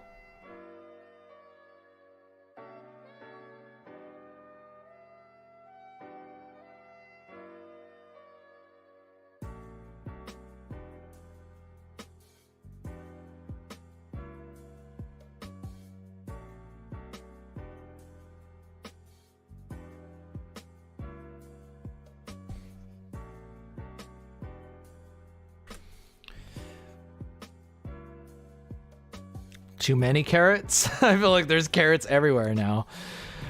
Okay, let's see if we can take a few of these away. Yeah, I don't think we need the one between the boobs. That's just too suggestive, guys. I mean, come on. It's too much. However, I like the earring. I love the earring. The earring's a definite win. How sharp do you like your carrots?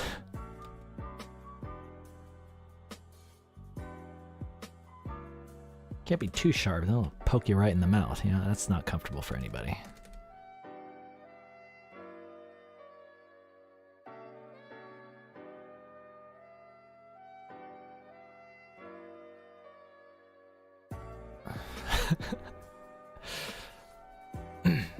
Okay, wristband on, off. Wristband on. Choker on, off.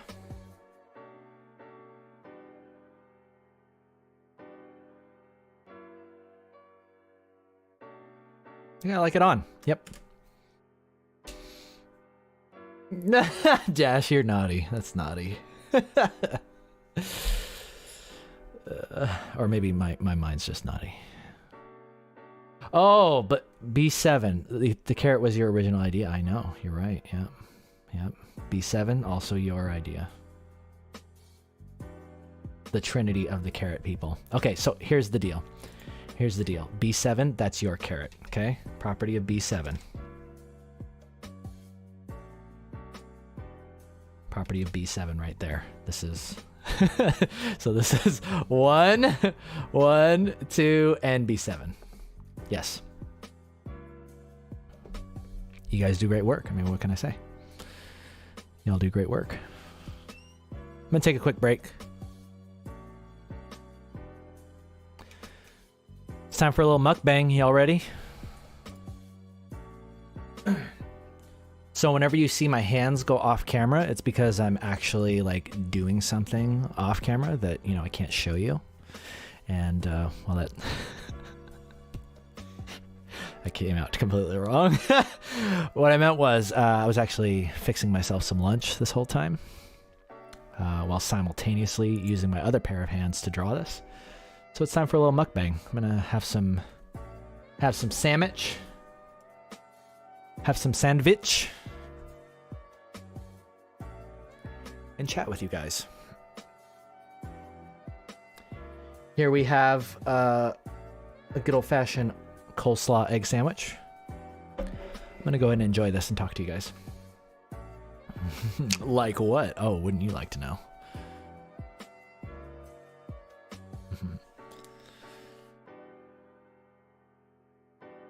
Is each carrot an NFT? Yeah. Yep, that's the way the world's going nowadays. Okay, here we go.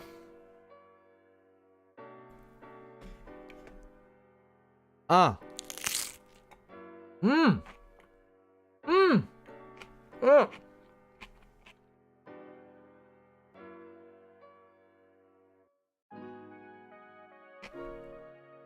Spilled a bit. I'll make sure to chew or bite right in the microphone so you can hear that. I know that's what all you mukbangers like.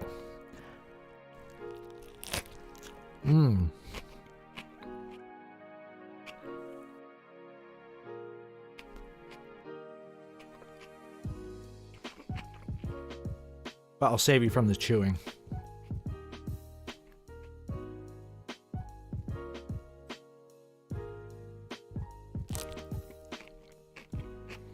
Ah.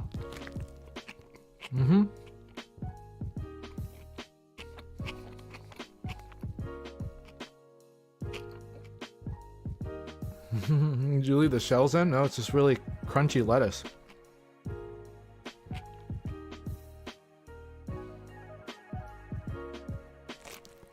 Oh.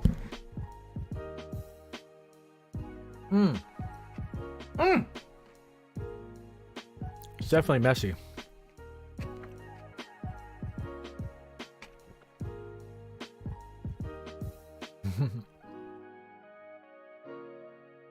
So I got a question for y'all, chat.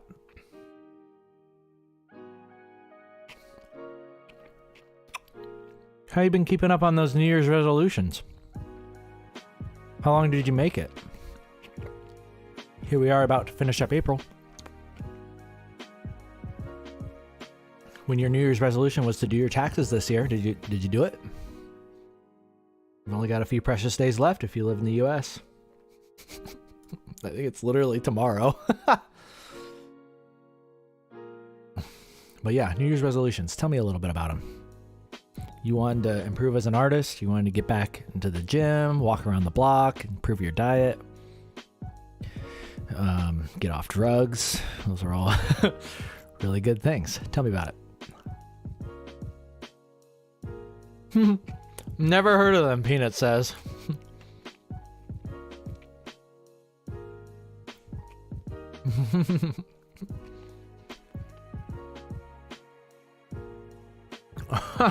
Asplode. Hey, Asplode. A hefty serving of guilt. It's loving guilt.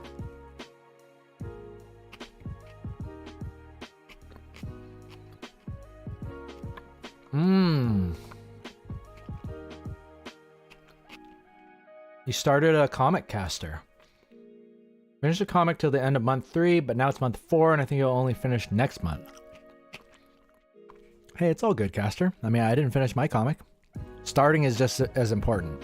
Getting something started, learning, having that learning experience of beginning something and expressing your creativity, very, very important. That's truly invaluable. Don't get down on yourself just because you didn't finish the entire issue or the entire story arc, you know?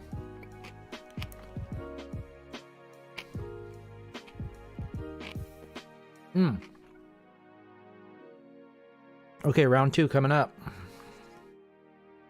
Round 2.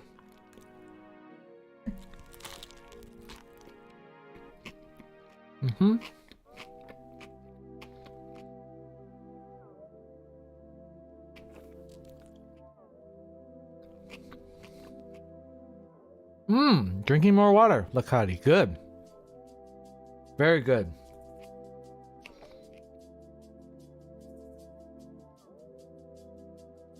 Supreme, my year theme was to do art. You let yourself go into computer science, you can't stand the subject. Interesting. I think it's good to, I get, like, a lot of people go into studying subjects because they're like, well, I got to plan for my future, and this is a really in-demand career right now, and, you know, I think it's good to have that mindset, but you also got to understand, it's like, yeah, you're going to get all those degrees, and you're going to get that, you're going to get those skills, but now imagine doing that for the next 10 years. Imagine doing that for the next 20 years. Is that something that you're really ready to commit to? And oftentimes, if you're doing it for the wrong reasons, the answer is going to be no. So, you know, but reasons can come in all forms, you know, shapes and sizes. It's not just about your own personal reasons. Half the time it's, you know, I mean, I firmly believe that when the day comes when I do have a family, my priorities are going to heavily shift off of, you know, what's best for me to how am I going to provide for the future of my kids and my family, you know? So that's why I'm taking all the time. I'm taking all this time now to do some crazy stuff, take some time off, go back freelance, quit the, you know, the corporate, you know, the corporate circus and try doing things a little bit more my way, a little more independent before I really have to buckle down and make some big sacrifices. I mean, you're going to sacrifice either way, but yeah. You want to enjoy art and not worry about impressing people. Okay. I'm really glad you brought that up. Rocket Jumper. That's precisely what I had to tell myself too. I'm like, I want to go back to the days when I enjoyed my show. And I wasn't worried about... I wasn't worried about like, oh, well, is it going to look good at the end? Is it going to make a good thumbnail for YouTube? It's like, before I didn't give a crap about that stuff. And I look back at my old episodes, and I'm like, I can't believe I had the guts to do this, because I'm like, it's not even that good. You know, I'd finish a drawing, and I'd be like, it's not good. But then I thought about it more, and I was like, oh, Like I had more courage back then. And I think my mindset was much better because it was focused on the enjoyment. It wasn't about me getting to the end and having a fancy, a nice YouTube thumbnail or something that I was excited to post on Instagram. I was really immersed in the journey. I was immersed in the process. I was deriving joy from the process as opposed to, oh man, when I finish this and everybody's gonna be like, oh wow, it's amazing. Oh wow, I can't, instead of worrying about what people think, it was about my experience. It was about the journey of actually sitting down and doing it. So I'm glad you brought that up. As soon as you start saying you want to do stuff to impress people, I highly recommend you take a close look at what you're trying to do. Because it will end. There's a high chance it's going to end in you. Even if you do get really good at whatever given subject and you do impress people, it's going to leave you with a hollow feeling because you impressing people and then deriving your validation from that, it's a very fragile form of validation. And as soon as the validation stops, you're right back to square one where you feel terrible about yourself. You have no self-confidence because you didn't do it for the right reason. You weren't immersing yourself in that journey. That's why I always talk about your art journey. You'll find that you impress people when you stop trying to. And then even when you do, it's like you won't care.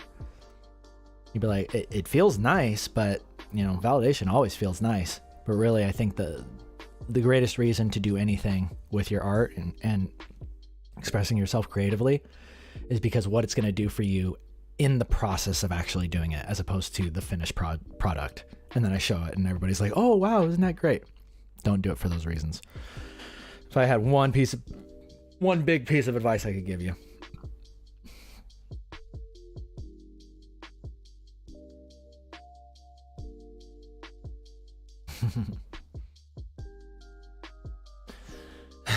Give me your sandwich, Vassetti. Ooh. I'm Tree, working on character creation. Good. Yeah, you'll get to a point where your characters, I'm like, this is the best character ever. And then you'll look at it a couple of years later and be like, what was I thinking? But again, it's all about that journey. It's all about that process. You're like, if I hadn't have drawn like that, back in those years, then I wouldn't have learned this and this and this. And now I can put all that into my latest attempt at creating these unique, relatable, appealing characters. And it's really, really fun. Got extremely burned out, Lacranova. Yep. I think that's exactly what happened to me, because sure enough, the show turned into, oh man, I can't wait to give this tutorial. When people check out all the work that I've been doing, this professional work, they're probably going to think I'm cool, and then they'll like me, and then I'll feel good about myself.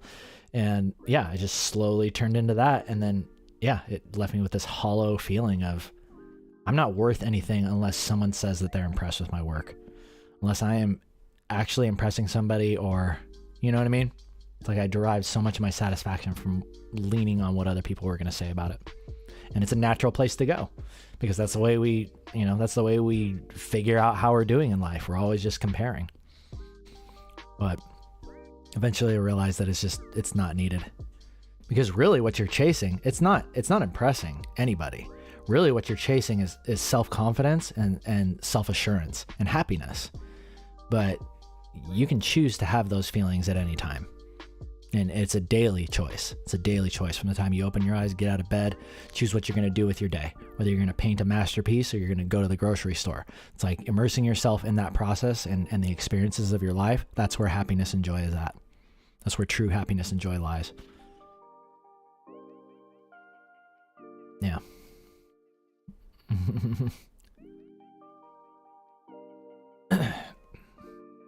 Social proof. Yeah. Social proof always helps, Dash. It's like the cherry on top, but then you learn it's like, oh, you don't even really need it. It's nice to kind of just glance at and be like, oh, okay, yeah, maybe. Definitely gonna say, like, of all people, I love validation. I love when people look at my stuff and say it's amazing. I love when people think that I'm cool, but you got to be careful with it. Because you have to realize it's like, that's not what's actually your value. That's not what the value is to you in your life and your experience and your happiness. The sandwich is where my happiness lies.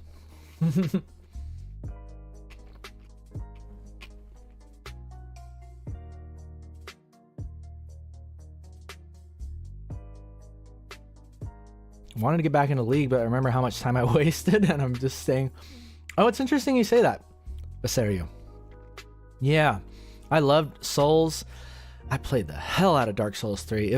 It's seriously one of the best games ever made. And then when Elden Ring came out, something kind of switched where I was like, I'm just watching people now. I like watching other YouTubers, you know, whether before I go to bed or just throughout my day.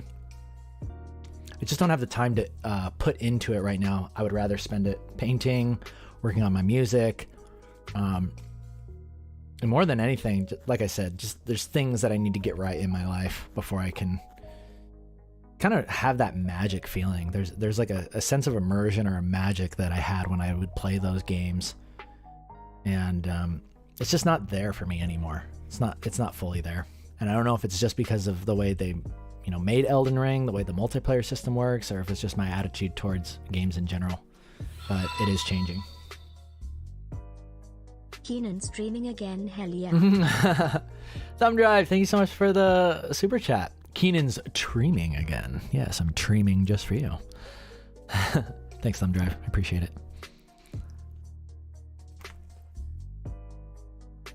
The worst part about League is all the hours I put in and you're still trash. Well, yeah. Takes a lot of time.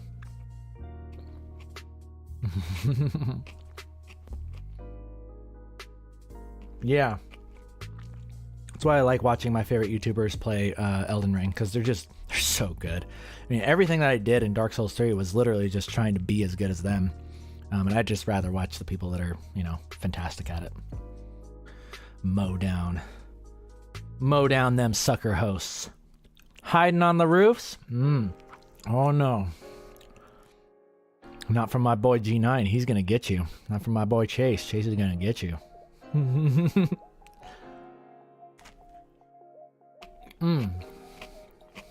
Don't worry about it, Thumb. I know what you meant.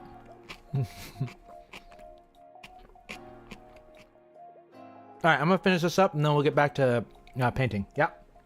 I'll be right back.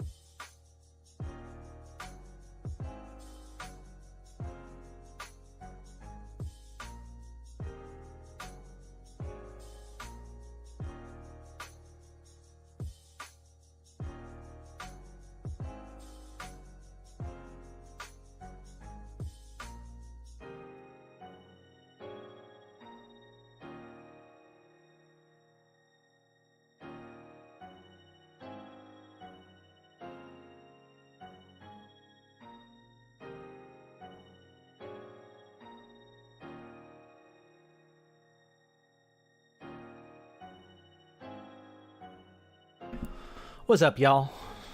We interrupt this broadcast to bring you the latest and greatest. The latest and greatest from Diz. I want to show you guys the latest on the music, because we'll do the dubstep thing on the way out. Oh, it's gonna be loud though. Ooh, hang on.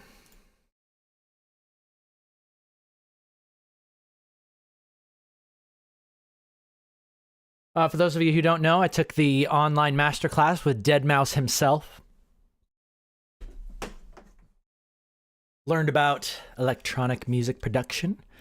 And it's one of the latest things that I've been learning to express myself and choke.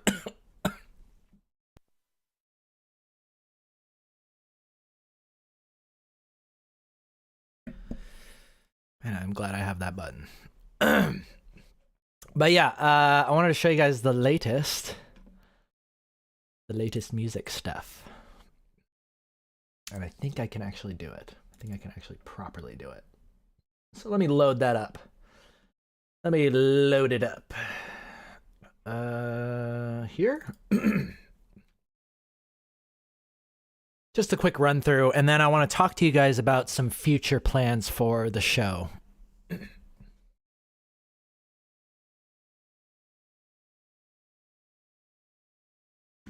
But first, I need this.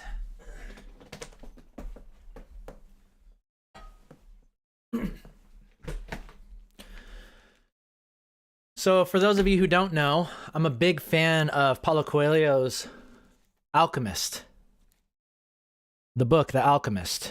Every time I read that, it just puts my entire life in perspective, and I start realizing, you know, the story is basically about a treasure hunter. It's about a boy who has this vision of the pyramids of Egypt, and he wants to go there to find this treasure trove of gold, or I think along the way he meets an alchemist. An alchemist, of course, in the story can transform, you know, with the Philosopher's Stone, the Urim Thummim, you know, all those tools, they can transform lead into gold.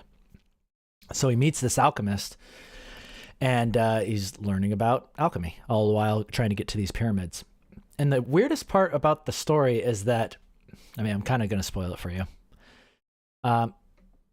He ends up back where he started. He thinks that he's supposed to make it all the way out to this place to find his treasure, when he finds out that his treasure was actually back in his homeland, where like literally, like there's like a pile of treasure buried underneath this place that he always used to relax and take a nap. He was like a shepherd. And I always found that really interesting. I asked myself, I was like, is it a coincidence that Paulo wrote the book that way? And I don't think it is. I think what it means is that you'll go out on this grand adventure, and you're going to learn things about yourself and the experiences that you go through. You know, you go out there, and when you come back to where you started, you have this new perspective because of all of the people that you've met, the lessons you've learned, and that allows you to see where the treasure was truly the whole time, and it's back where you started. And so I started thinking about that. I was like, does that mean that my best work lies in this portfolio? Does that mean that this was my treasure all along? Oh man. What was I thinking? I should have just kept drawing this stuff. No, but in all seriousness, I was thinking about this, and I was like, you know, I don't think there's any such thing as like a bad idea. I really don't think there's any such thing as a bad idea. I think there's only bad production. There's only bad, what's the word? Execution, right? By the way, these are a little embarrassing, but in case you ever felt bad for drawing stuff when you... This is literally me from... What's the date on this? This one's not dated. This will definitely show my age real quick. These are drawn back in the year 2000, or close to it. This is over 20 years ago. But I look at these and I'm like, I actually like these characters. I mean, obviously they're very much look like what a teenage boy would draw. But I'm like, I think that there's something here. This kind of looks like Wayna too. Isn't that funny?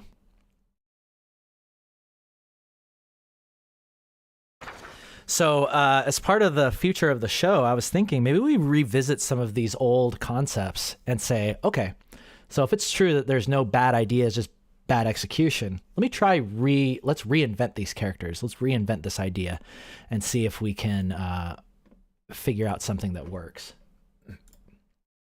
But let me know what you think about that. I'm not a teenage boy.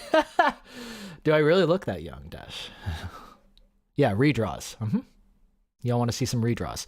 And of course, we'll keep up the, we'll keep up. Oh, you want to see something really cool? Look at this. You know who that is? Yeah, and look at the date on that. 2003. So that would make me... Oh my lord, is that 19 years ago? I've been 15. Wow. Wow. Damn, I feel old.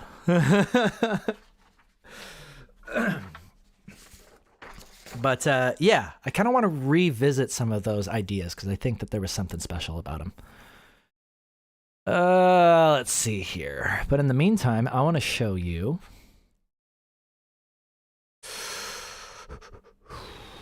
Let's see here. This. Ooh, maybe this works. Let me test this out real quick.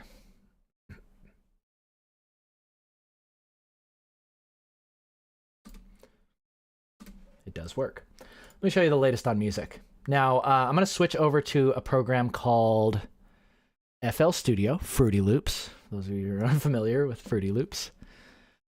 But this is Fruity Loops. Yay! And we're not going to spend too much time here. Don't worry. I just kind of wanted to show you the actual project file and how disorganized I am, but also just how I've been laying out my new music ventures. So let's go ahead and listen.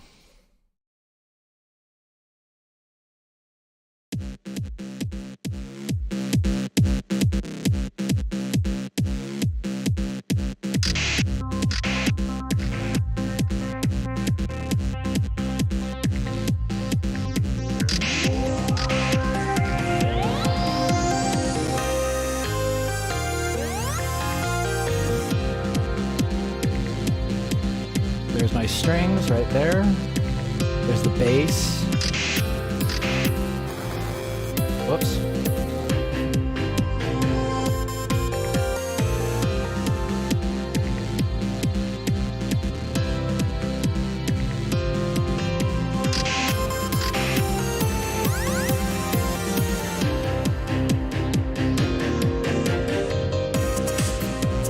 I love this part right here.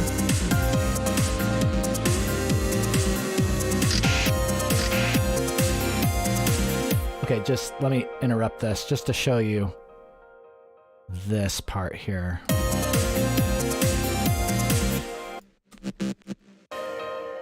Where are you?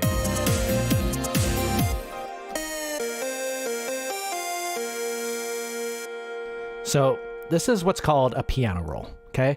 And what I'm doing is I've picked my instrument, obviously, and the reason why I like programs like Fruity Loops is you can go in there and, right, I'm just laying in notes. And I'm doing things like, this is a slide note, so it's going, and it's gonna slide. Listen. Oh yeah, and then it has that cool sound afterwards. So really, I mean, obviously I'm learning a lot. And yeah, don't pay too much attention for any audio engineers in the room. I know the mix is terrible. I'm learning more about this stuff. But yeah, like this is really where I see myself going next. I want to do more music. I want to do production. And this is really, I mean, this is Diz's theme song, for those of you who don't know. But I don't know if I'm definitely not good enough to teach this stuff yet, but I'm getting close. So anyway, let's listen to the rest of the song.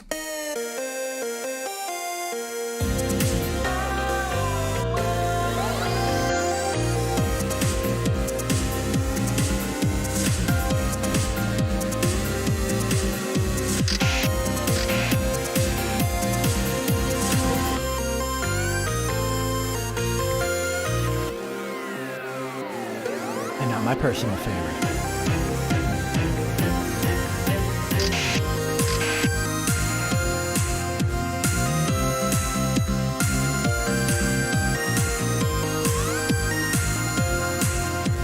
There's the melody happening right there. Yeah.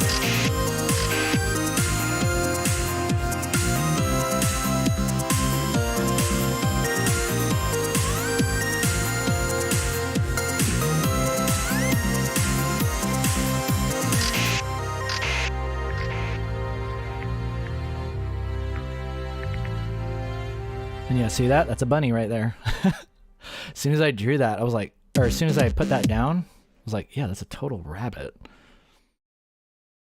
It's like the stuff just kind of falls into place. And I'm like, yeah, I think I might have, I mean, there's a definite interest for this. But as I said before, the idea gets you to a certain point, and then the production, the execution is really where the uniqueness of the track or the uniqueness of the idea can be brought to the forefront. And so that got me thinking. I was like, yep, I think the same thing can happen here. Same thing can happen with these drawings. It's like the ideas are great. I want to revisit them and see if we can do some new stuff. So anyway, let me know what you think about that. And thanks for listening to the Diz theme song.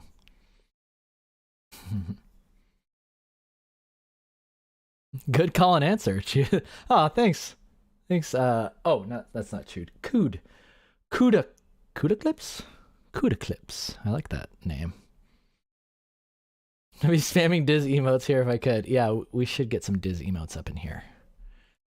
Let me go ahead and set this back to what it was. There we go. Close that down. Thank you all for humoring me, listening to the latest stuff. But yeah, in fact, let me just show you. So that was that's the latest version of the song, but this is how it started right here. It's just like quieter, and you know, there are some elements that I like, but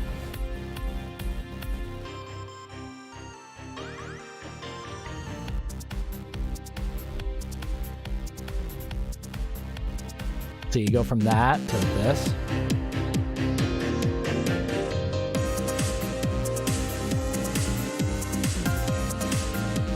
And yeah, the mixing can get better, but we're going to tackle that later. But anyway, I just wanted to get a temperature reading on what y'all think about remastering some of my old drawings. Because I think that could turn into something really fun. And I think it would make for some good content. Make for some good content, even though I hate that word. Ugh. Oh, I can't wait to wake up and make content, you know? I think that word needs to go. But regardless, I think it would be a good experience for y'all to watch how I would approach something new and say, okay, what is the story behind these characters and how can we dial that up and make it something really unique and interesting?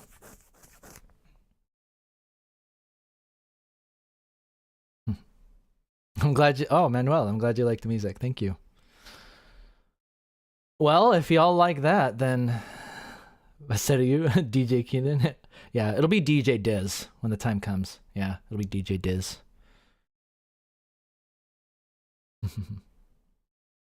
Wake up and make content. Yeah, I know. But that's seriously what it is. You understand that, right? Like, that's the game that freaking Zuckerberg is laying out for you. That's the game that freaking YouTube's laying out for you.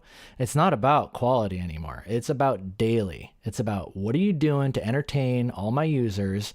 I pay you pennies. I pay you pennies and little hearts. You get little hearts. That's what you get paid. And then you go out and try to feed your family with that. You go out and try to feed yourself with that. And you got to wake up every day and think about what's your game plan. What are you doing to make content for that day?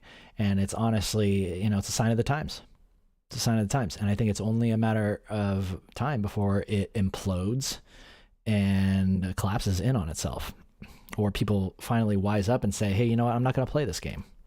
I'm not going to play this game. And I think it starts with saying, you know, someone's got to take a stand and say, hey, why don't you make some content for your own life? And I'll focus on making quality work that makes me happy. I think that's really where I'm getting at. But anyway, let's get back to the relaxing music, huh?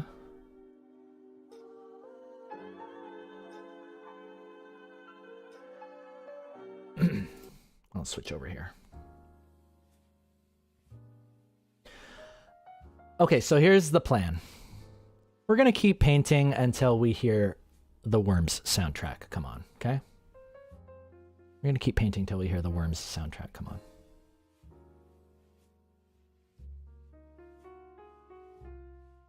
which means we have about an hour and a half. About an hour and a half to finish this up. Call it good. What can we do in an hour and a half? What can a man do with an hour and a half? Oh. Rebel against the unfulfilling game. I totally agree. I'm doing the same thing. That's why I'm putting Diz in front of all my artwork now, because the only people that deserve to see it is you right there, sitting in your chair or standing or running, wherever you're at, watching the show, tuning in. By the way, another little secret, I worked out a thing with YouTube where I don't run ads. I don't run ads on any of my content anymore. So I want to encourage you that once you're done watching this stream, if you want some more, good news, there's about 300 other ones for you to watch, and you're never going to have to watch a damn ad. Sometimes one will sneak through there every now and then. I think that YouTube just doesn't understand. Like, whoa, what's happening? And then it just like tries to slam an ad in there anyway. But if that happens, just reload the page.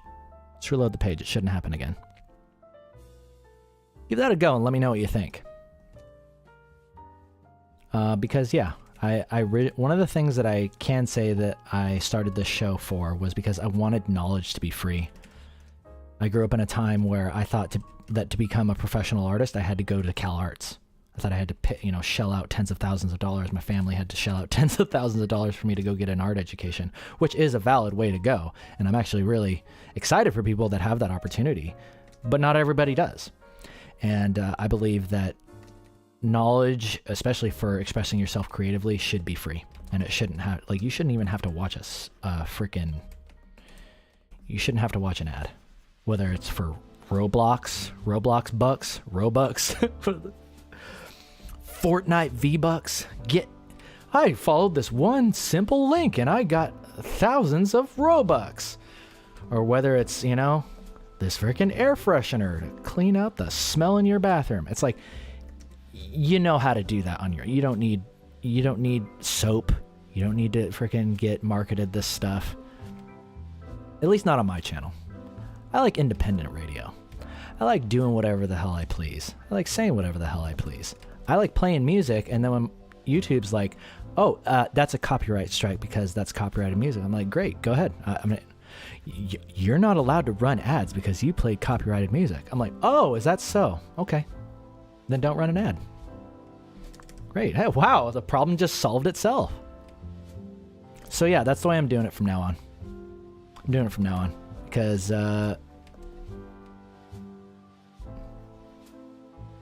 just feels right. Feels right. And I am, I say that, but I'm also grateful that I have the choice. I have more than enough means to provide for myself that I don't need to have people watch ads on my stuff. That, and I respect people's time. I respect people's time for a price. And if you're paying pennies, then, I'm just going to tell you, why don't you just hang on to that? Why don't you just hang on to that, YouTube? You keep those pennies. And I'll let other people stay on. It works out well for me too, because it's like people will stay on my channel and watch more of my shows and more of my tutorials. So I think it's just a win-win for everybody. So yeah, let me know what you think about that. But what I'm not liking is, so this boob's getting squished up, but this piece of the costume is too high, or this needs to move up a tiny bit. Either that needs to move up or this needs to move down, and you know what we're gonna do. You know which one of the two we're gonna opt for. You already know.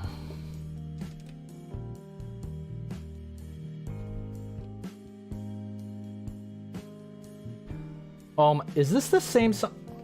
If I hear this song again, I am literally gonna throw something out the window. I need to comb through here and pick out proper music. Okay. Oh, here we go. Yeah, I'll find something here. Here we go. Chill step. I love chill step.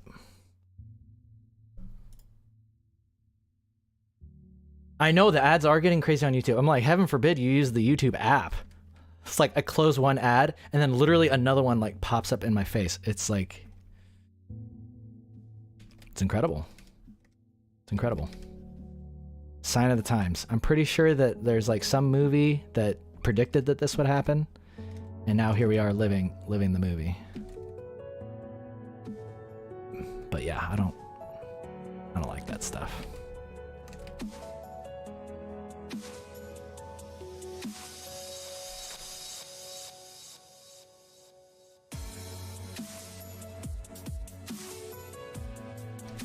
But the cool part about running independent radio is now, yeah, it's like, I love this song. Why would I not want to play this for somebody? Why would I not want to play this music for people? I mean, this is literally what I listen to while I'm working.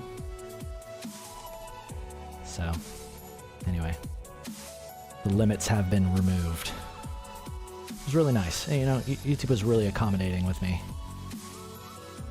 They set up their UI so it's nice and easy for me to just demonetize everything. So I appreciate that, YouTube. Thank you. Really appreciate that.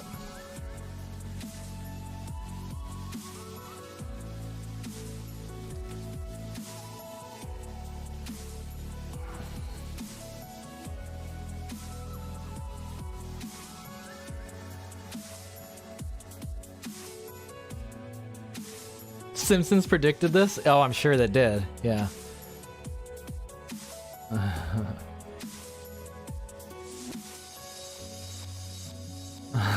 Evertail creepypasta? I didn't see that one. Yeah, Kuda? Yeah, this will be up later. Yeah, all the streams go online later, so yeah, don't worry. You're not missing a thing. If you got stuff to do, like I said, I respect your time. I respect your plans and your life. Go do what you need. You can come back later. You can catch another live episode another time.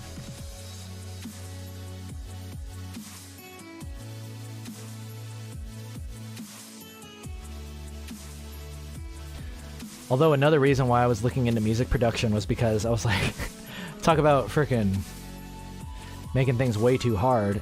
I was like, well, you know, the one way I can be sure that I don't get copyright strike is just make my own music.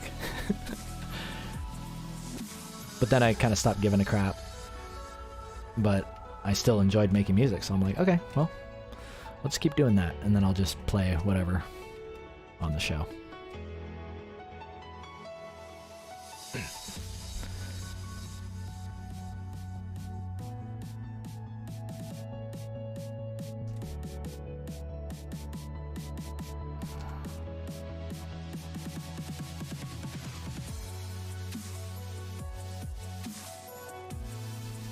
Yeah, sorry, I'm not really talking about my thought process when shading these boobs. I know y'all like to hear like what I'm thinking, but I'm just kind of going by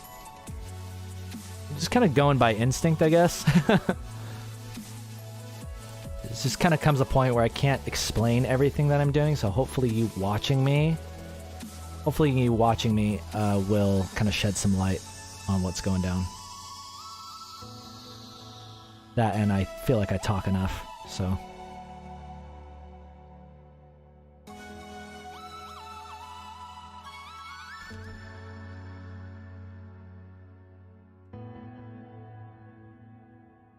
Watch and learn, I think is what I was trying to say.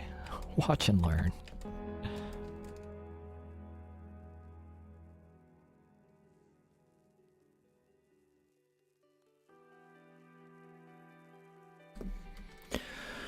Okay, we're getting really close. The mouth, 99%, but not 100%. We're close. And I think I know why.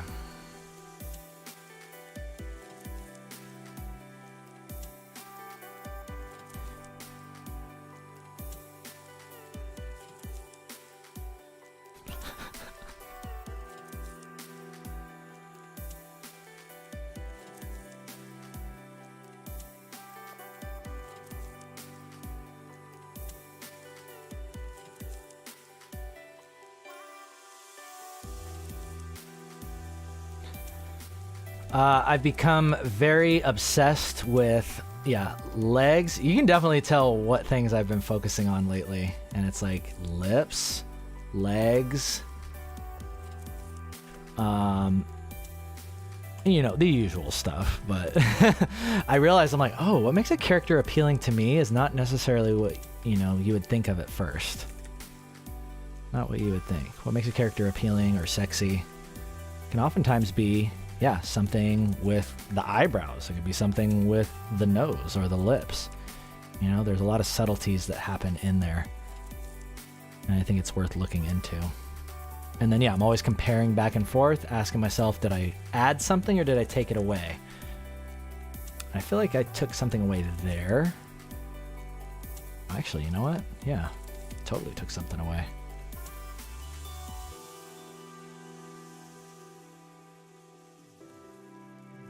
That's how I like working with layers. I like workings with me, or workings me some layers.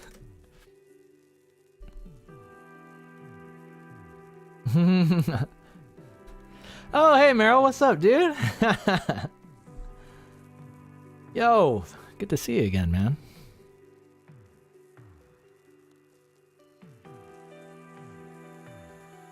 Tell us an anime to watch. Gurren Lagann. Evangelion. What else? Oh, Meryl, I'm glad you're in this chat. I'm glad you're in this chat because I was about to put on a song.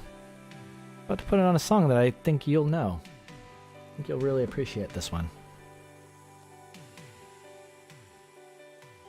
Let's find it. Whoops. Let me know if you know this one.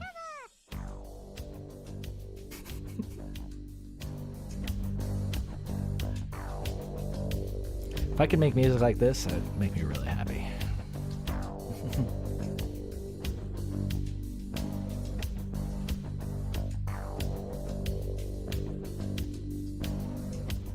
Let me know if you all know what this is from.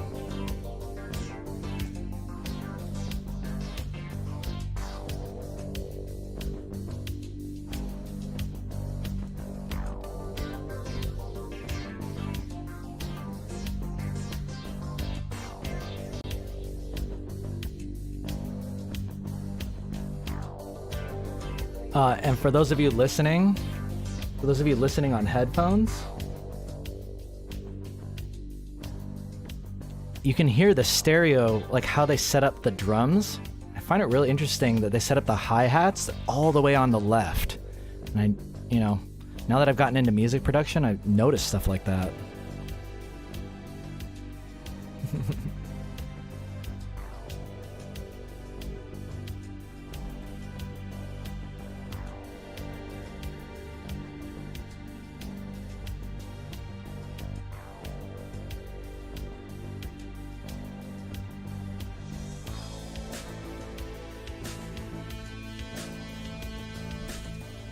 Okay, let's see here. I gotta go here. I love video game soundtracks. Let's see if anybody knows what this is from. Yeah, nobody knows. But man, yeah, I definitely feel old now. I did hint at it earlier, so...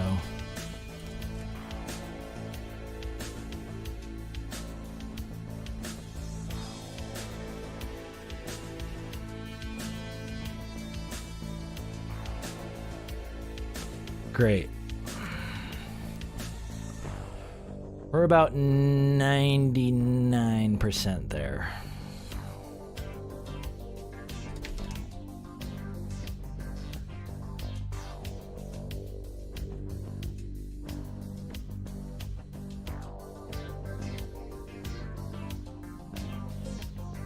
Blush lines, go, no go. The time is now to decide.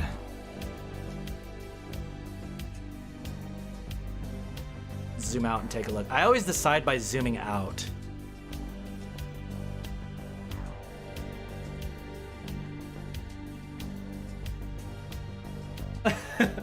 Zoom out, squint your eyes, lean back.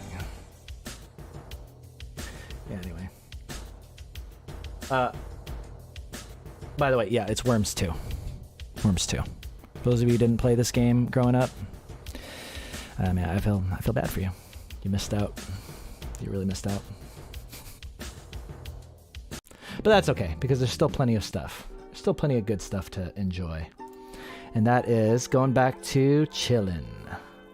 Go back to my chill step. Give me my chill step back. Yeah, there we go.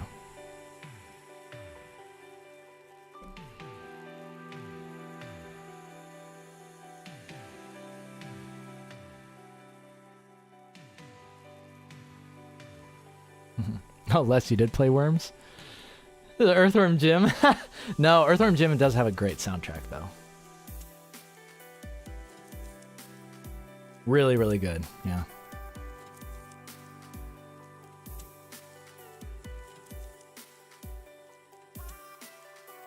No, it's not in the playlist I linked. Y'all have to... Can't give away all my good music. I'll give you like maybe one per stream, okay? Keep you coming back. I know it keeps you coming back.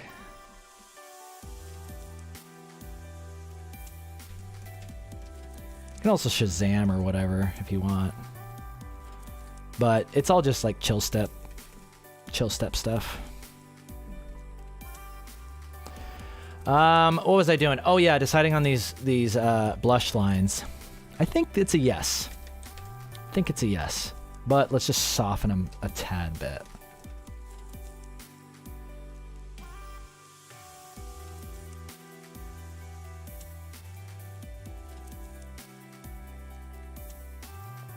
Yeah, she's real cute. I like it a lot. Really happy with how this turned out today. And I'm really happy we did it all live. That way, anybody who's curious, anybody who's like naysaying, be like, oh, he could do that stuff, but he can't do it live. I don't know if anybody was saying that, but I'm sure somebody said that.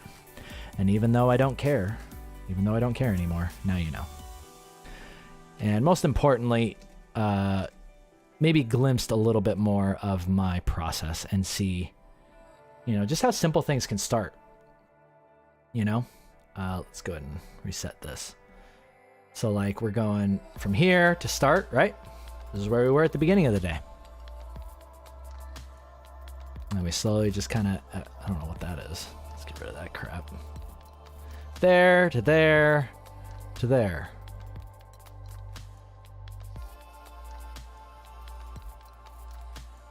Yep, this is a win. This is a definite win.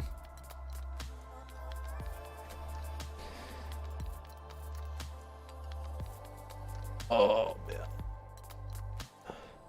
How do I work standing? Do I have to show you the Socratic spine move again? Just tuck that pelvis, okay? Tuck the pelvis. Don't stick your butt out when you stand, okay? Don't stick your butt and your tummy out when you stand. Tuck your... I'll show you.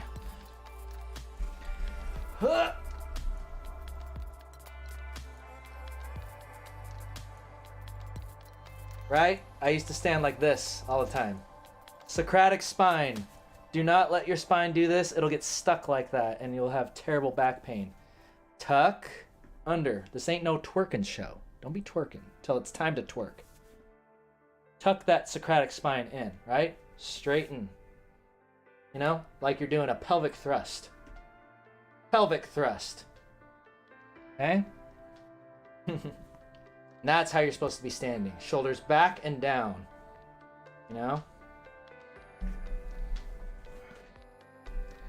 It's hard to do at first, but eventually it'll become second nature. And if you stand with your, spine tucked like that properly and balanced, it's actually a really good ab workout. You'll notice your abs will actually start coming in and you'll just feel more comfortable throughout the day.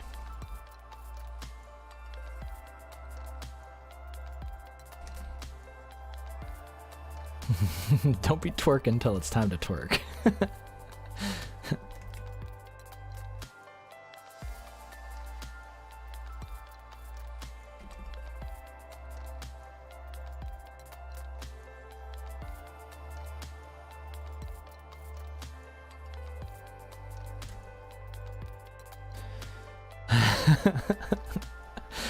Sometimes I think you guys like that a little too much. Y'all like that a little too much. Okay, fine. If you like this song, here, I'll just show you the thing. Epic Chill Step Collection, 2015. 2 hours. And it has a picture of that guy on it, okay? Now go get it.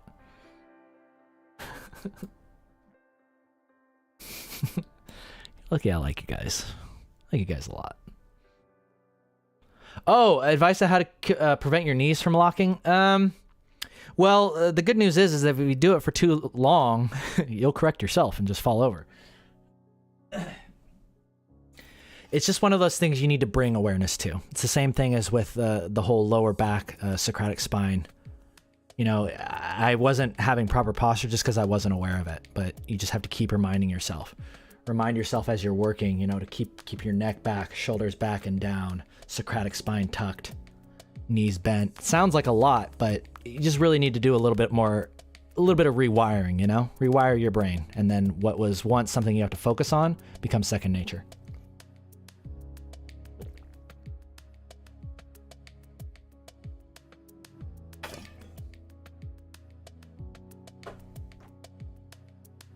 Yeah.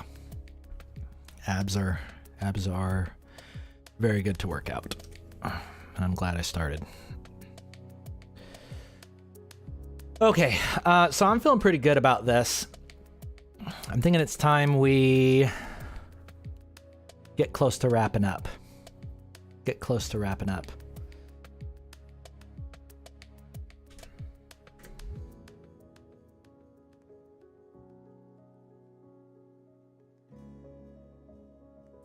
A part of me wants to put text in this, like a Happy Easter. Happy Easters. Because it feels a little empty without. Let's just try it real quick.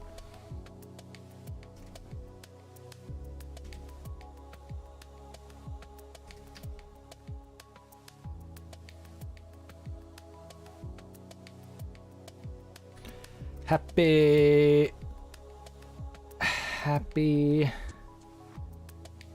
Can I fit it?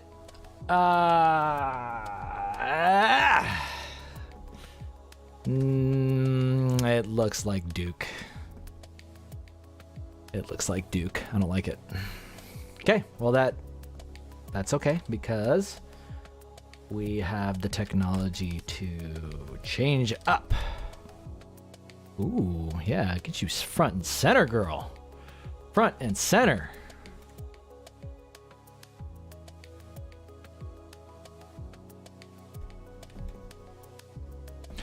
And I want to do a thing where I want to do a curves layer on this. Either brighter? Yeah, maybe brighter. Oh, yeah, That's what I'm looking for.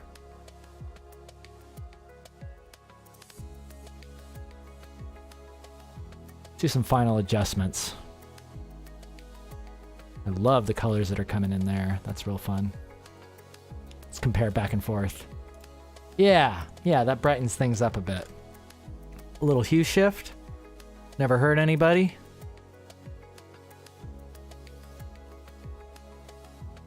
Let's go ahead and duplicate this. I'm going to show you another really cool trick.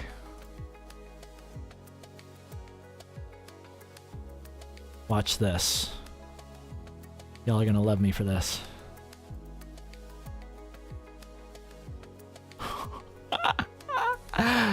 I love it. Now watch this. So we've got this darker layer, right? From those curves. Go ahead and get yourself a mask, a layer mask on there. And then get a soft brush. Start carving out where you want a little bit more light to be coming through. It's going to create a natural gradient on your character.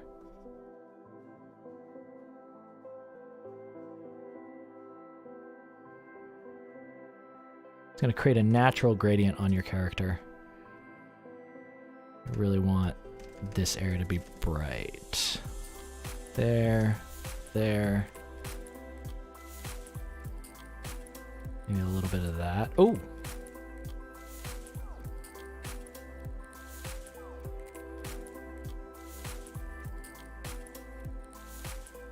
So there to there. So we just introduce some more darkness to the character, and the cool thing about curves is it messes around with the colors, saturates them, creates some cool color relationships for you.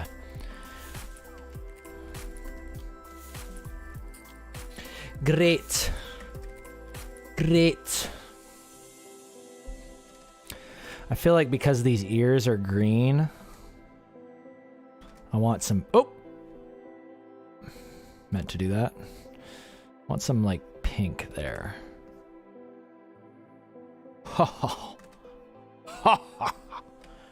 Yeah. Yeah.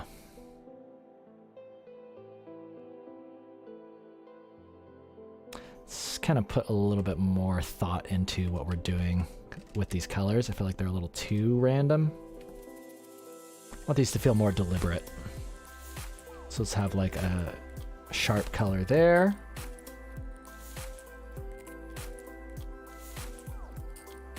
Oh my lord! Myosaur. Or Moyosaur. Yes, yeah, where's the fluffy tail?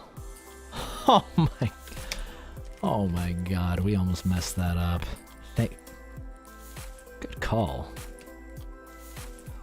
Good call. Let's make it nice and extra fluffy. Yes. Yes.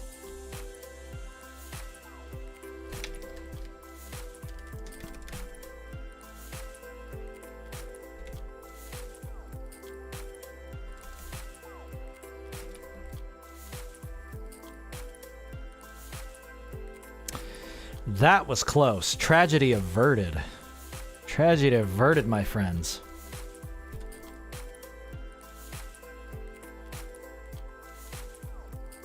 Just make sure it looks proper. Ah! No, we've been doing so good so far. Don't break down now. Don't break down now. Oh, you know what? I actually want to do this. There we go. Let's put a little bit more of that texture, because it kind of... Yeah.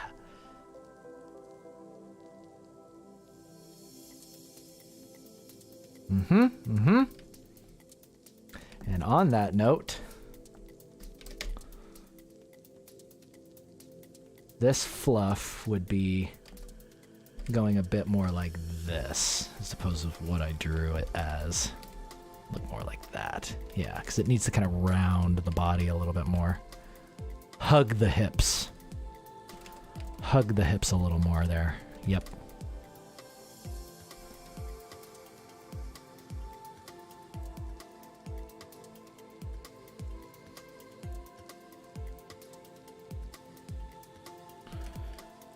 Cool, and now we've got this really cool color relationship added in for the fluff. I want to kind of repeat that, right? Take those colors and repeat them throughout the piece.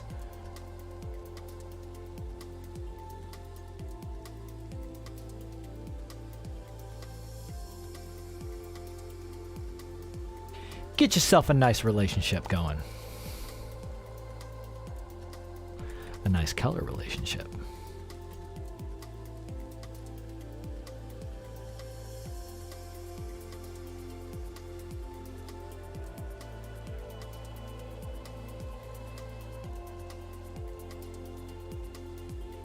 It's getting close. It's break time though.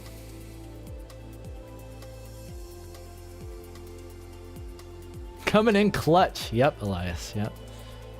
Whatever happened to the game I was working on? It died. It's buried. It's buried.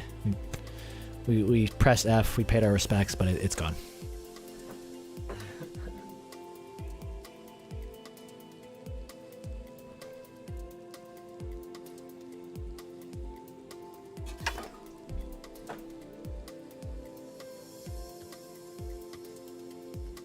File size I'm working on? Oh yeah, it's 9x11. 9x11, 300 DPI. If you work on anything else, you're just amateur. I'm just gonna lay that out right now. No, I'm just kidding. I'll tell you why. It's because on Instagram, right, the usual format is a perfect square. So I feel like 9 inches by, I would usually do like 9x9 at 300 DPI. but I found out the perfect ratio for what Instagram will allow to like make the canvas a little bit taller. And it's right at about that 9:11 ratio. And 11's my favorite number, so we just did it, felt right, and it's worked ever since. So yeah, 9:11, 300 DPI.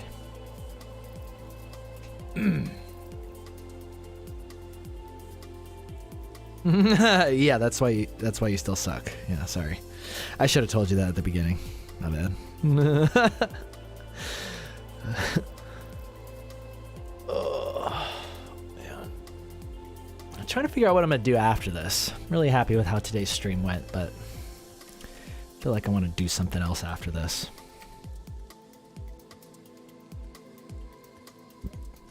Oh yeah, I'm gonna go take a freaking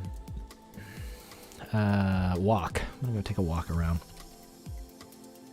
So many beautiful trails out here.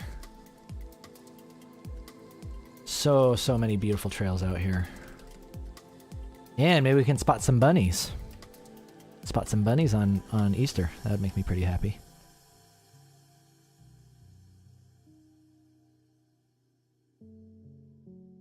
But yeah, I'll be posting this up on Instagram a little bit later. Oh, what the hell did I do to that ear?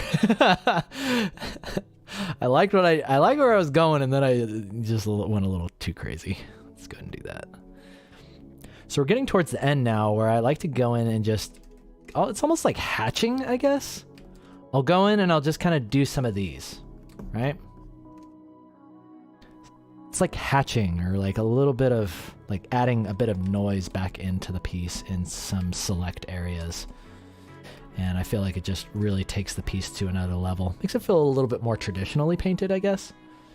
And you know, I just like the effect that it gives it, so.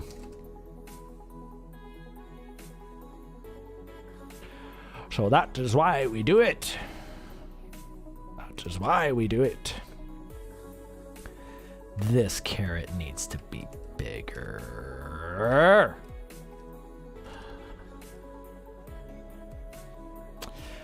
Whew, that was close.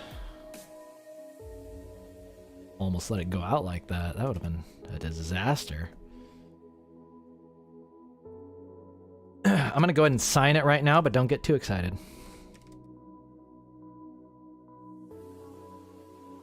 We're not done yet. We're not out yet.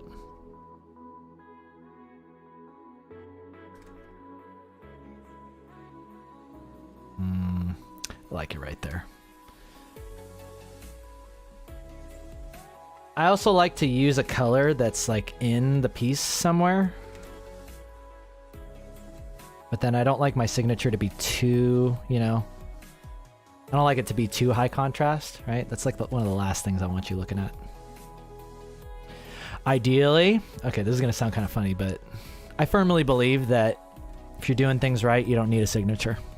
Your whole artwork is your signature. Someone should be able to look right at your piece and be like, I know exactly who painted that. And that's what I've been trying to get at for a while. Is what is that iconic? What is that iconic thing that I'm bringing to the table? I think everybody should be aiming to bring something to the table that isn't already there. You know, it's like a potluck. It's a potluck dinner. Bring your own thing. Don't just, I mean, it's good to copy. It's good to, you know, be inspired. But at the end of the day, yeah, think about that. It's like your artwork shouldn't need a signature. The artwork itself says who did it, or it should say who did it. What do you think? Was that deep or what? The carrot in biggin. Hey, Juan. Hey, Juan. Welcome back, Maestro. Yeah. G-wise, Guys, yep. I love their work. They're like a really good example of just incredible lighting.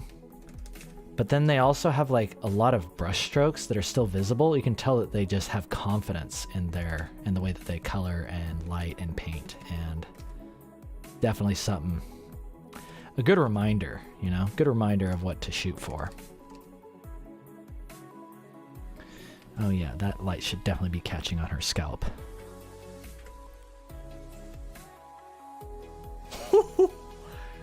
It's cute. It's really cute. You know when you did something good when you do it and you're like, oh, couldn't have imagined it without that. But, and as I say that, I'm like, but is it too much? Is it too much? Because I like this brow. I like the sharp thing happening there for the brow line. I feel like, oh, that's what we need. We need just a little bit of this red in there for the subsurface. Righty-ho. Righty-ho.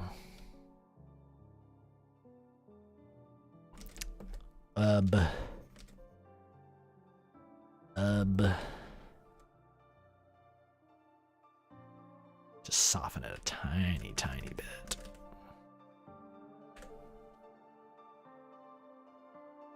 Yeah, that's it.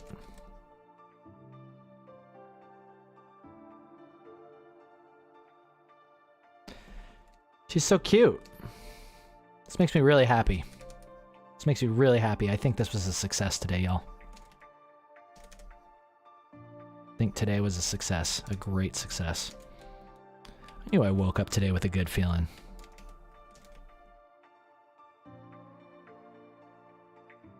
I knew I woke up today with a good feeling.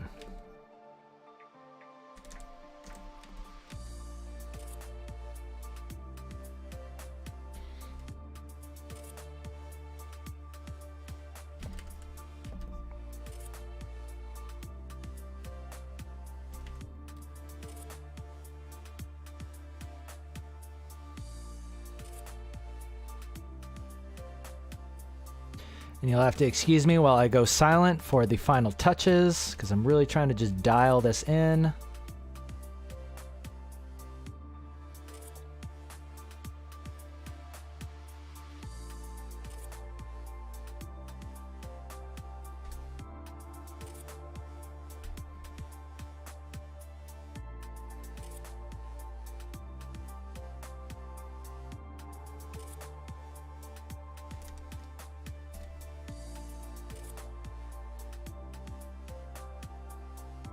Oh.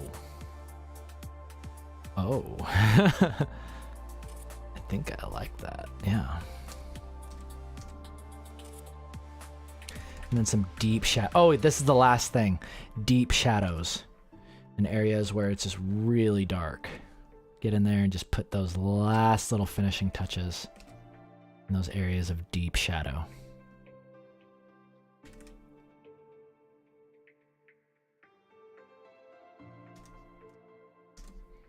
Areas like right there, and maybe right there.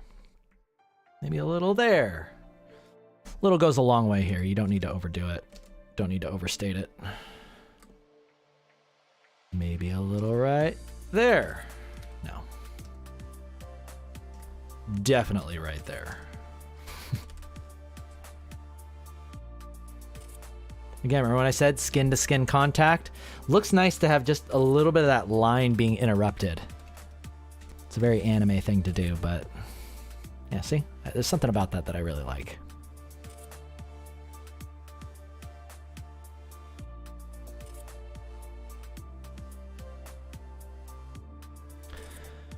Okay, there's one more thing I want to do with this eye. And that is, I feel like it needs to rise up a tiny bit. And this needs to get kicked up a tiny bit. See that? From there to there. Look at that left eye, her right. See that? Pixels matter. Pixels matter, ladies and gents. Oh yeah, and speaking of pixels, let's go ahead and make that line for her lip a little less crazy. Compare back. Yep.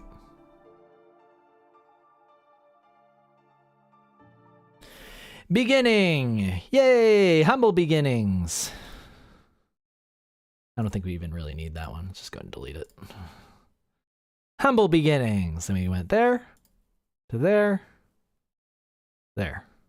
Cool. Wow. Wow. Actually turned out better than I expected. Dark chocolate bunny complete.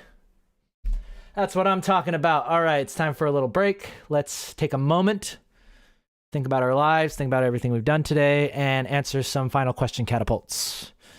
If anybody has questions, go and cast them. Cast them now or forever hold your silence. Silence. Right? Like Ganondorf from CDI. The Wand of Gamelon. Is that Wand of Gamelon? Which one is that? Silence. Hey,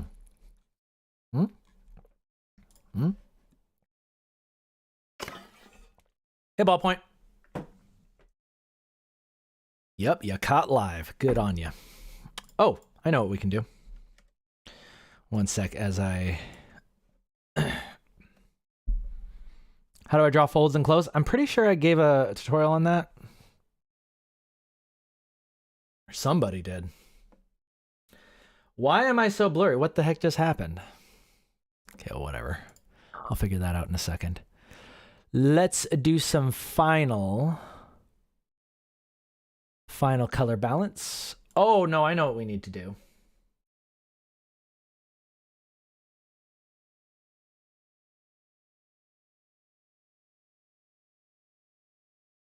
I seriously don't know how it did that. Hey, remember that one, Meryl? I don't know if you're still here. We were talking earlier today about redrawing old stuff, and I have my portfolio with all my old drawings. So I'm thinking I'd like to revisit some of those. Folds and close. Really, I think the best way to do it is, at first, study reference, and then eventually you'll start to understand like how gravity is going to kind of pull and like weigh down different folds, or if it's like skin tight clothing, then really, like in this case, really what comes in handy is just learning more anatomy. Like the fact that I laid in this shape right here. All right, there's a lot that this shape right here is doing. This shape right here, it indicates, oh, there's a plane shift going down this way, and then it's meeting kind of the belly button there. And the reason why I'm able to do that is because, you know, I've studied my anatomy. I got me one of these, your little anatomical resin cast. These are invaluable. Invaluable. See, I got the guy too. Yeah, really, really handy. Understanding anatomy is good for skin tight folds, and then loose or kind of like hanging dresses, skirts, baggy clothes. That really comes from study your reference.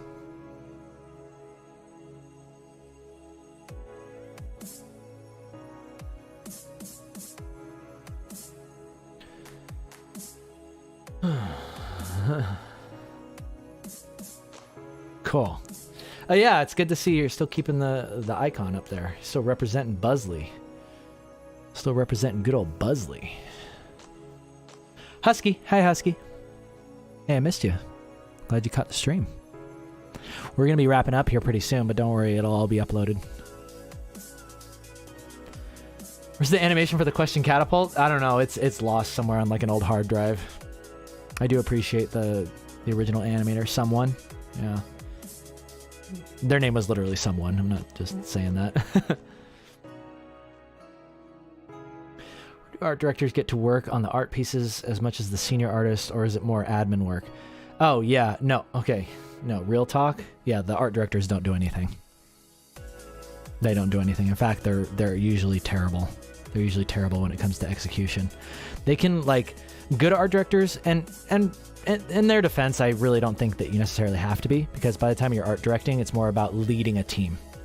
You have to lead a team and help build that overarching. You're overseeing everything that is going to go into the style of the game. So you don't have time to sit down and spend 8 hours rendering out a full splash piece. But it definitely helps if... No, it's not even that it helps. It's like, to be an art director and to lead somebody, like, you have to be able to get there. You have to have that level of skill, I believe. And unfortunately, didn't really come into contact with that in the corporate art world. Hence another reason why I'm back on my own, sailing my own ship, because I hate taking orders from somebody who literally can't do it. It like doesn't make any sense. It doesn't make any sense to me.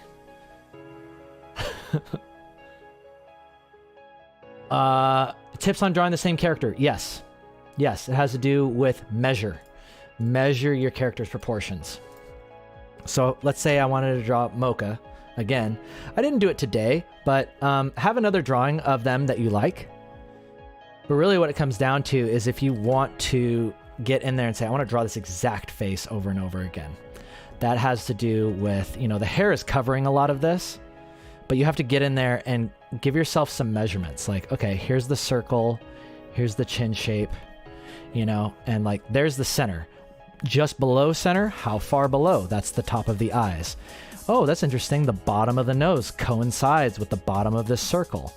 About how much further, what's the ratio between how far this chin comes down? And all that stuff is, it's a little bit hard when it comes into practice, but really that's what it is get your character's measurements and practice drawing them over and over again. Okay? I'm glad you like the music in the background. Yeah. Normally I wouldn't play stuff like this, but I don't really... The copyrighted music doesn't really bother me anymore. It doesn't bother the channel because I'm not running ads on it anyway.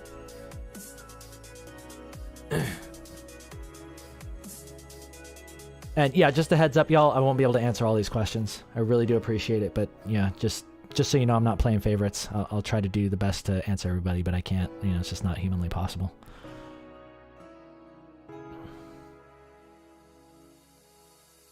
Artists meet up and duke it out in art battles.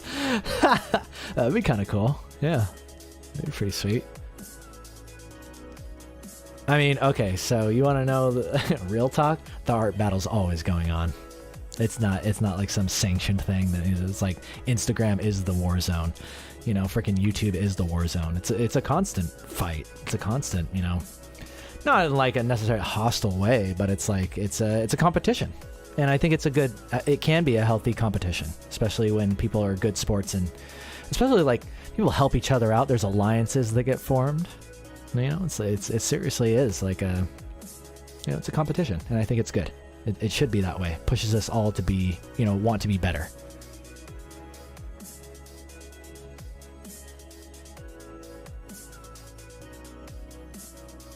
Tamari, okay, I'm going to stop you right there. You're saying I need to do a theme to have to build a fan base with a specific theme. I don't think you need to worry about that.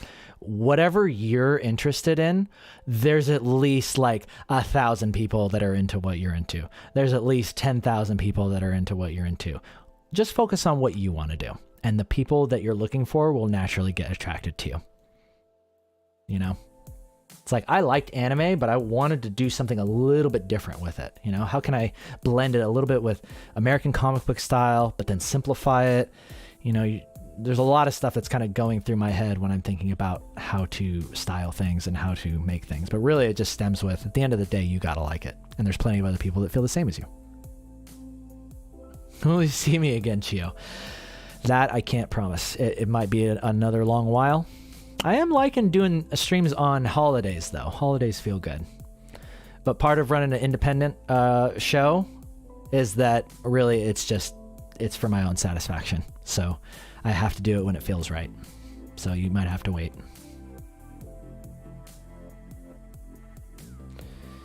Get motivated. Get motivated, Husky. Yeah, less. Yeah, there's art director, and then there's kind of like this lateral movement called a principal artist, which is much more hands-on. I think that's more what people think of when they think of an art director. They think of, oh, who's the person that's doing the incredible pieces that everybody looks to as like the benchmark for where they should try to get to. That's the principal artist. Art director is the one, for lack of a better term, grabbing images off of Google, putting them into a PowerPoint presentation, and talking about how the latest, successful games in their art direction has contributed to them, becoming a successful game, and why you should take pieces of that and integrate it with, something else to, you know what I mean? It's like you're literally making presentations to show to the CEO and doing lots of research.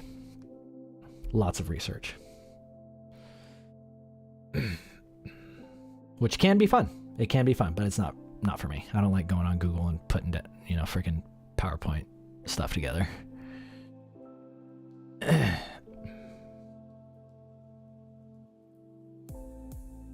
Album covers? I'm down for some album covers. Oh, Ujiko Snail House? I love that. I love Snail House.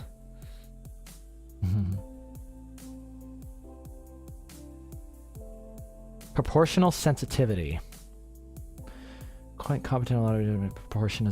Proportion, it's something that I still struggle with. In fact, if I were to take this character, right? If I were to take this picture of Moka and put it next to, that one on the right, I think her torso would actually be a little bit longer. There's some proportion things that I'm still trying to hone in, and know that it's not always going to be perfect each time. But again, what helps is get in there, and I literally just take my fingers and I'll measure her head, and then down one head, it's like, oh yeah, it's the top of the rib cage. Another head down, it's right above the crotch. Another head down, oh, right above the knee, and just make little notes, because it's going to differ for each character, obviously. And yeah, these are by no means, realistic. These are exaggerated proportions, but you want to make sure that it's consistent. You want to have consistent proportions. All right, a couple more questions, then we're done. Yeah, exactly, Husky. Yeah, I'm the same way. I'm like, I got in and I was so excited to meet the art director. I'm like, I'm sure this person is just a god of art. I will just bow down and say, please teach me your skills. And really what I got was, at the end of the day, they come up to me and be like, so what'd you get done today? What'd you get done there? I'm like, what? What do you mean?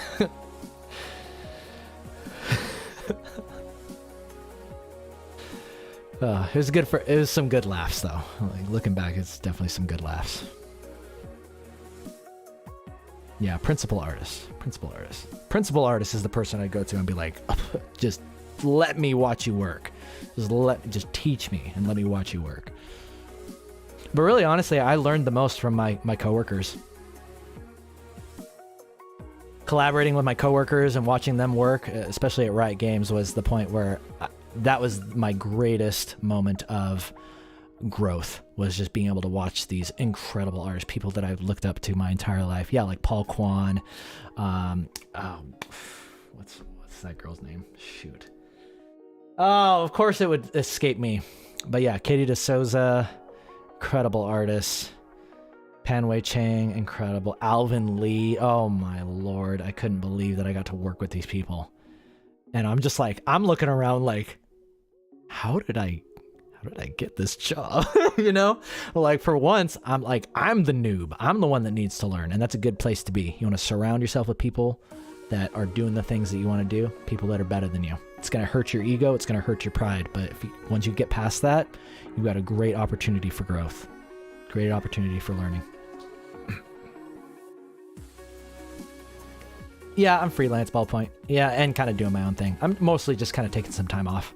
Yeah, getting some stuff right. I've been struggling with drugs and, just getting off of that stuff. But yeah, like I said, and when I say drugs, I'm not doing anything like hard, like legal stuff, weed, which is legal now. But I used to smoke a lot, and now I'm just moving to these tinctures.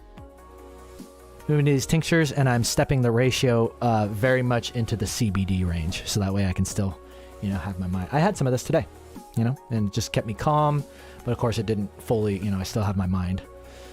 I like having my mind. I like being coherent enough to talk to you guys. Clip Studio, I tried it, and it's just an issue of it not being familiar. I was overly harsh on it, and I feel kind of bad.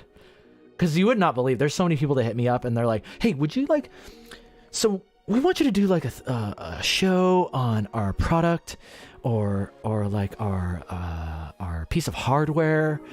And we were thinking, yeah, could you just like give us a review and like talk about it and suggest it to people? I'm like, yeah, great. All right, cool. So that's like a big promotion. You know, my shows run for hours long. You know, if I charge my freelance rate, you know, which is like $100 an hour, like I might charge them like $400 or $500, you know, and then they're like, oh, and this is like a big company. This is like a big company. I'm like, yo, do you guys need help over there? You don't have like, I mean, I literally have students that have a few $100s that have invested in themselves to like get a lesson from me, and you're telling me that you're not willing to pay for that? And like, well, we were just thinking we'd just send you the thing, you know? and so whenever that happens, I'm always like really, really, I guess harsh for lack of a better term. I'm like, well, I guess I could just give you an absolute honest review. And if there's something negative, I'm just going to really, really lean into it as I did with Clip Studio. But Clip Studio is actually very good. And I think it really has to do with, I'm just not familiar enough with it. So if y'all watch my old Clip Studio episode, take it with a grain of salt, because I was salty. But I realized, you know, I got other ways to make revenue, make a living for myself, and I don't need that stuff anymore. And I'm back to doing this for fun. Whoa, what was that word? Fun. Yeah, I know, right? When's the last time you heard that?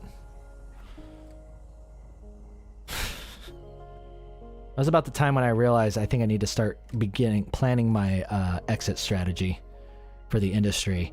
Is when I asked my higher ups, I was like, is this job supposed to be fun? And they looked at me like I was the craziest person in the world. They're like, what was that? I've never heard that word before. And that was where I was like, oh, okay, yeah, I think I'm just gonna go. I'm just gonna get ready to get out of here, because I miss this. What I'm doing right now is fun. What I'm doing right now is very, very fun, and I want to do some more of it. So yeah. Alrighty, ladies and gentlemen, for those of you asking more questions, sorry, I'm gonna cut it right there. Hard line. I've been reading this book called Boundaries. Boundary just got set down. And yeah, we're going to wrap this up. I'm going to post this on Instas. On the Instas. And yeah, just as a word of fair warning. What was I going to say? Oh yeah, I'm going to make sure. I'm going to render out this chocolate diz a little bit more. And then I'll post it up. Yeah, but I'm pretty satisfied. Very satisfied with how everything went today. And then, as always, this PSD, as well as all the other PSDs from the past, are going to be on Patreon. So for those of you who haven't checked that out yet,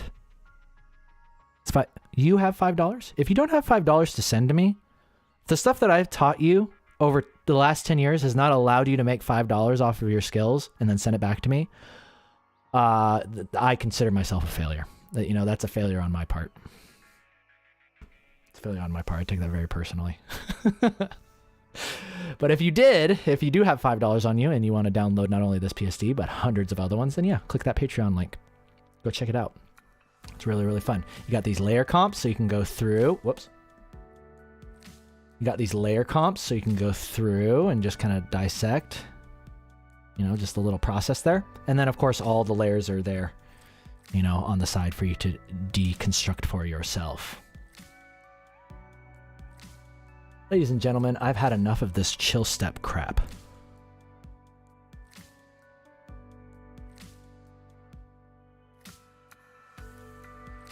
Get this chill step out of here. It's time. You know what time it is. You know what time it is. It's time for a mosh pit up in here.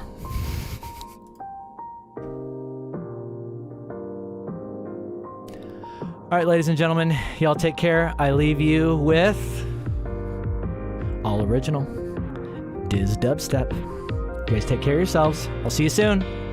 Take care.